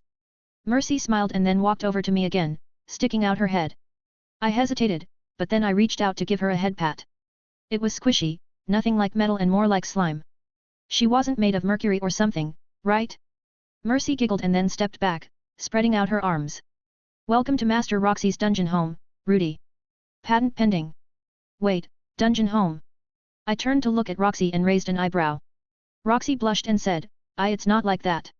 I just call it a dungeon home because it's a portable home you can use in a dungeon. Right. But said home is where you brought me to have our first night together so. Roxy turned a deep red. She coughed and said, in any case. I was working on a portable home and developed this. She waved her hand and said, although it's big, this is actually in a small subspace within a tiny town home in the middle of the commercial district. Is it now? I took a closer look around. Now that she brought it up, I could see that everything was fake. No, calling it fake wasn't quite right. It was better to call it synthetic. Although it was real for all intents and purposes, the underlying structure of everything around, from the space to the very air we were breathing was mana instead of matter. Well, to be more exact it was mana in the shape of matter through intricately patterned magic formations inscribed at a ridiculously compressed and minuscule level. Functionally, it was the same as the real thing. Either way, it was impressive. Leave it to my master. No, my genius wife to figure out a way to use mana that I never could have envisioned. Mercy gave me a salute and said, yes. And I manage the dungeon home. Performing security, calculating expansions, regulating mana, everything. I smiled and reached out to pat Mercy's head again. That's amazing, Mercy. Hee. I looked over at Roxy and said, I'll say it again and again, but you're really a genius, Roxy. Roxy shifted in place and said, it's nothing special. You could have figured out something similar with enough time. Maybe, but I don't think I would have thought of doing this. It was a method of meticulous calculations. Something broken down to a science that could be replicated by anyone. In contrast, I was treating magic like art, flubbing parts with will, power, or imagination. Meanwhile, Roxy was using logic and the laws of nature to achieve incredible effects. Amazing. Roxy coughed and then grabbed my hand, leading me down the halls. Anyway, I've prepared everything for us. Mercy hopped after us. That's right. I made sure the spa is self-cleaning, the bed is perfectly made, and that the air circulation is optimized with pleasant scents. Oh. And I'll be focusing my vision solely on the exterior until you say so, Master. Roxy patted Mercy on the head and smiled. You're a great help as always, Mercy. Mercy smiled and then gave a salute. Anything for you, Master. Have fun. She turned to wave at me and said, and it was nice seeing you, Rudy. With one more wave to Roxy, Mercy slumped, dissolving and sinking through the floor. And then it was just me and Roxy. A tense silence fell, and then Roxy coughed and started tugging me along. This way husband. I chuckled and then let her lead me along. Still getting used to it, wife. Roxy blushed and said, I'll get used to it eventually. Eventually, we arrived at a pair of double doors. And when Roxy opened them. Wow! I looked around and couldn't help but be amazed. An sky stretching out into the horizon. A natural spa at the bottom of a mountain. A gazebo with a 4-poster king-sized bed in the middle of it. There was even a faint breeze blowing through with a nostalgic scent of the fields where I grew up. Roxy lowered her head and then gazed at me from the side. Do you like it? I really do.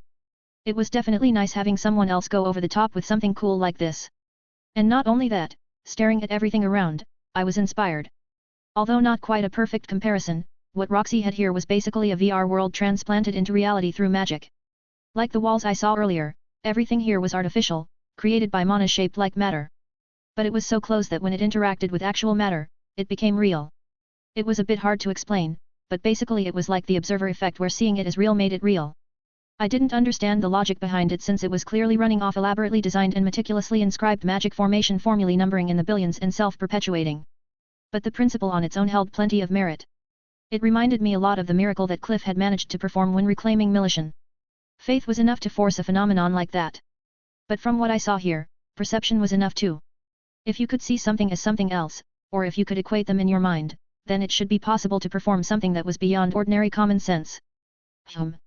This was definitely less complicated than trying to create an internal world from scratch complete with laws of existence, memorizing it, and then pulling it out into reality. I'd still try that, of course.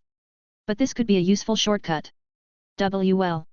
I blinked and realized Roxy was staring at me. Roxy turned a bright red and said, Do I still have to teach you everything, Rudy? I laughed and then scooped Roxy up in my arms, walking over to the bed. Of course not.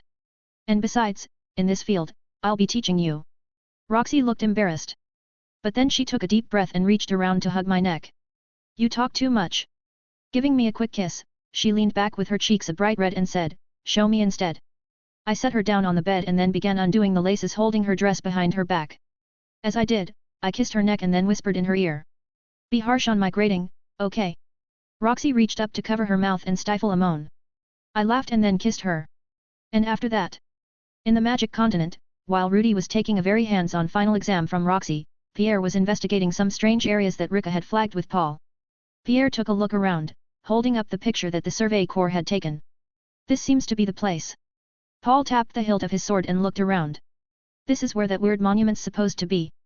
A giant crater in the ground, miles deep. In the center of it, a chunk of a castle peeked out, almost as if it had fallen from the sky. Considering the warped geography of the magic continent after the space-time distortions, it wasn't too out of place. But even so, it was odd. Especially since Pierre didn't see any hints that it came from a distortion at all. Paul looked at Pierre and said, Should we just jump in then? Looks like there's an opening on the side of that wall. Pierre stared at the castle for a bit and then nodded. Seems like that's the only way. But be careful. Of course. Paul laughed and said, Can't die before I see my grandkids. I wouldn't be able to live with the regret if I did. Well, yeah. You'd be dead. Paul waved his hand. You know what I mean. Pierre rested his left hand on the sword sheath at his right side and then jumped down. A short fall, then a soft landing. Right afterwards, Paul landed on the ground too, his right hand resting on the hilt of his sword sheathed on his left side. He took a quick look around and then said, Looks like it's all clear. Pierre nodded. Seems that way. The two carefully approached the castle, walking to cover each other's blind spots. But nothing happened. Even as they ventured into the darkness, there were no monsters, traps, or even mana. Pierre frowned and muttered, Strange. It's too quiet. Paul nodded. Yeah. He frowned too and scanned the area. This place feels like it's a dungeon, but there's no mana or monsters. Is it a distortion? Pierre shook his head. That's impossible. Orsted and I already corrected the flow of time, and any remaining distortions should have dissipated. Paul carefully scanned the surroundings and said, doesn't that just mean that places like these will be popping up in the place of the distortions? Pierre hummed. A good theory. But it's not possible. The distortions substitute areas that already exist. They don't modify or create new areas. And besides that, his eyes flashed gold as he examined the flow of the world around him and its destiny. If it was something from a distortion, or something unnatural, there would be cracks, or the surroundings would be colored an odd hue. But everything here was normal. Even when looking at it with his demon eyes, it looked the same. This place was always here. That was the only conclusion. Something that had been here from the start, and only visible now that the forcibly distorted flow of time from Hitagami was fixed. But the problem was that Pierre didn't know this place. And he should, considering the number of variations he had seen. Even if Rudy was an anomaly, the divergence point shouldn't be that far back. At least not far enough to affect something like this. Stay on your guard. Paul nodded. Don't have to tell me twice. The castle was tilted, so it was a bit hard to walk. But as they ventured deeper across crumbling rooms, the floor gradually leveled out. And then eventually, they arrived at what should have been a throne room, judging by the castle layout. But instead of a throne, an ancient obelisk sat there. Paul walked in front of it and frowned. This isn't the same as the tablet that Rika was talking about, is it? Pierre approached the obelisk as well and frowned. No. It was dark, so the actual writing on the obelisk couldn't be read. Pierre frowned and then swung his sword, sending out a ball of light. It floated away and then hung in the air like a miniature sun. Paul whistled and said, "Cool trick. It's useful, sometimes." Pierre gave an absent-minded response and then stepped forward to read the ancient obelisk. Paul walked over to look as well and then frowned. Hey? This isn't human language. Pierre frowned. Yes. It's Dragon God tongue. An ancient monument in a hidden room, written in an ancient text that only he, Perugius, and Orsted could decipher in full. That alone was suspicious. But when Pierre read what was actually written there. My name is Laplace Ira Vanitas. I am the fool who was concerned with appearances and lost everything, falling to wrath. Let this be a record for the one after. Killing Hitagami is easy, but as a god, he will persist. We must remove that possibility. Kill and bind. Sever and tie. I will guard the end. To you, I leave the beginning. Paul looked over at Pierre and said, "What's it say?" Something ridiculous. Laplace Ira Vanitas? Such a person didn't exist. And yet, they clearly did. Moreover, that message. Pierre shook his head. It looks like that's it here. What? Paul frowned and said, "You're not going to tell me what it says. This is something that being W would be very interested in knowing, so it's safer to restrict the number who know about it." The obelisk specifically called Hitagami out by name. And it mentioned that killing him was easy. Who was that person? Another Rudy? But this place had to be eons old. If anything, it seemed to be at least around the age when the dragon world fell. Maybe older. Paul sighed and said, "Great." He ran his hand through his hair and said, "Guess we've all got our work cut out for us soon, hey?" Pierre sighed. It seems so. But at least Rudy can enjoy a few moments of happy married life. Paul swung his sword to open a portal back to the top of the crater. After that, he chuckled and said, "If he can. It's hard enough to live with two beauties. 4. Can't even imagine it." Pierre swung his sword to open a portal as well and then said, "Please. I know you've thought about it." Paul shrugged. "Yeah.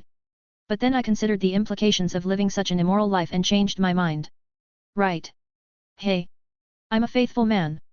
Pierre chuckled and then stepped through the portal. Paul stepped through his own portal, and the two reappeared at the edge of the crater. Pierre glanced at the castle one more time before saying, "I'll report to Rika. Thanks again for the backup." Paul waved his hand. "Just invite me out for a drink next time. We'll let the girls have a night out and unwind." "Deal." Paul waved and then said, "I'll head back then." He stifled a yawn and then said, "Gotta get in some rest before Zenny and Lily notice and yell at me." "Please. You purposefully get them mad because you like being scolded." "Meh." Paul shrugged. "We all have our tastes. Good night." Paul laughed and then swung his sword to open another portal back to Sharia. After that, he waved one more time at Pierre and said, "Don't stay out too long. Lena gets scary when she's mad too, you know." With those parting words, Paul left. After that, Pierre turned to look at the castle one last time before muttering, "Kill and bind, hey." He rubbed his chin and said, "Looks like we'll need some help from that time as well if we want to wrap this up." Well, that was a problem for Rudy. Anyway, now to report to Rika. 194. A life fulfilled. The Grey stamina and fully unleashed sex drive was scary. especially when a certain someone stubbornly uses constant healing magic to keep up. I glanced over at the bed after cleaning myself up. And when I saw the state Roxy was in, I coughed and looked away in embarrassment. After trying to keep up with me for 2 days straight and using healing magic to forcibly restore her stamina, Roxy had collapsed spread eagle on the bed, naked and covered in. Ahem. Her blue eyes were glazed while a silly smile was on her face as she mumbled beneath her breath. As for the details. The mind was willing, but the body was weak, I guess, aha. I picked Roxy up and started walking towards the spa to clean her up. But even as I did, she didn't react. In fact, her body was completely limp, and I had to take care not to let her just flop out or accidentally strain herself. And this was with me holding back and letting her take the lead. My lovely intelligent wife here fell victim to her pride and pushed herself beyond her limits. It was a bit worrying just how out of it she was acting. Especially since she seemed like she had been hit by a few certain age tags. But physically, she was fine. It just seemed like her nerves had been overloaded with mind-melting pleasure. Hopefully it was just metaphorical and not actual. I would never live that down, even if I could fix it. In hindsight, probably should have stopped her from using healing magic. Since healing magic tended to heal according to the user's intention, as well as correct the body's natural state. Well, the result here was the equivalent of a high-end drug and aphrodisiac that clearly sent Roxy out of her mind. It was self-inflicted, but... I soaked Roxy in the spa and then started washing her down with a sponge and some soap. It takes seeing someone act like you to see what you do wrong, hey. For all her genius, Roxy being stubborn ended up causing her to do something really reckless. The changes shouldn't be permanent, but she had definitely turned herself into a complete nympho for a night. And considering how she was still convulsing with the lightest touch as I cleaned her, it was pretty bad. I conjured up a bowl and gently washed Roxy's hair. I know the thing about having a virgin who's super into it is an infamous dream for guys, Roxy, but you didn't have to be that enthusiastic. Of course, my lovely wife was still lost in her fantasies right now and out of her mind. Well, in the worst case, I could just cast a god-ranked healing spell on her and forcibly reset her body. Wait. Would that cause an abortion? The result of Roxy's hard work was already clear, judging from the flickering blue flame in her stomach. But if I cast such a powerful healing spell, wouldn't it erase everything? The lower tier spells were more like remodeling and restoration, but the top tier spells were flat out overwrite and erasure. I started to sweat. Roxy? Wife. She leaned back to look at me. When I saw that, I started to relax. But then she giggled, her eyes still hazy. After that, she reached out to grab me and tried to give me a kiss. I sighed and gently pried her off. Roxy pouted, but then just relaxed and leaned against me. Let's hope that my smart wife actually thought this through, because I'd rather not have to test just how far my knowledge of biology went and whether I could create a test tube baby. But anyway. Quietly pushing my nervousness down, I completely washed Roxy, changed her back into normal clothes. After that, I conjured a picnic table and sat Roxy down with a glass of cold orange juice, fresh fruit and some pancakes. Could never go wrong with pancakes. And after that, I sat across from her with a stack of my own pancakes and waited. Through it all, Roxy kept her gaze on me, her eyes still hazy and her expression still that silly smile. But as time passed, and with every blink, her eyes began to focus. And then after about 10 minutes, she flinched and then looked around. Rudy. She frowned and said, "What are we?" She suddenly paused, as if all the memories were flooding back. And then she turned a deep red and covered her face. We. I am never messing with healing spells during sex ever again. Yet. I nodded. Probably a smart move. You. Roxy slumped on the table and covered her head. So many embarrassing things. Why did I say and ask for all those shameful acts? And what I did? I scratched my cheek. You seem to enjoy it though. Roxy sat up and pointed at me, her face still a bright red. That's the worst part. I was conscious. And it felt. She froze and then quickly shook her head. No. It was definitely the healing magic. I'm not like that. I mean, I might have fantasized a lot over the years since I haven't found anyone I wanted to do it with, but I definitely never would have taking it from. Plus the way I was you. Roxy covered her face again. Just kill me. Sorry, Roxy. I reached over to pet her head and said, you promised for eternity, so I can't do that. Asshole. I flinched. Roxy raised her head and then let out a deep sigh. Whatever. She flung her hands up and said, what's done is done. Anyway. She suddenly became shy and fidgeted in her seats.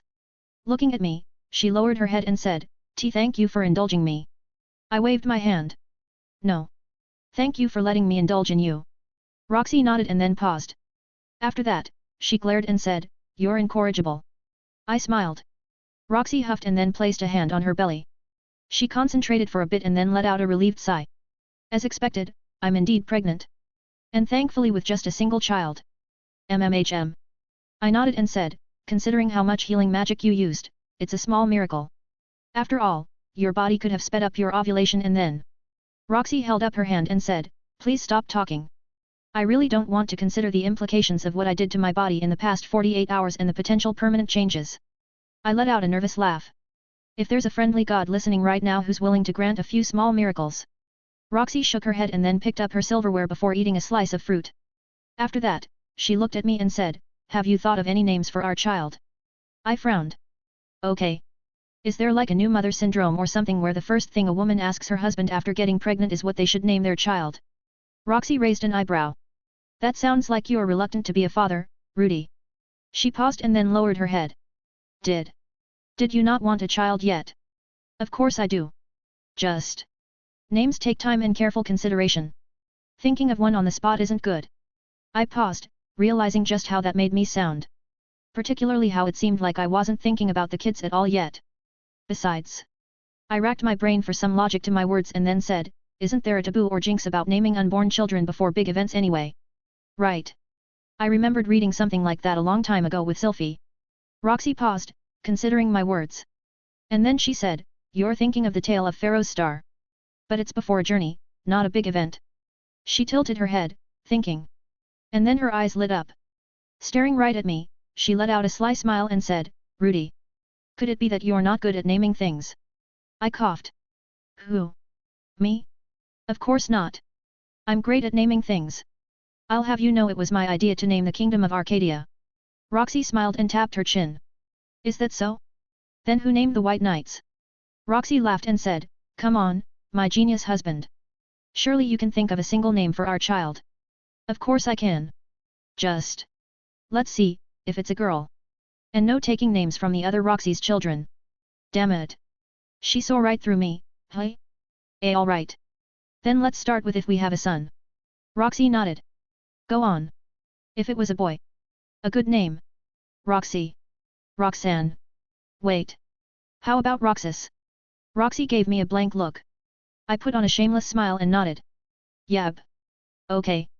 Definitely, unique. And if we have a daughter? Nameen. Nameen. Right. Roxy stared at me. I kept up my shameless smile and did my best not to think of the fact that I was doing the worst thing a gamer parent could do by naming their children after video game characters. Well, it's pretty. Roxy nodded. I guess I can forgive you for the atrocity presented for a future son's name. I crossed my arms and said, well okay then, Miss Genius. What names would you choose? For our son, I was thinking Mars, and for a daughter, Venus. I blinked. You want to name our children after planets? Ha. It seemed like I wasn't the only one with a poor naming sense. Roxy blushed and then looked away. Well, you're my son, and you called me your moon, so. I was just thinking along those lines. Ah, fuck. I'm the idiot here. Damn it. All those snide comments about me being a shameless flirt were coming around to bite my ass. Note for the Grere Guide for Dummies, women remember everything. Be careful what you say to them. Well, there are better names than those if we're going with celestial bodies. Roxy looked at me and said, really? She looked doubtful and said, do tell then. We have a theme. Alright, this is much easier then. For our son, we can go with Elio then. It's a name derived from sun, so it fits thematically and symbolically. And as for our daughter, we can go with Luna. Wait, Rostalina already called her daughter that. Then. Selena would work. Roxy hummed. Elio and Selena.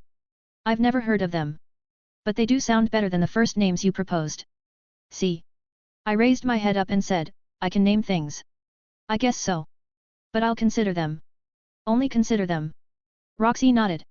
Right. As you said, it's bad luck to name an unborn child before a journey.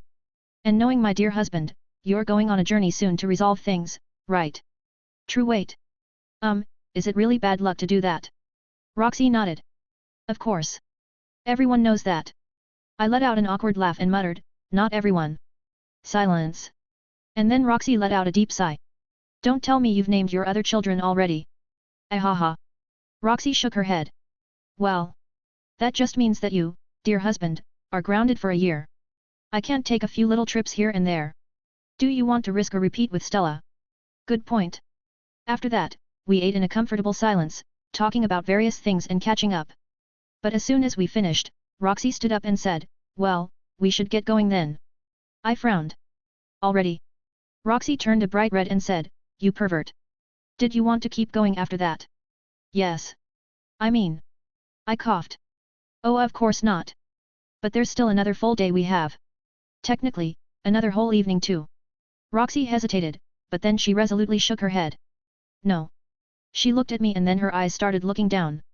But then she forced them back up and blushed.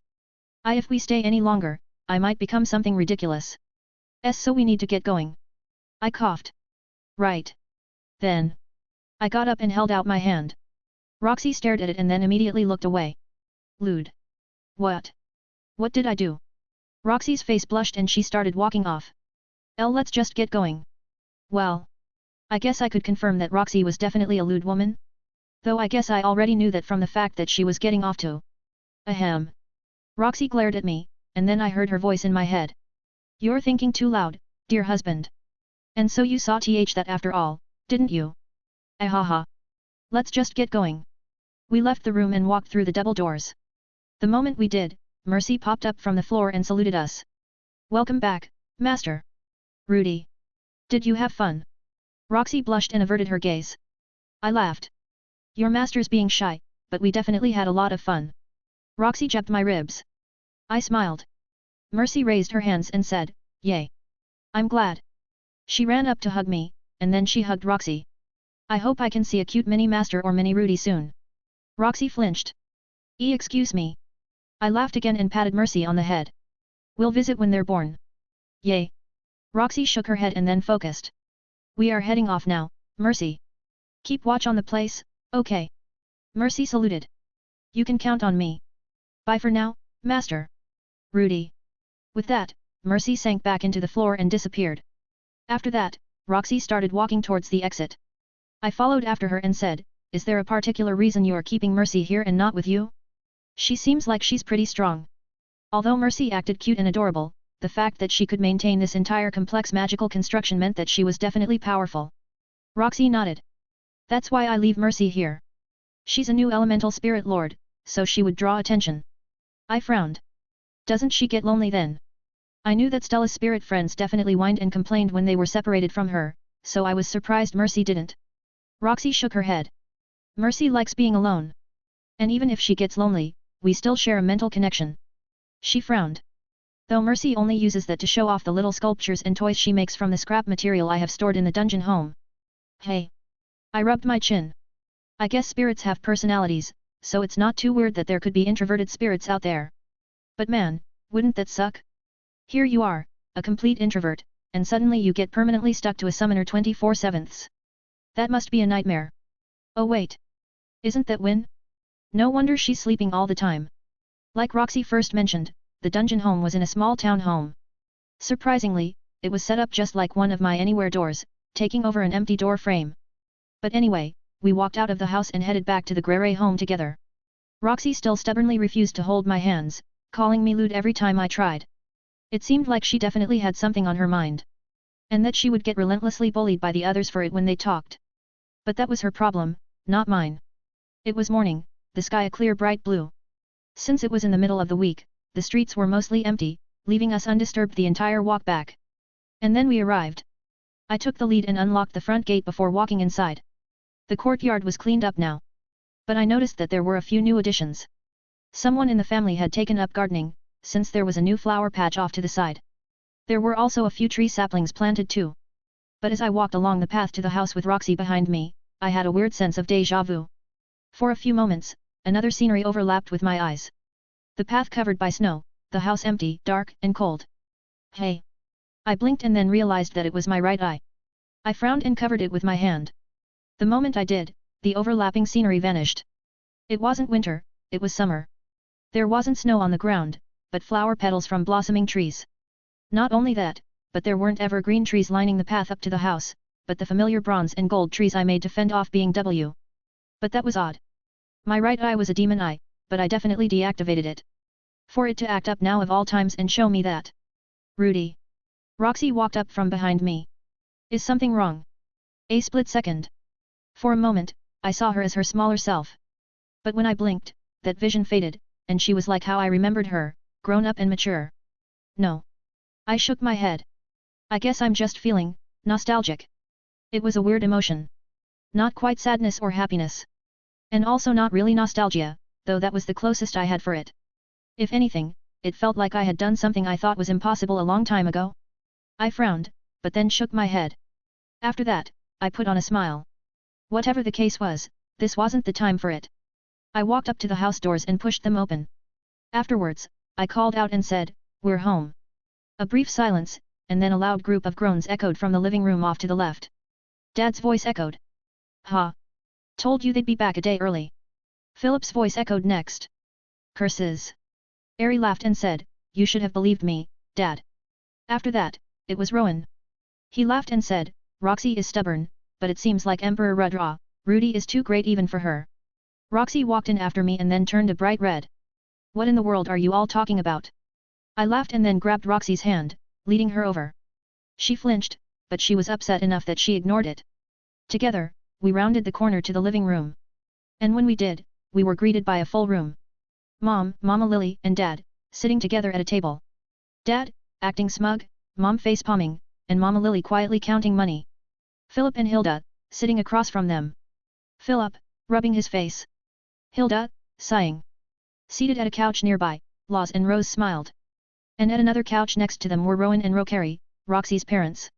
At a smaller table, Aisha, Norn, and Stella were playing cards with small candies and figurines as bets while Wada, Win, Leo, and Fai watched. And of course, Stella was winning, with Aisha a close second and Norn completely bankrupt except for one piece of candy. Eos, Ena, and Roland were sitting at a table in the back, flipping through some books. And then finally, Ari, Sylphie, and Rika were arranging dishes on a long table filled with food. Everyone was here. Well, at least, everyone in my immediate family. It would have been more complete if Pierre and Rostalina were here, but it seemed like they were giving us a bit of privacy. Dad looked over and chuckled. "Welcome home, sleepyheads." Mom waved and said, "Did you enjoy your honeymoon?" Philip sighed and said, "Could you not have taken one more day, son? You're making me lose money." Hilda clicked her tongue and said, "You shouldn't bet on your son then, dear. If not him, who else?" He pointed at Dad and said, "I'm not shameless enough to bet against my own child like my cousin here." Dad coughed. At that time, Norn, Aisha, and Stella got up. "Ani-chan." Stella ran over first to give me a hug. "Welcome back. And do you have any sweets? I'm clearing house here." Aisha walked over next to hug Roxy. "Welcome home, big sister." After that, she hugged me too and said, "And you too, Rui." Norn stomped over and said, "Hey. No hogging big brother. And Rui's supposed to be my nickname, Aisha." Aisha stuck out her tongue. Mama Lily got up and then waved. "Welcome home, Rudy." Mom got up too. "Welcome back. It's a bit rowdy right now, but it's all the better, right?" After that, Ari, Sylphie, and Rika walked over. Rika spoke first, looking at Roxy. Clicking her tongue, she said, "You were devoured as well, weren't you?" Ari sighed and said, "That's why I said we need to get you and Roxy on a training regime, Rika. We won't last at this rate." Sylphie nodded. "And it's not fair to keep Rudy waiting." Dad whistled and said, "Wow. You're that impressive, hey, kid." Roxy covered her face and groaned. Just end me. Anyone?" It was a warm and bubbly atmosphere. Although there were teasing remarks and some snide comments, it was all in good fun. Not only that, but there was even a warm breakfast set up for us when we returned. It was silly, since they had no way of knowing for sure we'd be back today, but still, the fact that they went through it all. It was nice. Looking around the room at everyone. No. At my family, I felt weird. And then the room started to blur. At first, I thought it was my demon eye acting up again like when I was walking up to the house with Roxy. But when I went to rub my eyes, it felt wet. And then I realized. It wasn't that my eyes were acting up. I was crying. Stella jumped up and panicked. "Oh Ani-chan. What's wrong? Why are you crying? You aren't going to disappear now, right? This isn't roll credits, ending, nothing." I laughed and wiped away my tears. "Don't be silly, Stella." I realized what it was now. Surrounded by family like this, a warm meal ready as I returned home. The biggest regret I had as I died in my past life was being washed away. Although I never made it to that Christmas dinner to apologize to everyone, and although this wasn't exactly the same, I sniffed and brushed away my tears again. I'm just happy. My expression must have looked ridiculous, but I couldn't help but smile as I looked around at everyone. To have my family all here. My lovely wives, sisters, children, and parents. I wiped away my tears again and sniffed. I love you guys. So much. And I'm so happy. Damn it. I thought I grew out of the crybaby phase. Roxy grabbed my hand. Rudy. Norn rushed over to hug me. I love you too, Rui. Hey. Stella squeezed past Norn to hug me. No hogging Unai-chan, Norn. Aisha walked over next and joined the group hug. I love you too, Rui. Even if you're not the best big brother. After that, more people joined the hug. Overwhelming love and care. Faced with that, the only thing I could do was cry. And then I heard the door open, followed by a pair of footsteps. Pierre walked in, holding a tray of food. I still think that they probably won't owe. Rostalina walked in beside Pierre, holding her baby daughter. After that, she looked at the group hug and let out a deep sigh. I told you we should have come earlier, hubby. You have terrible timing. 195 Life in the Grere household. What was the quote? The passage of time depends entirely on where you're standing. Relativity theory, it's romantic, but also tragic. Boring days seemed to stretch on for eternity, while we couldn't catch the happiness we achieved even if we tried. And in that manner, time flew by in the blink of an eye as I settled into my new daily schedule. First of all, date nights. Because I was married to 4 lovely wives, I couldn't very well spend time with each of them every day. There were 7 days in a week, but I had 4 wives. As expected, the math didn't line up. Thankfully, Rika made the noble sacrifice of giving a day up for my other wives. Because of that, we had Monday and Tuesday, Ari. Wednesday and Thursday, Sylphie. Friday and Saturday, Roxy. Sunday, Rika. Well, those weren't the actual days of the week since they apparently weren't named, but I organized it like that in my head. Anyway, the usual day went like this. Me and my wives, minus Rika who was usually busy, had breakfast together, and then we all went about our own business during the day until lunch. At lunch, I met with whichever wife had reserved me for the day before returning to my work as a professor at the academy. After that, we had dinner with my sisters and whatever other guests showed up for the day. And then in the evening. Well, I managed to restrain myself after chanting Buddhist sutras, but it turned out being pregnant made a woman hornier. Well, at least for my wives. There were many days I had to not so subtly knock them out with a sleep spell for their own safety. Especially the nights where my wives decided to team up on me. It was usually Sylphie roping in Ari, but it seemed like my wives had formed a secret coalition behind my back and got along better than I thought. Anyway, that about summed up my married life. It was a typical 9-to-5 job, with some lovely wholesome romance scenes during the day and then X-rated content at night. In terms of living situations and other things, I installed a few empty door frames in our house and put in some anywhere doors to hook up to Arcadia and our other houses. They were keyed to the main owners, so for example the house that Ari and I owned in Arcadia could only be accessed by either of us. There was also one for Rika, hooked up to the master bedroom so that she could pop by whenever she wanted. School was picking up, so Aisha and Norn spent most of the time at the academy. The various professors that I scared off finally gathered their wits and came back, so the students were finally busy. And of course it was met with heavy resistance and protests, but I was also getting bored with the teaching shtick, so it worked out. Stella had also enrolled at the academy as well and got placed in a special class with a bunch of special privileges. She was proud of it since she thought it was because she was talented. In truth, it was because me and my parents agreed that Stella would probably run off and do something reckless if she was bored, so we arranged it for her to study and research instead. That way, she wasn't doing something like sneaking off to the central continent to revolt against the corrupt nobles after gathering up an army from the Great Forest and marching them down to invade.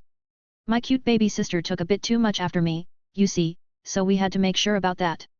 Speaking of the Great Forest, apparently, Stella's friends Minnie and Sina had older sisters at the academy. I hadn't met them, but they were apparently named Linnea and Persna. They had also been immediately converted as Stella's lackeys after they saw Leo. And speaking of friends, Norn's rivals, Nina and Isolti, had managed to find their way over to the academy on special admission to the Magic Swordsman department. Headed up by Ari and Sylphie. It's not nepotism if they're already overqualified, okay?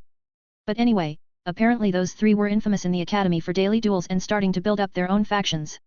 My poor responsible sister Aisha was forced to deal with everything as the student council president. Though it helped that Maiko had joined it as vice president. Paired with her mind-reading powers, the academy was barely kept under control. It seemed like they were having fun though. Almost made me wish I could join as a student again and just troll the teachers and my classmates. But alas, I was a responsible working adult. And also part of said staff. The sacrifices we make growing up. Eos and Roland were back in Arcadia.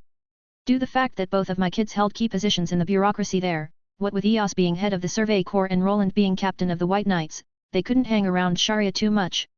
As for Ena, well, she said she was interested in the research project Cliff was doing in Militian about creating a through the development of faith and vision. Personally, I thought that she was just finally warming up to the guy, but we'd see. Cliff was a bit awkward, but I could at least count on him to like Ena for Ena instead of her objectively beautiful and attractive body. And I say objectively because I had seen the perv staring at her when she was out and about despite completely covering up in conservative clothing. Dad had revived and expanded it out to a small guild. Mom, Mama Lily, Laws, and Rose had joined and spent the days exploring nearby dungeons. They had even recruited a few newbies, like a magician and swordsman pair of sisters, a former prince who hid his face with a mask and barely talked, and a young man who apparently said he wanted to try picking up chicks in dungeons. I was doubtful about the last guy, but apparently Dad did that all the time, so. Anyway. Akito had recently finished researching a secret task I gave him, so he was on standby at the academy now and basically the assigned babysitter for Stella. Rostalina managed a cafe and took care of her daughter Lunaria, who I still had to meet. Maybe I'd grab an early breakfast there one of these days. But anyway, Rostalina did that while Pierre did, something most of the day and returned in the evening. Aunt Therese was shell-shocked at her blasphemous nephew, me, and ran back to Militian. Orsted was cleaning house as he put it back in the Azura Kingdom, but he said he'd be back by the year's end. Princess Ariel was scheduled to attend the academy starting next semester with her attendance. And that was pretty much it. As for me. RNG. You seem distracted today, Rudy. Ari frowned and said, is something wrong at work? I blinked and then remembered where I was. It was lunchtime on a Monday. 4 months had passed since the whirlwind weddings, and it was already the start of winter. Today, I was having lunch with Ari. Usually, Sylphie at least dropped by, but she was busy helping Rostalina today at the cafe due to a sudden influx of customers. My lovely first wife was bit different these days. Maybe it was the grace of motherhood, or maybe it was dealing with students, but Ari was definitely softer these days. She had changed her hairstyle from her usual long hair to a tidy braided ponytail. She had also changed her clothes, wearing a loose blouse and dress combo that hugged her baby bump instead of her usual combat-ready shirt and pants. I smiled and then said, sorry. I was caught off guard by how lovely you are. Ari rolled her eyes. Eat your food, silly. I chuckled and then looked down at my food. Since we were working, I just made us some quick sandwiches with roasted pork, some mayo, lettuce, tomatoes, and a bit of crispy bacon for texture. I picked up my sandwich and took a bite. Yab. Just as good as I thought it'd be. But when Ari took a bite. Ugh. Ari grimaced and held her hand up to her mouth. I frowned. What's wrong with the food? Ari shook her head and then grabbed a napkin, spitting it out. After that, she sighed and said, sorry, Rudy. It's not your cooking. It's just. She frowned and said, everything tastes bitter and sour. I took the sandwich away from her and said, that's fine. I guess we've just confirmed that you have to eat boring food for a while. As I said that, I conjured up a bowl of plain oatmeal with some sliced bananas and strawberries for flavor. After plopping a spoon down as well, I slid it over. Ari sighed and scooped up a bit of oatmeal, watching as it plopped back down to the bowl. I really hate how Sylphie and Roxy can just deal with it. They have to be tasting things like I do right now. Right. I started eating Ari's sandwich and said, to their credit, Sylphie's had much worse in her time as an adventurer. And as for Roxy, I think she just shovels it down. She eats when working, so she probably doesn't even taste what's going down her throat. Pause. Ari begrudgingly started eating her oatmeal. As she did, she looked up at me and said, can't you magic up something for me to eat that will just taste good? You're already making food from thin air. I could. But as with all things, what you think is good isn't actually good for you. I gestured towards the oatmeal and said, this tastes icky, but it's healthy. In contrast, your favorite ice cream tastes great, but will go right to your thighs. Well. Ari paused and then said, that's a sacrifice I'm willing to make. And you like them bigger too, don't you Rudy? No comment. But also, I'd rather not run the risk of hurting our kids somehow by feeding you junk food. As much as I know you want it. Ari let out a deep sigh. Damn it. If I knew getting pregnant would make me hate eating good food, I'd never have agreed to have kids. You're exaggerating, right?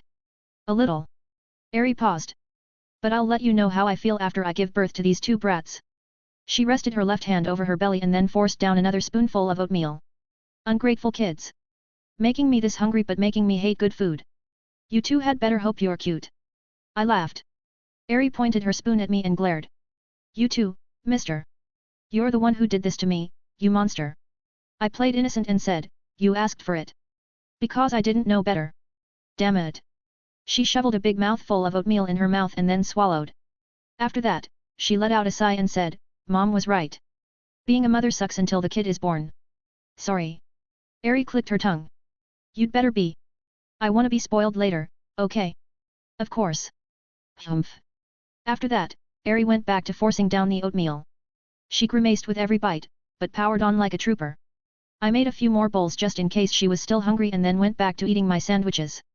A comfortable silence fell in the room. But after Eri finished her bowl of oatmeal, she wiped her mouth with a napkin and said, Did you hear anything recently from either Orsted or Pierre? I grabbed a napkin as well and started wiping my hands. No, I think that guy is still plotting. Eri frowned. That's making me worried. Do you really think he's going to try something when our kids are born? Oh, he definitely will. I narrowed my eyes and said, but I'm ready this time. I had a binder full of trump cards ready to go, as well as a few out-of-the-box solutions ready to flip the table over to. While I wouldn't say I was ready for every scenario, I could confidently say that I could force those number of scenarios down to the few I could perfectly counter. Of course, I wouldn't be spilling the beans on how just yet. Trump cards are better when even the user doesn't expect to have to use them. Eri reached out and then grabbed my hand. Looking into my eyes, she said, Don't go overboard and hurt yourself, okay? You don't just have yourself to worry about now, remember? I smiled and wrapped my other hand around hers. I know, Eri. She smiled and then leaned forward to give me a quick peck on the lips. I raised an eyebrow and said, Feeling bold today, are we? Eri blushed and then said, well. I don't get the chance to do it very often. I smiled and then leaned forward to kiss her back. Eri's blush deepened and then she leaned back. Stop that. No favorites, remember. It's not playing favorites. It's living in the moment and loving my beautiful wife. Eri scoffed and said, This is why we worry about you hanging around beautiful woman, you know? And also why Sylphie keeps threatening to murder Princess Ariel when she gets close to you. I laughed and said, Don't worry. 4 beautiful wives are all a man like me could want, ask for, and support. Eri nodded. Yes. And we all get along with each other very well, so don't piss us off unless you want to make your life a living hell. I've learned from Dad, so don't worry, Eri. That's exactly what I'm worried about, Rudy. I laughed. At that time, there was a knock at the door. I frowned and looked towards it. Weird. I wasn't expecting any visitors. And people knew better than to interrupt my lunchtime with my wives. I shifted my vision and used clairvoyance to see who it was. And it was a familiar face. Cliff. But his expression definitely wasn't familiar. Contrary to his usual bright and confident demeanor, he looked solemn and more than a bit depressed. Eri glanced at the door and then looked at me. Are we expecting any visitors, Rudy? No. I shook my head. But it looks like we have a guest. Come in, Cliff. The door opened and Cliff walked in. He met my gaze and then bowed his head. I apologize for the intrusion, father-in-law. And to you as well, mother-in-law. Eri twitched. Could you not call me that? Eri is fine. Cliff raised his head. Lady Eri, then. I conjured a seat for him and then said, Relax a bit. You seem like you've had better days. Now that he was inside, Cliff looked worse than I thought. His usually orderly bangs were frazzled and frayed. He had heavy bags under his eyes. And even his usually pristine white robes were stained with grime. Just what the heck happened? Cliff shook his head. I cannot. He looked into my eyes and said, Not after what I allowed to transpire. Eri frowned. I dropped the smile from my face and narrowed my eyes. What happened? Cliff hesitated. Cliff. He ran his left hand through his hair and let out a deep and frustrated sigh. After that, he said, ENA is missing. Eri's eyes widened. What? How? Cliff shook his head, pursing his lips. As for me. Well. It seems like being W is using the world to play tricks on me now, huh? This timing, these events. No, I could think about it later. For now. Explain. 196 Breakpoint. The Grere house was a large but cozy manor in Sharia. Considering the size of my family, it was just big enough to be roomy, but also small enough to be lively when everyone was here. And since there were so many of us, it was usually filled with warmth and laughter. But today was different. An emergency family meeting was being held in the dining room. Cliff sat at one end of the dining room table, covering his face with his palms after explaining the situation. I sat at the other end, leaning on the table with laced fingers, staring at him while lost in thought. Seated behind me were my wives, Ari and Sylphie to my right, with Rika and Roxy to my left. Mom, Dad, and Mama Lily were seated on the side of the table to my right. Norn, Stella, and Aisha were seated on the side of the table to my left, across from my parents. And then standing nearby was Pierre, Rostalina, Laws, and Rose. Everyone in my family who could get here quickly had arrived to plan what we should do. After a long silence, Dad spoke up. We don't know if this is because that bastard or not, right? But either way, ENA is missing. He rubbed his chin and said, damn. That bastard's playing a lot smarter now, hey. I nodded. He's played low for a while, and I bet it was just for something like this. This could just be an accident. Cliff and ENA had been researching something dangerous, so it could just be chance. But I didn't believe in chance. Pierre shook his head. The timing and structure is too convenient. He looked at me and said, destiny usually isn't this strong, but if events line up, it can be used to force certain things to occur. I frowned, mulling that over. And it just so happens that we're in the right place, around the right time, and with the right events, hey. Mom flinched and then looked at Dad. Mama Lily frowned and looked at him too. Dad blinked, confused on why they acted that way. But then his eyes lit up in realization. This is how the other me died, right? At least, the events that started it. Norn gasped and then said, what are you talking about, Dad? Aisha stood up and said, what do you mean? You can't die. Dad laughed and said, have some confidence in your dad. I'm not going to kick the bucket just yet. Still haven't seen my grandkids, you know. Pierre looked at Dad and said, that's a death flag. A death what? While they bantered, I mulled over the situation. ENA hadn't been kidnapped, but she had been teleported somewhere. Cliff had been researching a way to overlap reality with an ideal world when it suddenly imploded. ENA pushed him away, no doubt because she thought she could handle it. But then she suddenly vanished. I knew my daughter's capabilities. She was definitely strong enough for me to not worry about her on most things. And I was sure that she would be fine even if she was plopped into something like the legendary Dragon God's Pit. ENA played dumb and innocent, but she was anything but when things got serious. There was a reason why I took her around with me more than EOS in the early stages of building Arcadia. And also why I sent her out to scout. Still, my gut was telling me that my daughter wasn't in a situation where she could fight her way out. And with how the events were lining up so closely to how they did for Rudius, plus considering that being W had been laying low. Yet, I was worried. Cliff raised his head. I'm sorry. He shook his head and said, if I had known that researching the boundary between reality and visions would result in this. He trailed off and let out a deep sigh. Roxy shook her head. Pioneering new fields of magic is unpredictable. And I am sure you two took proper precautions. Sylphie hummed. Still, ENA's really talented at magic. She takes after Rudy a lot, so for the experiment to go wrong, something must have messed with it. Pierre nodded. I agree. Although being W can't easily intervene with most things, he can in something like experimental magical research where it could go wrong at any moment. Dad rubbed his chin. So it comes back to whether we think he did it or not, and how we should go about looking for my cute granddaughter then.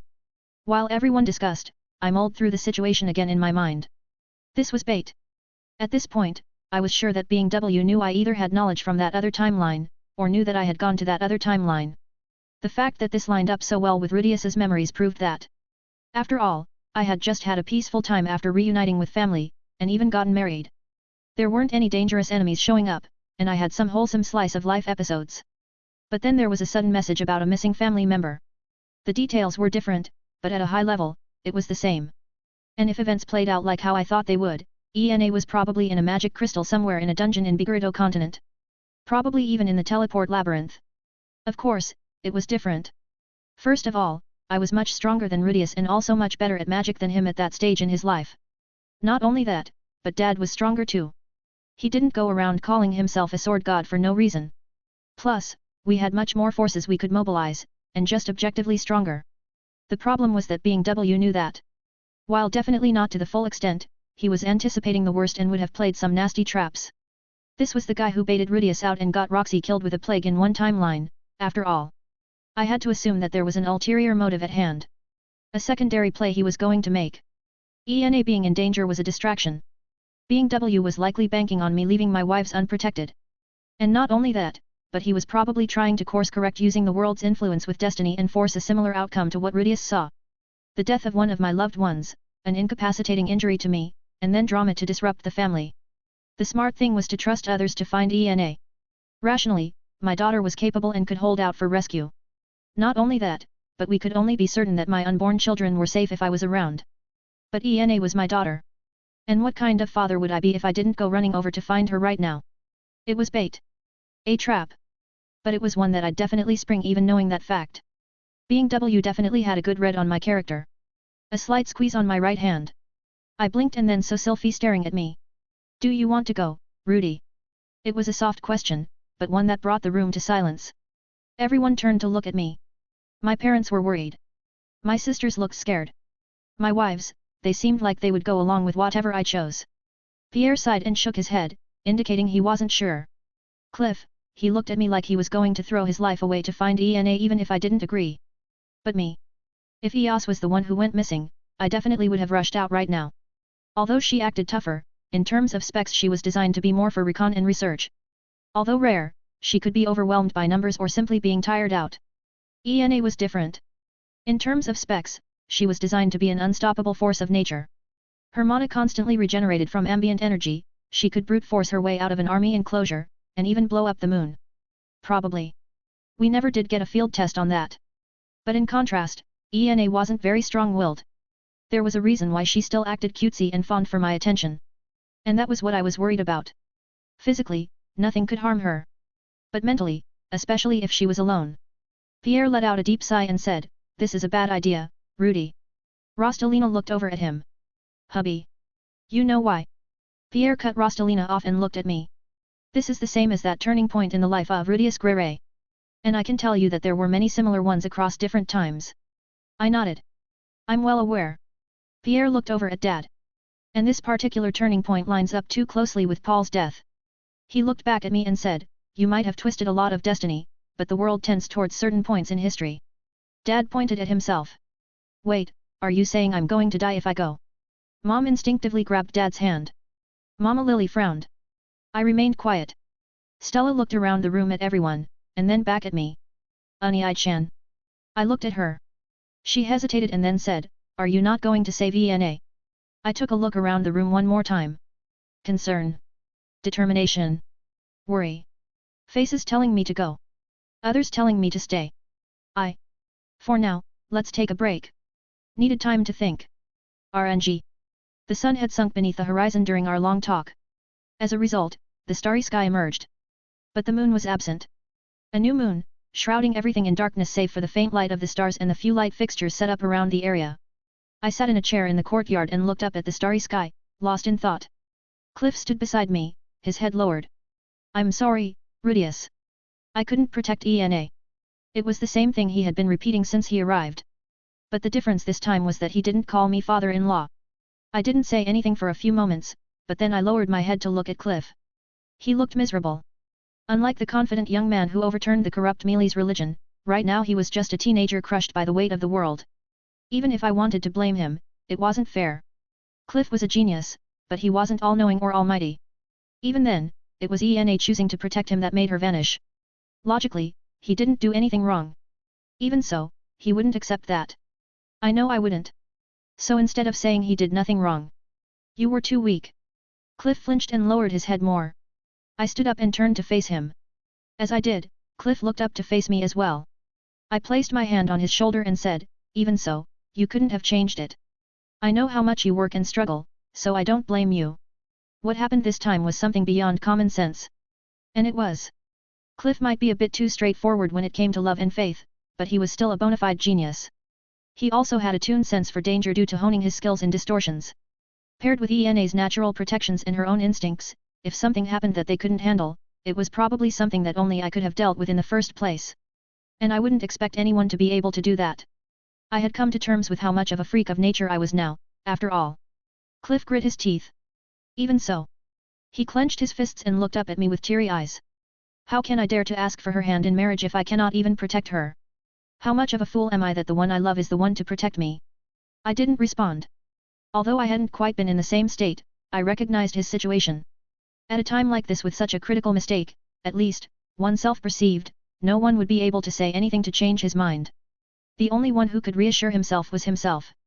So instead of words of encouragement, I focused on the next steps. Words that would get him moving and acting instead of dwelling on thoughts and events he couldn't change. I pulled my hand back from Cliff's shoulder and then said, to summarize what happened, you and ENA were collaborating on research in artificial worlds constructed through faith and belief. There was a recent breakthrough, and you attained a glimpse of heaven, where souls arrived after death, and that was when the incident occurred. Cliff blinked. He was a bit confused for a moment, but then he brushed his eyes and focused. Yes. He looked at me and said, we confirmed that faith and belief can create a miracle and even recreated the scenery in the fight against the heretics. And so we wished to see if there was a way to save those who perished. A means to ease the minds of those left behind. It was a foolhardy endeavor. Taboo as well. But it was also a thought I'd been pondering for a while. From my personal experience, I could confirm that reincarnation was a real phenomenon. And souls existed as well. Although the exact process was unclear considering that Stella had her memories of her past life while I lost mine, the hard fact was that a soul departed from a body after its death and went somewhere. For me and Stella, that somewhere was here. I didn't know for sure, but from the other timeline, it was probably because there was a strong pull from this world. For Stella, it was because Shizuka Nanahoji was meant to be here, and because there was someone or something in the future forcing her arrival. For me. Well, considering all the iterations of Rudius Grere that existed, there was probably something similar drawing me here too. But anyway, it was confirmed that a strong pull could guide a soul towards another world. The question then would be if that pull could be artificially constructed. Considering how entrenched the Mealy's religion was and how they believed in a life after death, that there might very well be a heaven. And if true, there would be incredible ramifications. I nodded. It's a noble goal. Cliff let out a smile. That is what ENA said as well. And we managed to open a portal to what seemed to be heaven, but after that. He sighed. Do we know where she is? Or are we starting from scratch? I hadn't had a chance to ask that of Cliff yet, but it would definitely determine our next steps. Cliff nodded. It was hard, but we traced her location to somewhere in the Bigurito continent. He shook his head. I wish I could be more accurate and find exactly where, but I'm still lacking. So it was like that then. I sighed. Cliff flinched and lowered his head. He misunderstood, but I didn't have the time to correct him. It was definitely it. A canon event, so to speak. Or destiny in other words. The world and/or being W was lining events up so that Rudius Grere would go rescue a loved one who was last spotted in a dungeon on the Bigurito continent. And depending on if he stayed or went, he would regret it. I remembered that Rudius's memories. The teleport labyrinth was a trauma that remained even after he died and his soul was forced by being W to try and overwrite mine. But I was confident we wouldn't have issues. Dad was stronger here. Cliff was a bit younger, but he was better at magic than his counterpart. Orsted was my ally far earlier than for Rudius, and he had removed his sole weakness of being limited by his mana pool. Then there were cards I had that Rudius didn't have, like Roland, Eos, Ruijerd, and the score of white knights I could pull, as well as the people Cliff could mobilize from Milishan. But even then, I feel uneasy. An intuition without a rational basis. Objectively, this was a simple decision with a simple outcome. I track ENA down with a small party of people, I have Orsted and people I trust protect my wives in Arcadia, and then we come back happy and safe. But my intuition was warning me. Leaving my wives alone would lead to something I regret. Staying and letting others rescue ENA would also lead to something I regret. The act of choosing in itself was incorrect. It wasn't from my clairvoyance or any sort of future sight. But I trusted my instincts. Ignoring them in the past had led to less than ideal outcomes. But then if choosing was wrong? A faint rustle echoed in the distance. I turned towards it and saw Stella walking out from a bush with a small backpack. From the few leaves on her, it looked like she had just jumped out from her room. She noticed me and then let out an awkward laugh before waving. Hi there, Unai-chan. Mr. Cliff. Cliff looked at Stella and then frowned. Should you not be asleep, Stella? Well. She acted shifty and glanced off to the side. I'm just taking a walk to get fresh air. Cliff's frown deepened. I wasn't fooled though. Taking a walk, hey. I looked to the side at the invisible pair hiding behind Stella. With Norn and Aisha too. Silence. And then the air rippled, revealing Norn and Aisha, both geared up and carrying big backpacks. Norn sighed and said, I told you big brother wouldn't fall for it. Aisha clicked her tongue and said, it was worth a try. Cliff was surprised. I wasn't. I sighed and said, you three are worried, hey. Since she was caught, Stella gave up on pretending and crossed her arms. That's right. Win and Leo both say something bad's going to happen to ENA if you don't save her. But if you aren't going, we're going. The hero will definitely pull it off. Norn nodded. That's right. And with my sword and Aisha's magic, we can definitely bring Ena back. I sighed. It's not that simple, you know. Stella swung her arm out. What's not that simple? Ena is your daughter, Unai-chan. Or. She bit her lip and then said, do you not care about her now that you have real kids? I narrowed my eyes. Watch your mouth, Stella. Ena is different, but she's still my daughter. Stella shook her head. Well, it doesn't seem like it. A real dad would have run off to save her right away. That's what you did with me, isn't it? I shook my head. That's different. You were helpless, but Ena. I cut myself off, suddenly realizing what Stella was getting at. Ha! Children echo the actions of their parents. It seemed I was subconsciously placing my expectations on Ena again. Stella shook her head and said, even if Ena is strong, she's still in danger. And if you're not going? Well, we're her aunts, so we will. Norn nodded. Yet. I'm going to save my cute niece. Aisha sighed. This is a bad idea, but I won't be a bad aunt. I looked at them all and then stepped forward. I'm sure you have the best intentions, but this isn't the place for children to step in. Stella reached into her bag and pulled out her wand. As she did, Wada, Fai, Win, and Leo appeared around her. Yet. Well, if the adults aren't doing anything, we will. Now, if you're going to stop us, we're going to beat you up and bring her back ourselves. Norn drew her sword. Sorry, big brother. Aisha pulled out her wands. This is such a bad idea. Cliff walked over to me and said, Rudy. Are you really going to stop them? I laughed. Stella narrowed her eyes and said, you think this is funny? I smiled. Yes. Life has a funny way of doing circles around us. Hey. Disturb mana. An invisible pulse rippled, shaking the mana in my sisters and the elemental spirits. Wah. Big bro. Are you? They all flinched, caught off guard. And then they slumped, knocked out by the sudden disruption. And accordingly, Stella's spirit friends turned incorporeal. Cliff frowned and then looked at me. I am guessing this means that you are going after all. I looked up at the sky. Somewhere up there, Being W was probably dancing and gloating thinking he had me pinned. It was a good move, I had to admit. If this was chess, he had definitely checked me, and we were only a few moves from checkmate. But this was reality. And in reality, rules were meant to be broken. I kept staring, scanning the sky with my clairvoyance. And then I stared at the darkened moon for a moment. After that, I smiled and then looked at Cliff. Something like that. I glanced at the darkened moon one more time and then chuckled. If the world wants to force things in line, well, I'll just have to show it who's really in charge here. What? I laughed. And then I laughed harder after hearing a certain voice echo in my head. Yet. Didn't you know, Being W? Trying to force something in place only forces a bigger counteraction. That's a lesson from you I still remember, you know? 197 Absolute Pin I. The Imperial Palace of Arcadia. There in the courtyard, Rudy and Orsted stood, discussing the upcoming events and how they would handle it. Rudy smiled and said, thank you for coming on such short notice, Orsted. Orsted nodded. Of course. Anything to prevent Being W's actions from coming to fruition. However. He frowned and said, are you fine going alone? Rudy shook his head. I won't be going alone. Dad, Pierre, Roland, Ruchard, Eos, Laws, Rostalina, Cliff. Well, we have a whole party set up. Not to mention the White Knights and Paladins from Militian. Orsted paused to think and then slowly nodded. That is wise. But to bring such a force. Ah. It is bait. MMHM. Rudy nodded and said, he's going to try and do something for sure. I think he planned to wait until the day of my children's birth, but if I'm gone and my wives are left mostly unattended, he will act on impulse. Orsted chuckled. After all, he hates you a great deal. The feeling's mutual. Orsted smiled. Then you can entrust your family to me, Rudy. Besides. His grin turned feral and he said, there have been few opportunities in my life to utilize my full strength. This will be a great learning experience.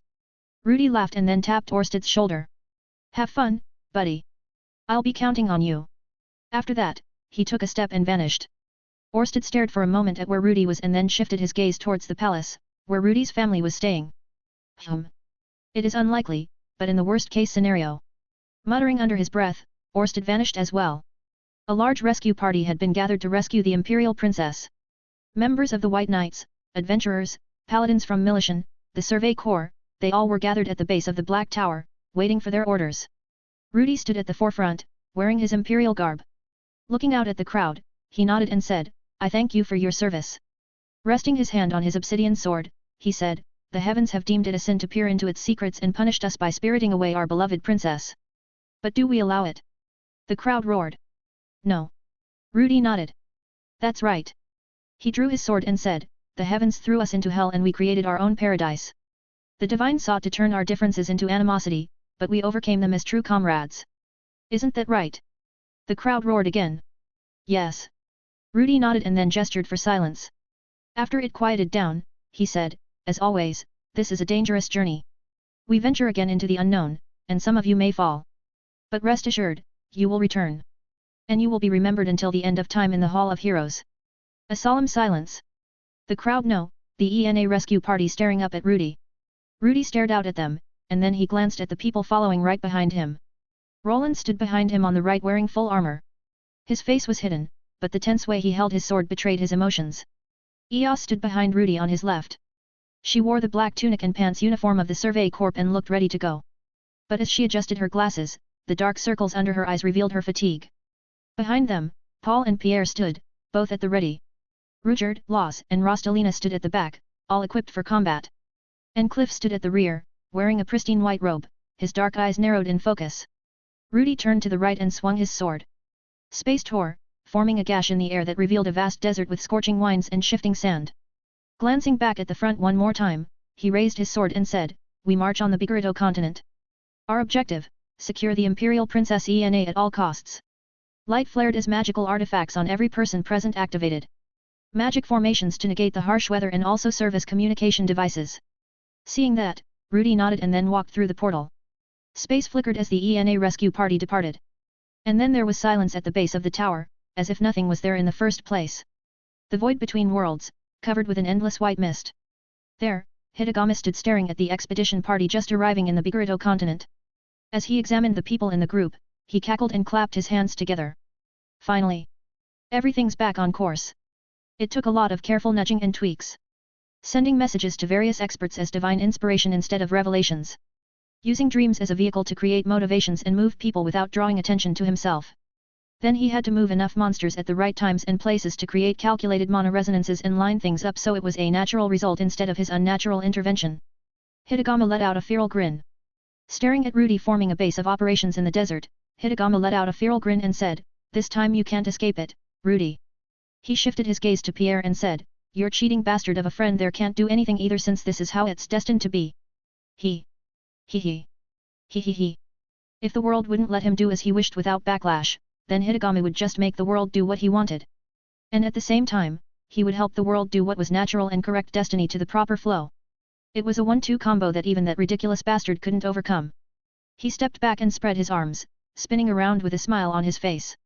Ah, what a wonderful feeling. He laughed again and then stopped glancing back at the human realm below. Looking at Rudy one more time, Hitagami chuckled and said, don't provoke him my ass. He shifted his gaze towards the teleport labyrinth where Rudy's beloved daughter was trapped in a magic crystal. And not just trapped, but slowly being corroded from the mana seeping into her body. He shifted his gaze again to see the hero and his party members heading towards the magic continent to end the bloodline of the demon god. Hitagami cackled and said, you're not the only one who can raise an expedition team, Rudy. It was a win-win situation. An absolute pin. If Rudy had stayed behind, ENA would have been corrupted and turned into a mindless killing machine. If Rudy left, as he did, then there wouldn't be enough forces to protect his family back in that empire of his. Of course, there was that son of the dragon god somewhere in the magic continent, but as far as he could tell from his future self, that guy couldn't go all out. And since his goal was to kill Hitagami, he wouldn't waste his precious mana on something like protecting Rudy's family. So, win-win. Even in the miraculous occasion that Rudy somehow saved his daughter and defeated the hero team, he wouldn't be able to stop Perugius from attacking later on that year. And if even that failed, Hitagami would finally have enough justification to descend upon the human realm with his full powers against the world-level threat that Rudy was. Foolproof. Absolutely foolproof. Even so. Why do I feel like I'm still missing something? Hitagami muttered and then scanned the human realm below. Everything was exposed to him now. Even that empire Rudy created. By removing influence and apostles, as well as by entrusting his own fate to the flow of the world, Hitagami could see everything that happened in the world. At that point, he truly was all-seeing. And yet, something felt off. Is there still something I can't see? No, that couldn't be the case. It would take a being on the level of a god like himself to do so. And while the mortals called themselves gods, they were far from the level where he stood. Not only that, Hitagami was certain no other gods existed, as he possessed all the other sparks of divinity from the fallen gods. The only one he was missing was that of the dragon god, but that had been splintered and lost to time. It would also take the death of all the current dragon kings to gather the pieces. So it was impossible. It's just the nerves. That had to be it. His plan was absolutely foolproof, but he still had nerves because he lacked a safety net. But this would work. No matter how much of a genius or prodigy Rudy was. No matter if he teamed up with the true dragon god's son, Orsted. At the end of the day, Rudy was still human. And a human could not defeat a god. That was an absolute truth in this world. So, Hitagami sat back in a misty throne and watched Rudy's actions. This would be a learning experience. At best, this would be the end. At worst, Hitagami would learn more of Rudy and his allies' capabilities for the final clash. But either way, this will be over soon, Rudy. Hitagami grinned. A.S. The small house that Akito temporarily lived in. Specifically, the workshop he had created inside. There, Akito fiddled with his watch, reading the recent messages from Shizuka. After that, he glanced at Redacted standing next to him. Are you sure that this is fine? Redacted. Akito frowned. Lara said that everything depends on what we do here. And Shizuka's waiting for us to tie up loose ends here before she does her part. Redacted. Akito sighed. I still think we should just take that guy out now since you have the key. Redacted. I know. Akito ran his hand through his hair. There's a sequence of events we have to follow to make sure that guy's gone for good. He sighed and inputted a few commands on his watch.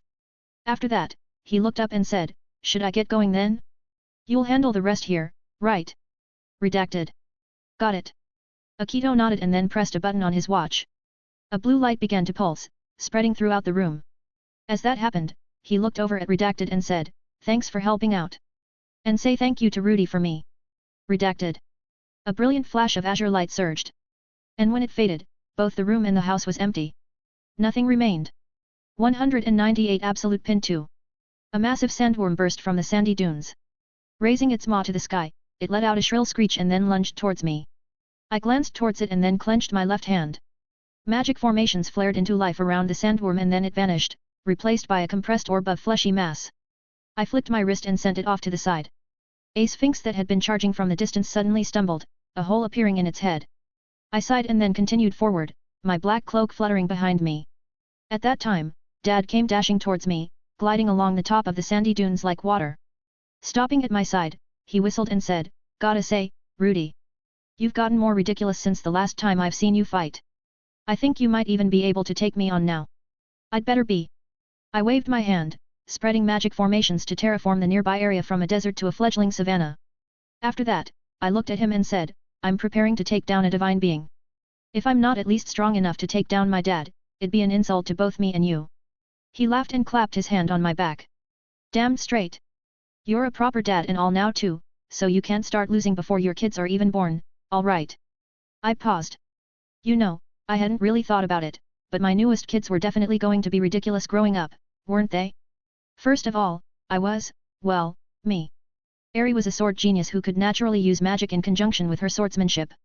Sylphie was a magical genius who could make ice, wind, and water bend to her will. Rika was an actual reincarnated demon empress with a true blue-blood demon god lineage. And Roxy was a genius at breaking down complex magical concepts to a discrete level and molding everything into new building blocks. It made me wonder a bit why the heck being W was so paranoid about Norn and Stella being born instead of my kids. Or even me. I mean, you'd think he might have tried to just warp me away or something on my own or like put me into a coma or something.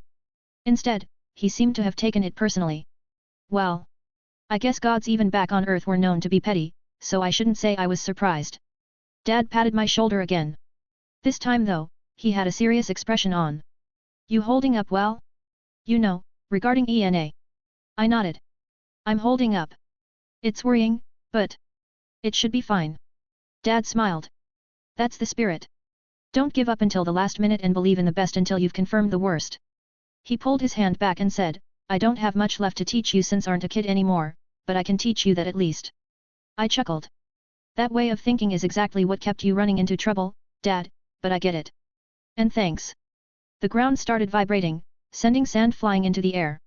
Dad turned around and rested his hand on his sword. Well. Guess we should get back to it. I nodded. Yab. I rested my hand on my sword as well.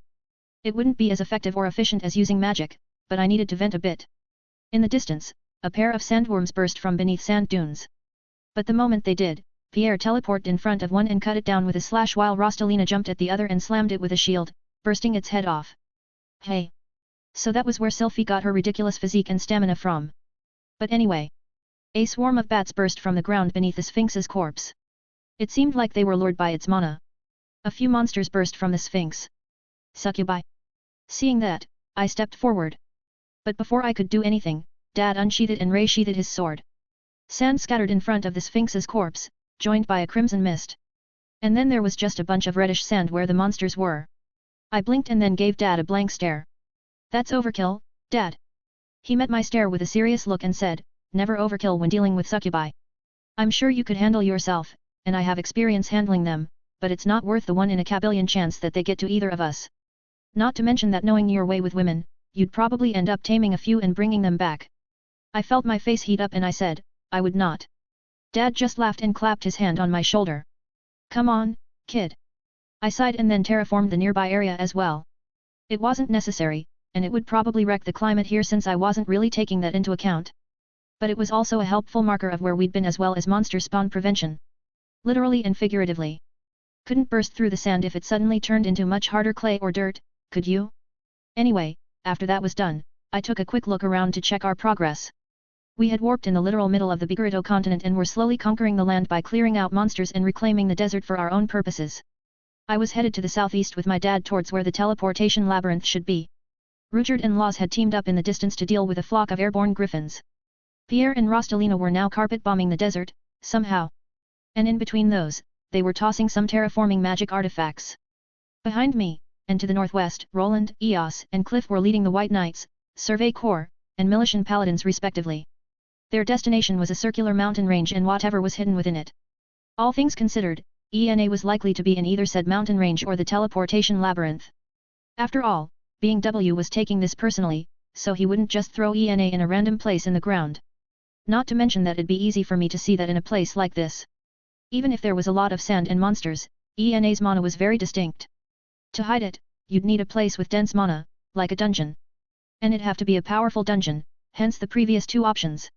Ideally, it'd be the teleportation labyrinth, but we'd see. But either way, it was time to get going. I kicked off the ground, magic formations spreading greenery with every step. Dad kicked off the ground beside me. Maybe realizing my thoughts, he said, even if ENA's not in the teleportation labyrinth, she's definitely somewhere here. A swarm of giant ants burst from the sand beneath us. I flicked my hand and froze them before stomping on the ground, shattering them all. After that, I took another step and used them as fuel to revitalize the land. It seems so. I nodded and said, the monsters here are way too frequent to be normal. Since we arrived, the monster encounters were as bad as an old JRPG. Every few steps, another group popped up.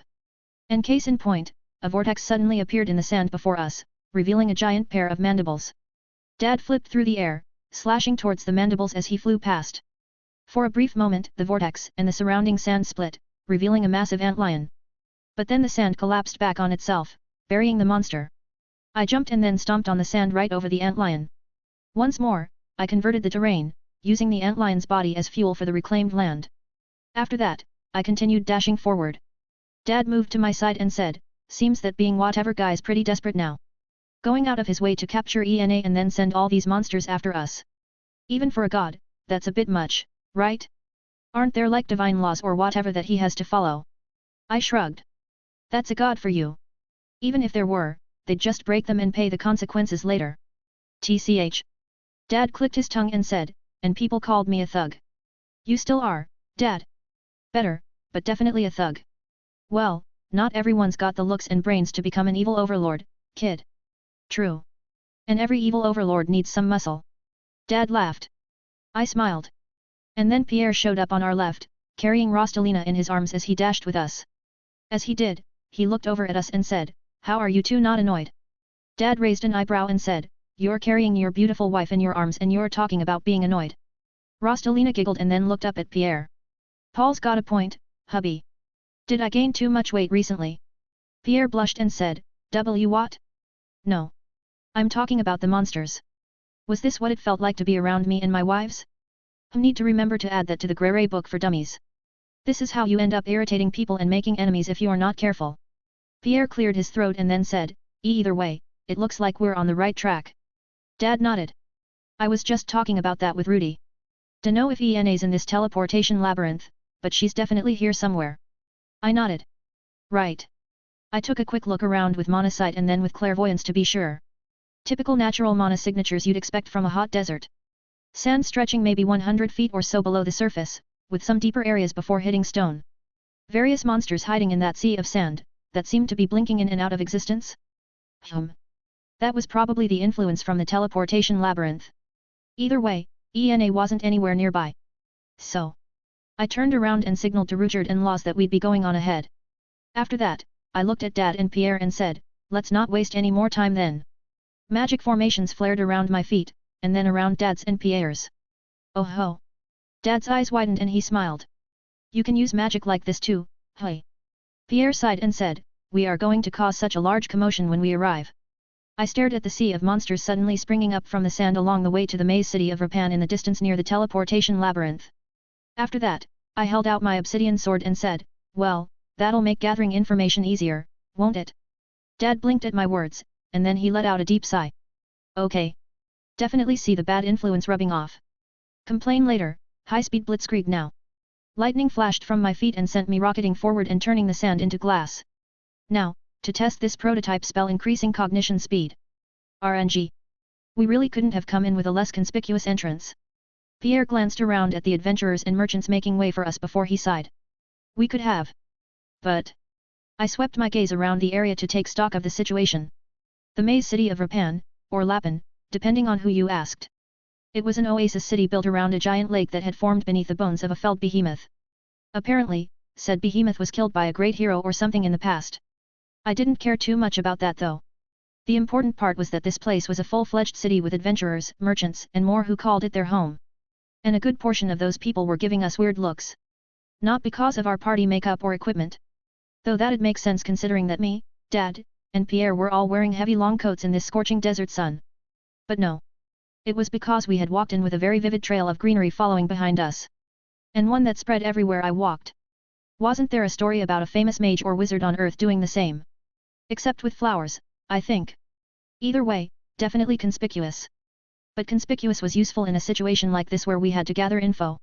Dad pulled out a map from his bag and then compared it to the surroundings. After that, he looked to a cliff in the distance and said, from the map Rika gave us. The teleport labyrinth should be that way. Rostalina sighed and said, I hope this doesn't take too long. Lulu hates being away from me. I raised an eyebrow and said, not that I don't appreciate you being here, but why did you come then, Grandma? Rostalina froze and then shivered. Dad and Pierre did the same. I blinked. Too soon. Rostalina shook her head and said, just call me Lena, Rudy. Please. Okay. Then Lena. I frowned and said, you have a baby daughter to take care of, so why come all the way here with us? Rostalina smiled and said, well, I couldn't let my hubby run off alone again. And besides, this is a perfect chance to give your lovely wives practice with a baby, isn't it? I think you're trusting them a bit too much, Lena. Rostalina waved her hand. It's fine. Lulu's a tough girl anyway. Considering how casually you smack monsters around, I'd believe it. Pierre stared at the teleportation labyrinth and frowned. His eyes flashed with white light, and then he clicked his tongue. It seems normal from here, but something feels wrong, right? I stared at the teleportation labyrinth in the distance as well with both clairvoyance and monosight. It looked ordinary. Just a monodense area that was typical of a dungeon. And there weren't any signs of something being off either. But my instincts were telling me something was off. Call it my being W sense. Dad folded the map away and then looked at me. Well, Rudy? What's the plan? I crossed my arms and thought about it for a bit. And then I said, we'll take a quick survey. You, me, and Pierre. I looked at Rostalina and said, do you think you could gather some information, Lena? See if there are any rumors and the like about Ena. And when Laws and Ruchard get here, rope them into helping you too. Rostalina nodded.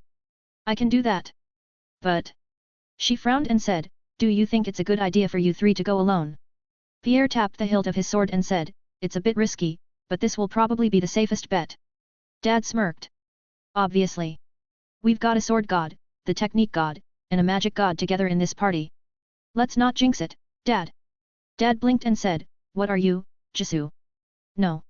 But I'm sure a certain someone would be happy to jinx us if we have the chance. True. Anyway. I glanced back at Rostalina and said, try to set up a base for us too if you can. I pulled out a bag of mana crystals and gold before handing it over to her. This should be enough for most things. If you need more though, just channel a bit of mana in that and it'll draw more from my vault. Rostalina took the bag and then looked inside. After that, she looked at Pierre, frowning. Why aren't you rich, hubby? Pierre coughed. I was. But my younger brother needed it a bit more, so. Rostalina sighed. Tying the bag to her waist, she nodded and said, I'll start looking around then. You three stay safe. I smiled. Don't worry. Worst case scenario, I blow the top off the dungeon. Dad laughed. Pierre face-palmed. Rostalina shook her head and then walked off. Now. I looked towards the teleportation labyrinth. Do you have enough traps in stock, being W? RNG. A dark sandstone cave, barely illuminated by azure light from glowing magic circles littered around the floor. On the surface, it looked just like an ordinary dungeon. But... Click. Dad's eyes widened and he instinctively jumped back, swinging his sword. Azure light flared as a magic circle appeared out of thin air, only to shatter as Dad's blade cut through it. Phew. He let out a sigh of relief and said, I can see why this is an S-ranked dungeon. He scratched the back of his head and said, a normal adventurer would have a tough time going through here. I casually disabled the warp traps in front of me and said, that's why me and Pierre keep telling you to stay behind us. Pierre nodded. What Rudy said. And please try to stop tempting fate. Even though it wasn't you, Paul Grere has died here in many times and many worlds. Dad scratched the back of his head. I still find that hard to believe. Were the other versions of me really that weak? Pierre swung his sword to shatter some more hidden warp traps. After that, he turned back to Dad and shook his head. No. It's more like you're the outlier among outliers. You should appreciate the happy life you have, Paul. Right. Dad nodded. Still, hard to wrap my head around. After that, we continued on our way. I took point with Pierre and Dad walking behind me. And as we moved, it was silent, with only the sound of our footsteps echoing. I frowned and then glanced back at Pierre. Is this supposed to be empty, Pierre? From what I could remember from Rudius's memories, and from his memoir, this place definitely should be filled to the brim with monsters. Pierre frowned. No. And we should be concerned about that. He tapped his sword hilt and said, this is a 7-floor dungeon with mostly A and B rank monsters. And the boss is an S-ranked monotite hydra that can nullify magic attacks. Even if being W tried to interfere, he shouldn't be able to move all those monsters. I nodded. That made sense. If he could, he would have done it a while ago. But still, the fact that we haven't seen one. Do monsters get stronger by devouring each other? Pierre paused to think about that. While he did, Dad responded instead. I haven't seen it, but it's pretty common knowledge among adventurers that it's possible. He frowned. Do you think something like that happened here, Rudy? I stopped walking and then closed my eyes to focus. It was a bit hard to do in a monodense setting like this. But if I borrowed what I saw from Roxy's dungeon home and piggyback off the ambient mana with some tiny and discrete magic formations to form a web. There. This first floor we walked into was a single level, just like a typical stone cave. And while there were lots of warp traps around, there weren't any monsters at all. After taking another look around to confirm, I opened my eyes and said, I'm sure. This floor doesn't have any monsters. And I'd expect that the rest don't either. Pierre hummed and then said, is that why there were so many monsters outside? Could something be eating the monsters here? I think so. I nodded and then started walking along the path to the warp circle heading to the next floor. I'm sure being W knows that he can't stop us with ordinary mobs, so he's probably trying to funnel it all into one super strong monster instead. Dad blinked. Mobs. Pierre nodded. That makes sense. But then. He frowned and said, what kind of monster is waiting for us down there? I shrugged. Dunno. But I can bet it's something ridiculous and tailor-made to counter us. Hell, wouldn't surprise me if it was a monster that somehow had physical nullification or something too. Dad blinked and said, weren't you just talking about not making jinxes, Rudy? There's jinxing, and then there's confirming, Dad. We continued on our way through the first floor until we arrived at the warp to the next one. There were two, but one led to the same floor, while the other led, somewhere deeper into the ground? Pierre stood next to me and said, is something wrong, Rudy? I knelt down and tapped on the stone right in front of the proper warp gate. This is the right warp, but... I looked back at Pierre and said, do you know if this dungeon has proper floors or if they're more like stages? Pierre frowned. I don't know. No one's ever looked into it, I think. I see. It made sense. Pierre might have knowledge about other timelines and alternates of Rudius Grere, but not many would have gotten here with a similar skill set to me. Probably. Considering the significance of this place, they were probably all too focused on just clearing it. But I closed my eyes again and sent a thread of mana through the warp gate. Similar to the past when I was summoning, I felt my mana spin out like a thread. But unlike at that time, I didn't pull back. Instead, I carefully traced it. A stop at a place somewhere to the northwest and pretty far down. I spread out the thread of mana further, linking with the ambient mana to map out the terrain. A third area that was a bit further up from the second. A fourth somewhere off to the far west and deep underground. A fifth that was directly below us, but a mile or two below. And then the last, a dozen or so miles directly beneath where the heart of Lapin would be. But each floor, empty except for the last. And in that last, I couldn't tell. There was mana in that last area, and I could detect ENA's mana. But for some reason, I couldn't use any of it. The ambient mana in the last area was slippery, if that made sense. I could definitely do something if I was there to handle it in person, but just following a thread like this wouldn't work. Still. Found it. Pierre gave me a strange look. You do realize that what you're doing now breaks how magic is supposed to work, right? I rewrote the warp gate in front of me to connect to the last gate and then looked over at him. And Pierre sighed. I guess there's a reason why you're the most ridiculous Rudius Grere. Dad laughed and said, damn straight. After saying that, he focused and then turned to look at me. So we're jumping straight into a fight then. I stepped back and the warp gate flared a bright red. Yab. Be ready for anything. Pierre drew his sword. Dad drew his too. As for me, I put away my wedding rings except for Roxy's and then held out my left hand. The image of the sword I used to try and cut down being W in my mental world. The calculations stored in Roxy's ring that could turn mana into matter, or at least close enough. And then my ridiculously refined mana that would shore up any gaps. Another flash of crimson lit up the dungeon, and then a hazy crimson katana formed in my left hand. For a brief moment, it registered that me, Pierre, and Dad all had crimson swords. But I set that thought aside. We stepped onto the magic circle for the warp gate at the same time. Surprisingly, white light flared from the magic circle. Space bent, mana surged. And then we were standing in a temple? I blinked and took a quick look around. There were fancy marble arches and braziers on the left and right, with a long hallway in front leading to a room with an arched ceiling. In the center of that room, there was a pure white crystal suspended in the air with ENA inside of it. But in front of that crystal, there was a hydra. 9 heads, each with ominous golden eyes. Matte black scales that sucked in all the light around it, making it appear like a shadow blocking out the air. And when viewed under mana sight, a void that cut out the ambient mana entirely, neither emitting nor absorbing. I took in that information in a fraction of a second. But in the next, a surge of pure white light and searing heat flooded the hallway. Tick. Time slowed to a crawl. I saw Pierre move, readying his blade. I saw Dad already mid-swing. Tick. But it was too slow. The attack had literally been won at the speed of light. Even with this slowed time, the wave was already an inch before my face. Tick. But it hadn't connected. And since it hadn't connected, I could act. So. Time resumed and the white light the breath attack of pure mana split apart around us. Holy fuck. Dad flinched and stopped his sword swing, staring at the suddenly glowing and melting orange walls. Pierre flinched as well and said, what kind of monster did being W create? I shook my hand, ignoring the slight numbing sensation from forcibly moving it in the slowed time and also from scattering the mana attack. The hydra stared at me with its 9 sets of golden eyes, narrowing them. Faint white wisps trailed along its maws as it watched us.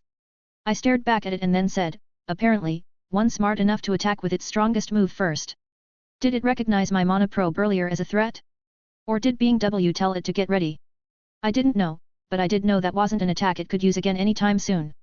The hydra roared, opening all of its heads again. At the same time, the white wisps began turning into flames. Okay, guess I'm wrong. Doesn't matter, we just have to attack first. I kicked off the ground, sword ready in my left hand. Dad rushed in beside me, sword ready in his right hand. There was no time for words. 9 heads. If we cut them all down, the hydra should drop dead. ENA seemed to be the reward for clearing this dungeon, so she'd be saved as soon as this dungeon was cleared. But we had to hurry. Although that white crystal seemed to be pure mana, I could see a strange flow of corrosive mana seeping into her very being. If we took too long, she would be gone. No. Even if we finished it now, with how much? Focus. I shut off that thought. Pierre said this Hydra was probably immune to magic. I doubted it, but we'd play it safe. Dad moved in tandem with me. I charged forward, readying a swing. The Hydra raised its heads, rearing back for a breath attack. I split off to the right while Dad split off to the left. As we crossed paths, we attacked. I swung high, Dad swung low. Where Dad slashed, space twisted and bent as countless slashes struck at once. Where I slashed, mana compressed and reinforced my blade to form a pure force vector to split the Hydra in half. But then I felt it. An instinctual reaction. The moment my sword connected with the Hydra's scales, I would die. My eyes widened and I let go of my sword. In the corner of my vision, I saw Dad's eyes widen as well. But unlike me, his slash had already connected. A single fraction of time. One where nightmarish memories overlapped reality. Dad flew off to the side, knocked away by an invisible force. My left arm flew through the air, blood trailing the entire time. And then my vision was filled with white. 199 Absolute Pin 3. Crimson spread across the white expanse before tearing it apart, leaving behind faint wisps that looked like flower petals. After that, Pierre stepped in front of me, clicking his tongue. I told you guys to be careful earlier. I chuckled and picked up my left arm off the ground before sticking it back on with some healing magic. And this is why we brought you along. Rocks tumbled off to the side as Dad slowly got up. Fucking cheating piece of shit. Ugh. He massaged his stomach with his left hand before glancing at the sword in his right hand. Or rather, what was left of his sword. The blade had completely shattered, leaving only just the hilt. But as Dad looked at it, the hilt crumbled, revealing a bit of the tang.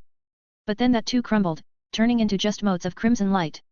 He clicked his tongue and said, Kingslayer was such a good sword too. Pierre paused and then looked over. You called your sword Kingslayer? Dad brushed his hands and said, well, yeah. Was planning to use it to kill a certain king if he didn't get his nobles under control. Orsted talked me out of it though. Apparently, he called dibs. I had so many questions. But they could wait. I kept a close eye on the Hydra, carefully watching its heads. Specifically, each of its head's jaws. You don't think this thing has enough for a third one of those, right? Dad shook his hand and said, if it does, I sure as hell can't do anything about it. Unless you want to toss me your sword. I glanced over at where my sword had landed, only to see it dissolve as well. Hey! I shifted my gaze back towards the Hydra and said, looks like being WS using God mode on his units. Both my sword and Dad's swords were formed from mana, and after that attack, they dissolved away. Which meant that the Hydra's scales were definitely anti-mana. But at the same time, it had not only nullified our attacks, but reflected them back. If I hadn't instinctively swung my arm out to blast Dad away, he would have ended up a fine red mist. That resulted in me losing said arm, but it was just a flesh wound. The cut was so clean that I could just plop it back on with a bit of healing magic, so no harm done. But this was a problem. Pierre stepped in front of me and Dad and said, God mode, hey? I guess that's a good description. He narrowed his eyes and said, I don't know how he did it, but this thing is definitely close to divine. I have many questions on how you know that, Pierre. But good to know.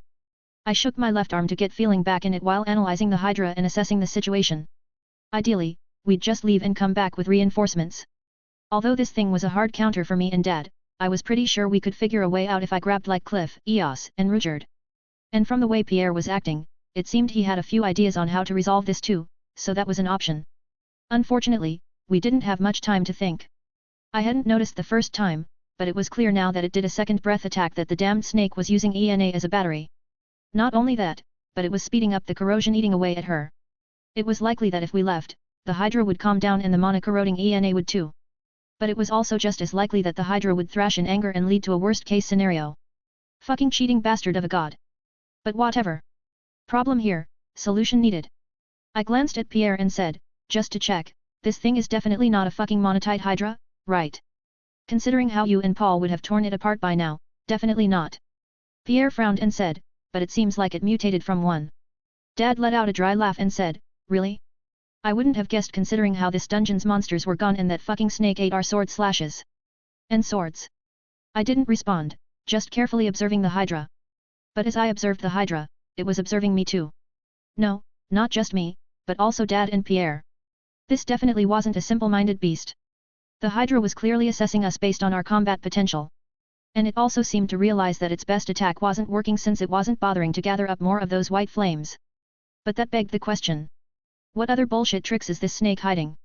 Was it going to go into a phase 2 as soon as we cut a head off and turn into Yamata no Orokai or something? It was already clearly a souped-up version of the Lernian Hydra with those 9 heads. Hell, I wouldn't be surprised if it started infinitely spawning heads the more we cut. Dad moved in front of me and then glanced back. What's the plan, Rudy? Do we run?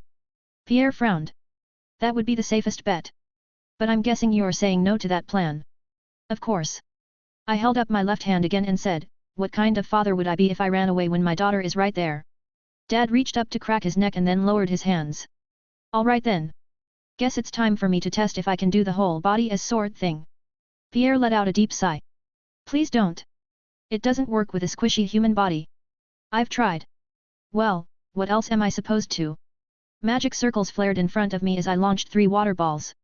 One, made of mana. Another, gathered and carried by mana. And then a third gathered and launched by mana. The first dissolved like my sword. The second harmlessly splashed against the Hydra. And the third flew back right at me. I caught it and dispersed it back into the air, but then I frowned. And this is why trump cards need to be decisive. It was a goddamned conceptual defense. I was watching closely as I shot those water balls, and there was no mistaking it. Something erased the mana when I attacked with the first 2 water balls. And something reversed the force of the third water ball that I shot at it with just pure physics. Ha! Dad looked at me and said, so, you figured it out. Yeah. It's a bullshit cheating conceptual defense. Dad blinked. What? Pierre groaned. I hate those. The number of ridiculous attacks I had to deal with in the past. Good to see you're familiar, Pierre. I nodded and then started walking forward. You wouldn't happen to have an absolute slash technique that conceptually tears apart anything and everything, do you? Pierre laughed. I wish. Would have made my life a lot easier in the past. He paused. I have seen one though, but it's kind of impossible to recreate even for me. And no, Paul, you can't do it. Dad clicked his tongue. Bet I could. Give me like a month. Pierre ignored him and then turned back to me. Any bright ideas then? He glanced at the Hydra and said, that guy's just watching us right now, but I don't think he'll do that forever. As if that was the cue, the Hydra stepped forward, shaking the temple. I clicked my tongue. Looks like it realizes it has the melee advantage, hey. Pierre raised his sword, but he looked hesitant. I probably shouldn't cut it, should I? Dad raised his hands and said, wouldn't hurt to try a light one, right? Worst thing is you get a light scratch. I waved them down and said, you two keep an eye on Ena and wait for an opening to rescue her. Remember, the goal is to save her, not kill this thing. Besides, probably easier to figure out how to free her from that crystal than beat this cheating monster. Pierre blinked. That is actually a much smarter plan than I would have thought of. Dad laughed. And you say that I'm the one who swings his sword at everything instead of thinking, Pierre. You are. I at least. Whatever they were saying next, I didn't hear. As the Hydra stepped forward, I jumped into the air and swung out my arm. As I did, magic circles flared to life, armed with all the basic elements in multiple configurations. Icicles formed from mana, icicles launched by mana, an imitation of the mana breath attack, poison gas, radiation, lasers, rocks. In that moment, I threw everything in the kitchen sink to see if it really was a perfect conceptual defense. If it was, that fucking being W was smarter than I thought considering I only used a conceptual weapon attack against him once, and he figured out how to give it to a random monster. Wait. No, it was probably just divine authority, right? That made more sense. But doesn't that mean that conceptual attacks and defenses are the same as divine authority? And that meant that if you could do those. Focus. Right. Think about that later. At the moment, I had a snake to kill. A kaleidoscope of lights splashed across the Hydra. I took in all the results in a single glance. Poison and radiation went through, but the Hydra wasn't affected. Elemental attacks didn't work, physical or not. Mana breath attack imitation just splashed off. One of the Hydra's head lunged at me. Another sent out a blast of regular flames. Another still sent out a blast of icicles. Yet another sent out lightning. I dodged the lunge and then tried grabbing the elemental attacks to send them back. It was mana, so I could direct it. Unfortunately, said attacks dispersed all the same. It seems like the defense doesn't discriminate. I was hoping being W took some notes from the Lernian Hydra myth and made the thing weak to its own attacks. But it seemed like he was smarter than that. Dad and Pierre dashed around the Hydra, but they were chased by a few free heads and blasted with elemental attacks too. Unfortunately for the Hydra, both of them were swordsmen who knew how to cut through magic spells. And Dad was a crazy guy who could even do that with his body. The Rudy effect was a thing, hey? But anyway, how to beat this thing? Dad and Pierre wouldn't have an issue saving ENA, and I could definitely distract this thing long enough. But the problem was that it was using ENA as a mono battery. And I didn't know how long that range for said battery connection was. Knowing being W, he probably also cheated with that and linked the two with his divine authority as well, meaning infinite range. And also, ENA's wings were changing color, the white slowly being stained black. A cliché fallen angel scenario. And judging by the developments, she'd be going insane and try to destroy the world, completely forgetting who she was until the last moment where she killed herself to save the world from herself. Yet, no. Dad dodged ahead, lunging from him and said, "Rudy? Distraction please." Pierre deflected ahead and winced, spinning with the recoil towards another head. But he swung his blade and then used that force to dodge, somehow parrying the reflected slash. Okay, definitely need to have that continually delayed chat with Pierre about what exactly he was and not just who. Pierre landed on the ground and dashed forward, weaving through a trio of Hydra heads. As he did, he said, "Need you to stop spacing out, Rudy." Ha! I looked down at the Hydra from my spot in the air. Was hoping I wouldn't have to use this right now, but an emergency's an emergency. The Hydra's defense was two-pronged. On one hand, it prevented magical attacks by completely erasing the mana behind them. On the other, it reversed and redirected physical attacks it received on the attacker. In theory, a perfect defense. But you see, the thing with conceptual attacks and defenses is that details were important, along with interpretation. If someone was immune to fire, for example, they'd think they wouldn't be able to be burned. However, immune to fire wasn't the same as being immune to burns, and they'd be in for a rough awakening when they got sprayed with superheated steam or acid. So while the Hydra was immune to attacks using mana and it reflected physical attacks to the attacker, that was it. So, logically, if you used an attack that wasn't quite mana and if the Hydra was hit by a physical phenomenon instead of an attack, the defense wouldn't trigger. And as for which of those avenues I was going to pierce the Hydra's defense, I conjured a thin sheet of reflective metal in my hands. The Hydra pulled its heads to stare at me, carefully observing my actions. Smart? I was definitely the most dangerous one here to it. Unfortunately. You can be proud, Hydra. You were definitely strong. But strength isn't everything. I lined up the mirror in my field of vision, splitting the Hydra in half. On both sides of the mirror, the Hydra's other half of the body was reflected. It didn't do anything. This was just for aiding my visualization for my next move. And as for that move, an instantaneous effect. Space bent and twisted as the Hydra suddenly started to blur. Ominous black smoke spilled out as something tried to stop the twisting space. Unfortunately, this wasn't an attack. It was an event. You see, it took a lot of know-how into space and time dimensions to be able to hop to and from an alternate timeline. I had managed to get there with brute force, willpower, and mana the first time by following Stella, but the way back definitely wasn't as simple. Of course, I made it look simple. Had to show off to my lovely wives, parents, and sister, after all. But it was actually a lot of careful calculations and knowing how shifting certain spatial coordinates could create a domino effect of collapsing space dimensions. All of that to say. Splat! The Hydra was toast. A mass of scaly black flesh fell to the ground in front of the white crystal. I let out a sigh and then landed on the ground. Dad looked at me and then said, "You couldn't have done that from the start." I brushed off some dust from my coat and said, "Had to make sure." It would have ended poorly if that Hydra reflected literally everything instead of just attacks. Though in hindsight, maybe it would have been a good time to test if I could brainwash a monster with subliminal imagery. Darn. Next time. Definitely next time. Pierre sighed and placed a hand on his head. I'm never going to stop being surprised by what else you can pull out of your hat, am I? Until we beat being W for good, no. Pierre shook his head and then turned towards ENA. All right. Now we just have to wait. He paused. Dad frowned and said, "What's up, Pierre? Is there something?" He paused, looking like he suddenly realized something. For a split second, I wondered what that was. And then I realized it. If the Hydra is the boss. Pierre finished for me. Why is ENA not freed? Dad's eyes widened and he grabbed Pierre before jumping to the side. The moment he did, black tendrils shot out from the Hydra's body, aimed right at ENA's heart. I warped through space and spun around to intercept them. Like hell. A tenfold barrier flared into existence, deflecting the tendrils. But they quickly spun around for another attack, this time emitting a black smoke.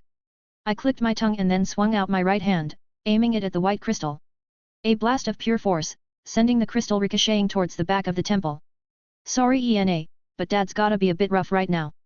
ENA's crystal crashed against the back wall before landing on the floor, unscathed. Dad immediately ran over there. Pierre did as well, but he turned around to look at me. I waved with my right hand and said, "Get ENA out of Skiing. A clean cut and a sudden loss of feeling in my lower half. I looked down to see my legs suddenly collapse on their own while the black tendrils pulled back. Rudy! Dad yelled and took a step forward. Pierre held him back with one arm and said, "Not now." With his other, he swung his sword and made a portal back to the surface. Dad hesitated and then shouted, "Don't be reckless, Rudy." I laughed. Reckless. The shadowy tendrils pulled back to the black mass that became the Hydra. Maybe since it considered me harmless now. Silly Hydra. You aren't the only one with god-tier Rigan skills in an undying body. I waved my left hand and pulled my body back together with mana. With my right, I warped through the temple to land next to Dad. He blinked and then let out a relieved sigh before slapping me on the back. "Don't scare me like that, kid. You know what your wives will do to me if they find out that." I grabbed Ena's crystal and said, "Talk later, run now." With that as our cue, we all jumped through the portal Pierre made. An earth-shaking roar echoed from behind us, but before anything could happen, we were through the portal. I landed on the ground and then let out a deep sigh. Dad laughed and said, "Well, that was an adventure and a half." Pierre groaned. "I hate variables so much." I chuckled and said, "Tell that to being W when we get to him." The portal had popped us out near Rapan instead of the entrance to the teleportation labyrinth. Smart. The more distance we put between us and the Hydra, or whatever it had become, the better. I sighed and then walked over to examine Ena. She was still trapped in the crystal, but thankfully that corrosive mana had stopped. Her wings were still stained black, but it didn't look like it was getting worse. Seeing that, I shook my head and let out a soft smile. "Sorry I'm late, Ena. But Daddy will get you out of there as soon as possible. Just wait a bit more." Dad gave me a weird look. I noticed and looked back at him. "What? I know that should be touching and all, Rudy, but..." Dad looked at Ena before saying, "It's kind of weird for a grown man to be saying to someone who looks like a grown woman, isn't it?" I snorted. "Please. As if Mama Lily doesn't call you that in the bedroom." Dad blushed. What? Did they talk about that? How did you know?" Pierre let out a deep sigh and said, "Can we please focus?" A sudden tremor, causing all the sand around us to shift. I froze, suddenly realizing something. We were far from the entrance of the teleportation labyrinth since the city of Rapan was a fair bit away. But according to what I mapped out, the boss room was directly below the city. Meaning? I quickly slammed my hand against the ground, began making a defensive tower. Mistakes were made. A giant stone pillar launched us into the air before hardening into a glossy obsidian tower with Ena safely stored on a pedestal. And immediately after that, the ground split apart as the giant behemoth bones hanging over Rapan were sucked into the ground, creating giant sinkholes all around Lapan. Okay. Definitely should have seen that coming. From the sinkholes, swarms of monsters started emerging. Giant ants, spiders, bats. Basically all the monsters that should have been in the teleportation labyrinth but weren't. I stared at the ensuing chaos and the people desperately fending off the monsters for a moment, wondering what to do. Ruchard, Laws, and Rostalina were in the mix down there, fending off monsters left and right. They'd also organized the adventurers and looked to be carving out an escape path for everyone. In the distance, I could see Eos, Roland, and Cliff racing over with their forces. Things would probably be fine if the city held out for about 5 minutes until everyone got there. It looked like it might be tough at this rate though. I glanced over at Dad and Pierre. Dad stared at me and then raised his hands. "Hey, I know I said that with great power comes great responsibility, but how am I supposed to fight without a..." I pulled up a mass of sand, hyper-compressed it into a sword, did a bit of particle shimmying to strengthen it, and then handed it over to Dad. He gave me a blank stare and then sighed, grabbing the glassy sword I just made. "Making your old man do all the grunt work, huh? I see how it is." After saying that, Dad jumped off the roof and slashed the air, falling through a portal right over a swarm of monsters. Pierre stared at where Dad left and then sighed. "I'm never gonna hear the end of it if I let Rosie do all the fighting." After that, he left to join the fight as well. Which meant it was just me and Ena here on the tower. Hey. Come to think of it, this was similar to how I first arrived in the magic continent, wasn't it? Me and Stella on a black tower with chaos unfolding all around, and then Ruchard. Rudy. I blinked. Speak of the devil, demon. Anyway. Yes. We have a problem. I looked out into the city with clairvoyance to track down Ruchard. He was doing fine though and easily fending off monsters left and right with his spear. I frowned. "I assume you don't mean this giant monster problem." Ruchard smacked a spider away and shook his head. "No. Rika just sent me an emergency call. A group of humans are attacking Arcadia, claiming themselves to be heroes sent to end the Demon Lord's lineage and free the humans brainwashed by the Demon Lord's magic. Not very creative, but I guess classics are classics for a reason. I muttered. But Orsted is there though, right? He is. But the group of humans include the sword god, water god, and a hidden tactician that seems to be causing a great deal of trouble. I let out a deep sigh. Still. Focus on this situation first, Rudyard. That side looks like it might be bad, but I placed the ultimate trap card there. Pardon. They'll be fine. Now, do your best to clean that up with everyone else so that... Clink. I blinked and looked over to ENA's crystal. Was I imagining things? I thought I heard. Clink. A soft sound. Crystal clattering against stone. I blinked and then realized that ENA's crystal had shifted a bit. Not because it was cracking or because she was trying to break free. But instead, like it was being pulled somewhere. Wait. My eyes widened and I quickly created a set of chains to wrap around ENA's crystal. At the same time, I made a cube from magic barriers to hold it in place. And not a moment too soon, ENA's crystal flew and crashed against the side of the barriers. Son of a bitch. I spun around to glare at the city and said, learn when to quit. My daughter isn't yours to date, woo, or stalk. An earth-shaking roar echoed in response. At the same time, a towering figure began to form nearby. Not near the city, but almost directly in front of the makeshift tower I just made. In response, I clicked my tongue and reached into my personal pocket space for something to deal with this. Nuke? No, too dangerous. Demon-slaying blade? Wasn't sure if that classified as a demon, so wouldn't work very well. God-slaying blade? Tempting, but saving that for being W. Not to mention the replica of it didn't work against the Hydra, so let's not tempt things. Sword of promised victory? Akito and I made a working prototype, but probably not the best thing to use right now. No, weapons wouldn't help. At least, not while I had to keep an eye on ENA. Instead, I pulled out 3 badges from my pocket space. It was kind of the reverse of what Stella had. Instead of calling me to the person who had the matching badge, I called that person to me. And as for the 3 people who could help best right now, well, they'd be here in like 3 minutes, but the sooner the better. So, I choose you, Roland, Eos, Cliff. I chucked the badges on the ground. Magic circles flared to life before Roland, Eos, and Cliff appeared. Roland and Eos quickly recovered, but Cliff staggered a bit, shaking his head before focusing. I wanted to brief them on the entire situation, but there wasn't time. So instead, I said, Roland, Eos, get ready to protect us. Cliff, get over here and help me get ENA out of this thing. The moment I said that, a black shadowy maw materialized out of thin air, lunging towards the tower and trying to devour us all. I narrowed my eyes and prepared to blast it away. But my kids were faster. Roland swung his sword, smacking the shadowy head to the side. At the same time, Eos glared at the thing and swung out her arm. Her wings spread in the same moment before shining green. And then Sand Tornado burst into existence and scattered the shadowy creature, turning it back into black tendrils, which immediately started reforming when they landed on the ground into a more cohesive shape. Wait a minute. Shadowy tendrils. Freely shifting forms. Did this fucking guy steal ideas not just from me, but freaking my alternate selves too? Those are essentially nanomachines, aren't they? Roland raised his sword and said, I don't know what's going on, father. He glanced at ENA and said, but I presume you can handle this side. I nodded.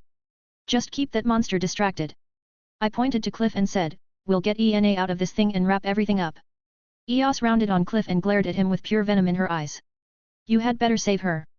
If you can't. Cliff clenched his fists. I will. Eos gave a stiff nod and then jumped off the tower, flying in the air. Roland jumped off as well, but instead of flying, he plummeted straight towards the ground. And straight into the head of the reforming monster. A heavy impact reverberated and the monster let out a roar as it dispersed again. That was good. Especially since it stopped trying to suck in ENA's crystal when. Ahem. Especially since the force pulling ENA in dispersed when it took a heavy blow. But anyway. I looked at Cliff and then gestured towards ENA. It's up to you, Cliff. Cliff blinked and then pointed at himself. Me? I thought we would both be. I'm pinned down here to make sure ENA isn't suddenly pulled into that thing. If I wasn't, I could resolve that quick, but since I am, it's up to you. That was a lie. Even though I was technically pinned down, I had learned my lesson from the situation with Stella and had a trump card I could pull out here if I really needed to. But this was a good time to see just how much Cliff liked ENA. And also to see how much ENA liked Cliff. No, I wasn't being a meddlesome old father who wanted to see his daughter get with a good man. And I definitely wasn't shipping them, despite what Stella might say. I just wanted to make sure my daughter was in capable hands. Cliff shook his head. I don't know about this. He looked at me and said, how am I supposed to do free her? Figure it out. You're a genius. Cliff flinched and said, that's wrong. I'm not a genius. I'm just a fool who got the one he loved into a terrible situation. All the more reason to save her. And besides, if a genius says you're a genius, you're a genius. Now.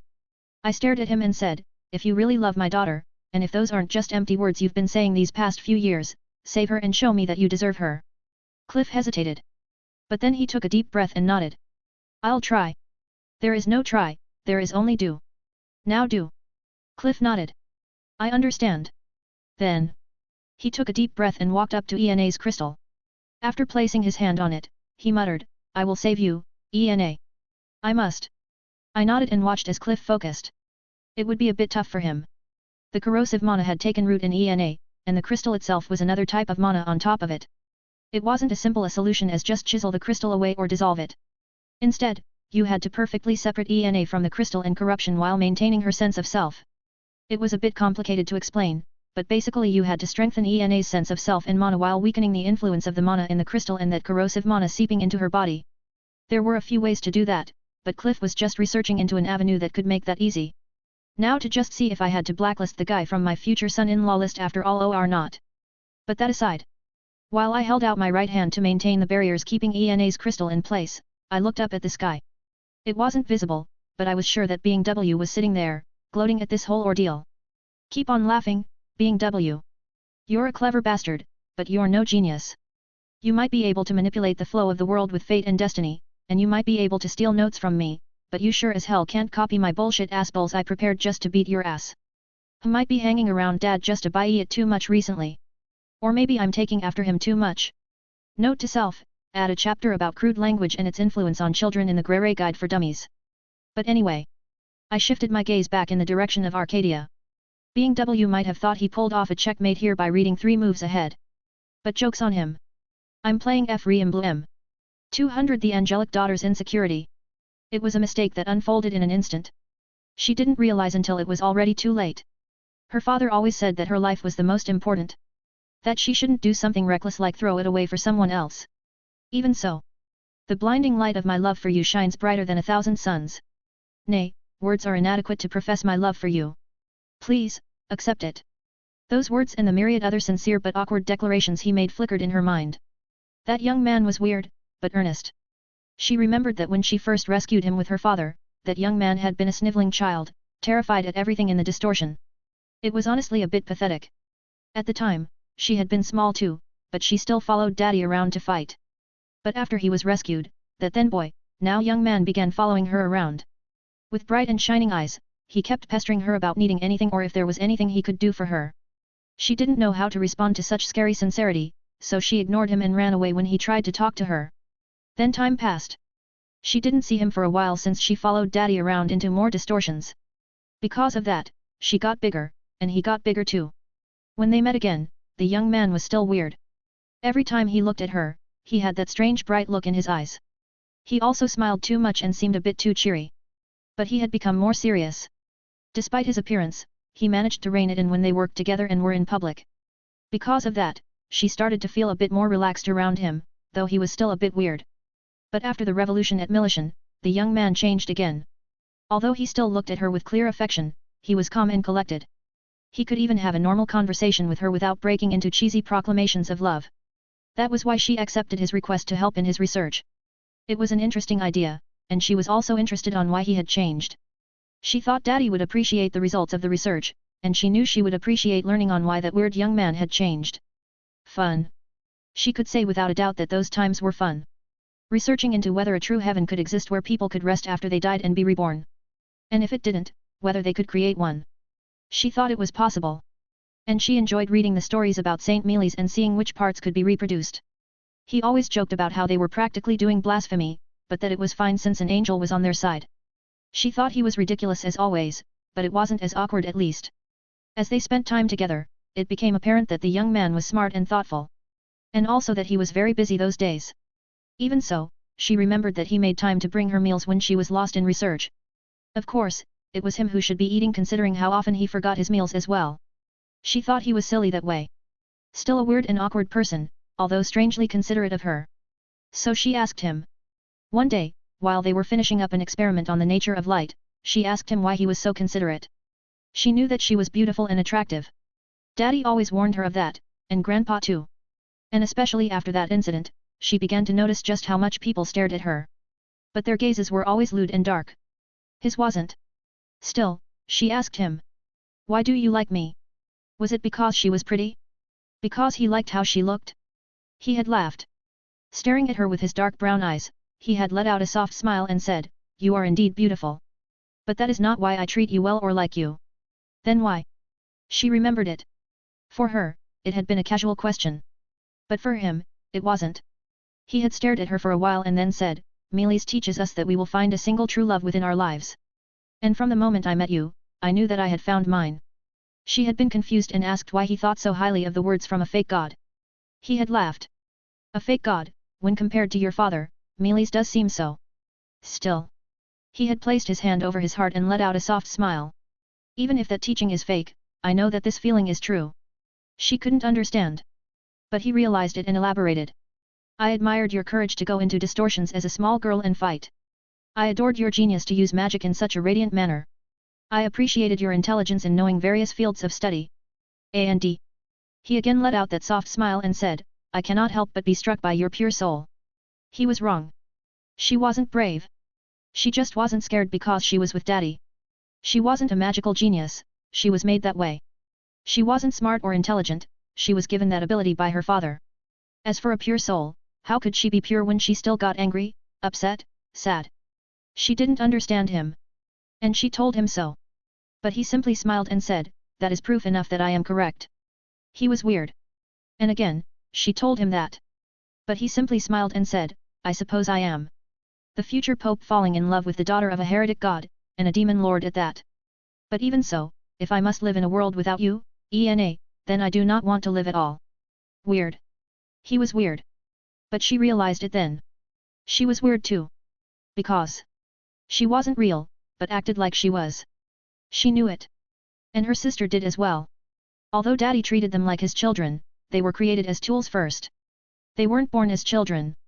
She knew that he loved them now and cared for them as family. And she knew that he did so shortly after they were born. But she also knew that Daddy didn't plan for them to be children at all. And she told him that. Since he cared so much, she wanted to tell him how she felt. And that it wouldn't work. But he didn't care. You are here, alive, and well. That is all that matters to me. And, like that fake saying, even if you are a fake too, my feelings for you are true. I can promise you this. It was weird. He was weird. And so was she. A fleeting scene. She didn't know why she was recalling it. Ah. She knew why. When the window into collapsed, she had felt the mana surge first. Without thinking, she had jumped in front of him and pushed him aside. Saved him, instead of herself. Daddy would have scolded her. And her sister would have scolded her too. After all, her life was the most important. That was what they always said. But I think is a little important too. The last thought she had before the light enveloped her. It was a pity. He was wasting his time. Although she appeared human, her body was mana imitating flesh. Even if she suffered a mortal wound, as long as there was mana, she could restore it. So she couldn't be with him. He was human, and she was a construct in the shape of a human. One that only had the good fortune to be called a child by the one who created her. And she could feel it now. The her that had been created by Daddy was melting away. She was dissolving. Something else was filling her up and changing her. And when that was done, she would be gone. Scary. It was scary. She was scared. She wanted to cry out for Daddy to help. She wanted to activate the pendant he gave her for emergencies. But she couldn't move. Her body wasn't under her control. Her mana wasn't under control. She wasn't under control. And at this rate, she herself would disappear. Won't that happen? Hey. It was a voice. Not an echo of a memory, but a true voice. It was muffled and hard to hear, but it was definitely there. And it was familiar. But, who? Static filled her mind. The name and face that should have come to mind didn't. She was starting to forget. The strange something eating away at her was causing her to crumble away. I won't let you go. I won't let it take you away. A young man's voice, clear and familiar. It was too late. She couldn't even remember her own name. But If this was the last thing she would remember. She opened her eyes. A beautiful orange sky without a cloud in sight. Her father, standing nearby with his arms outstretched and straining to hold something at bay.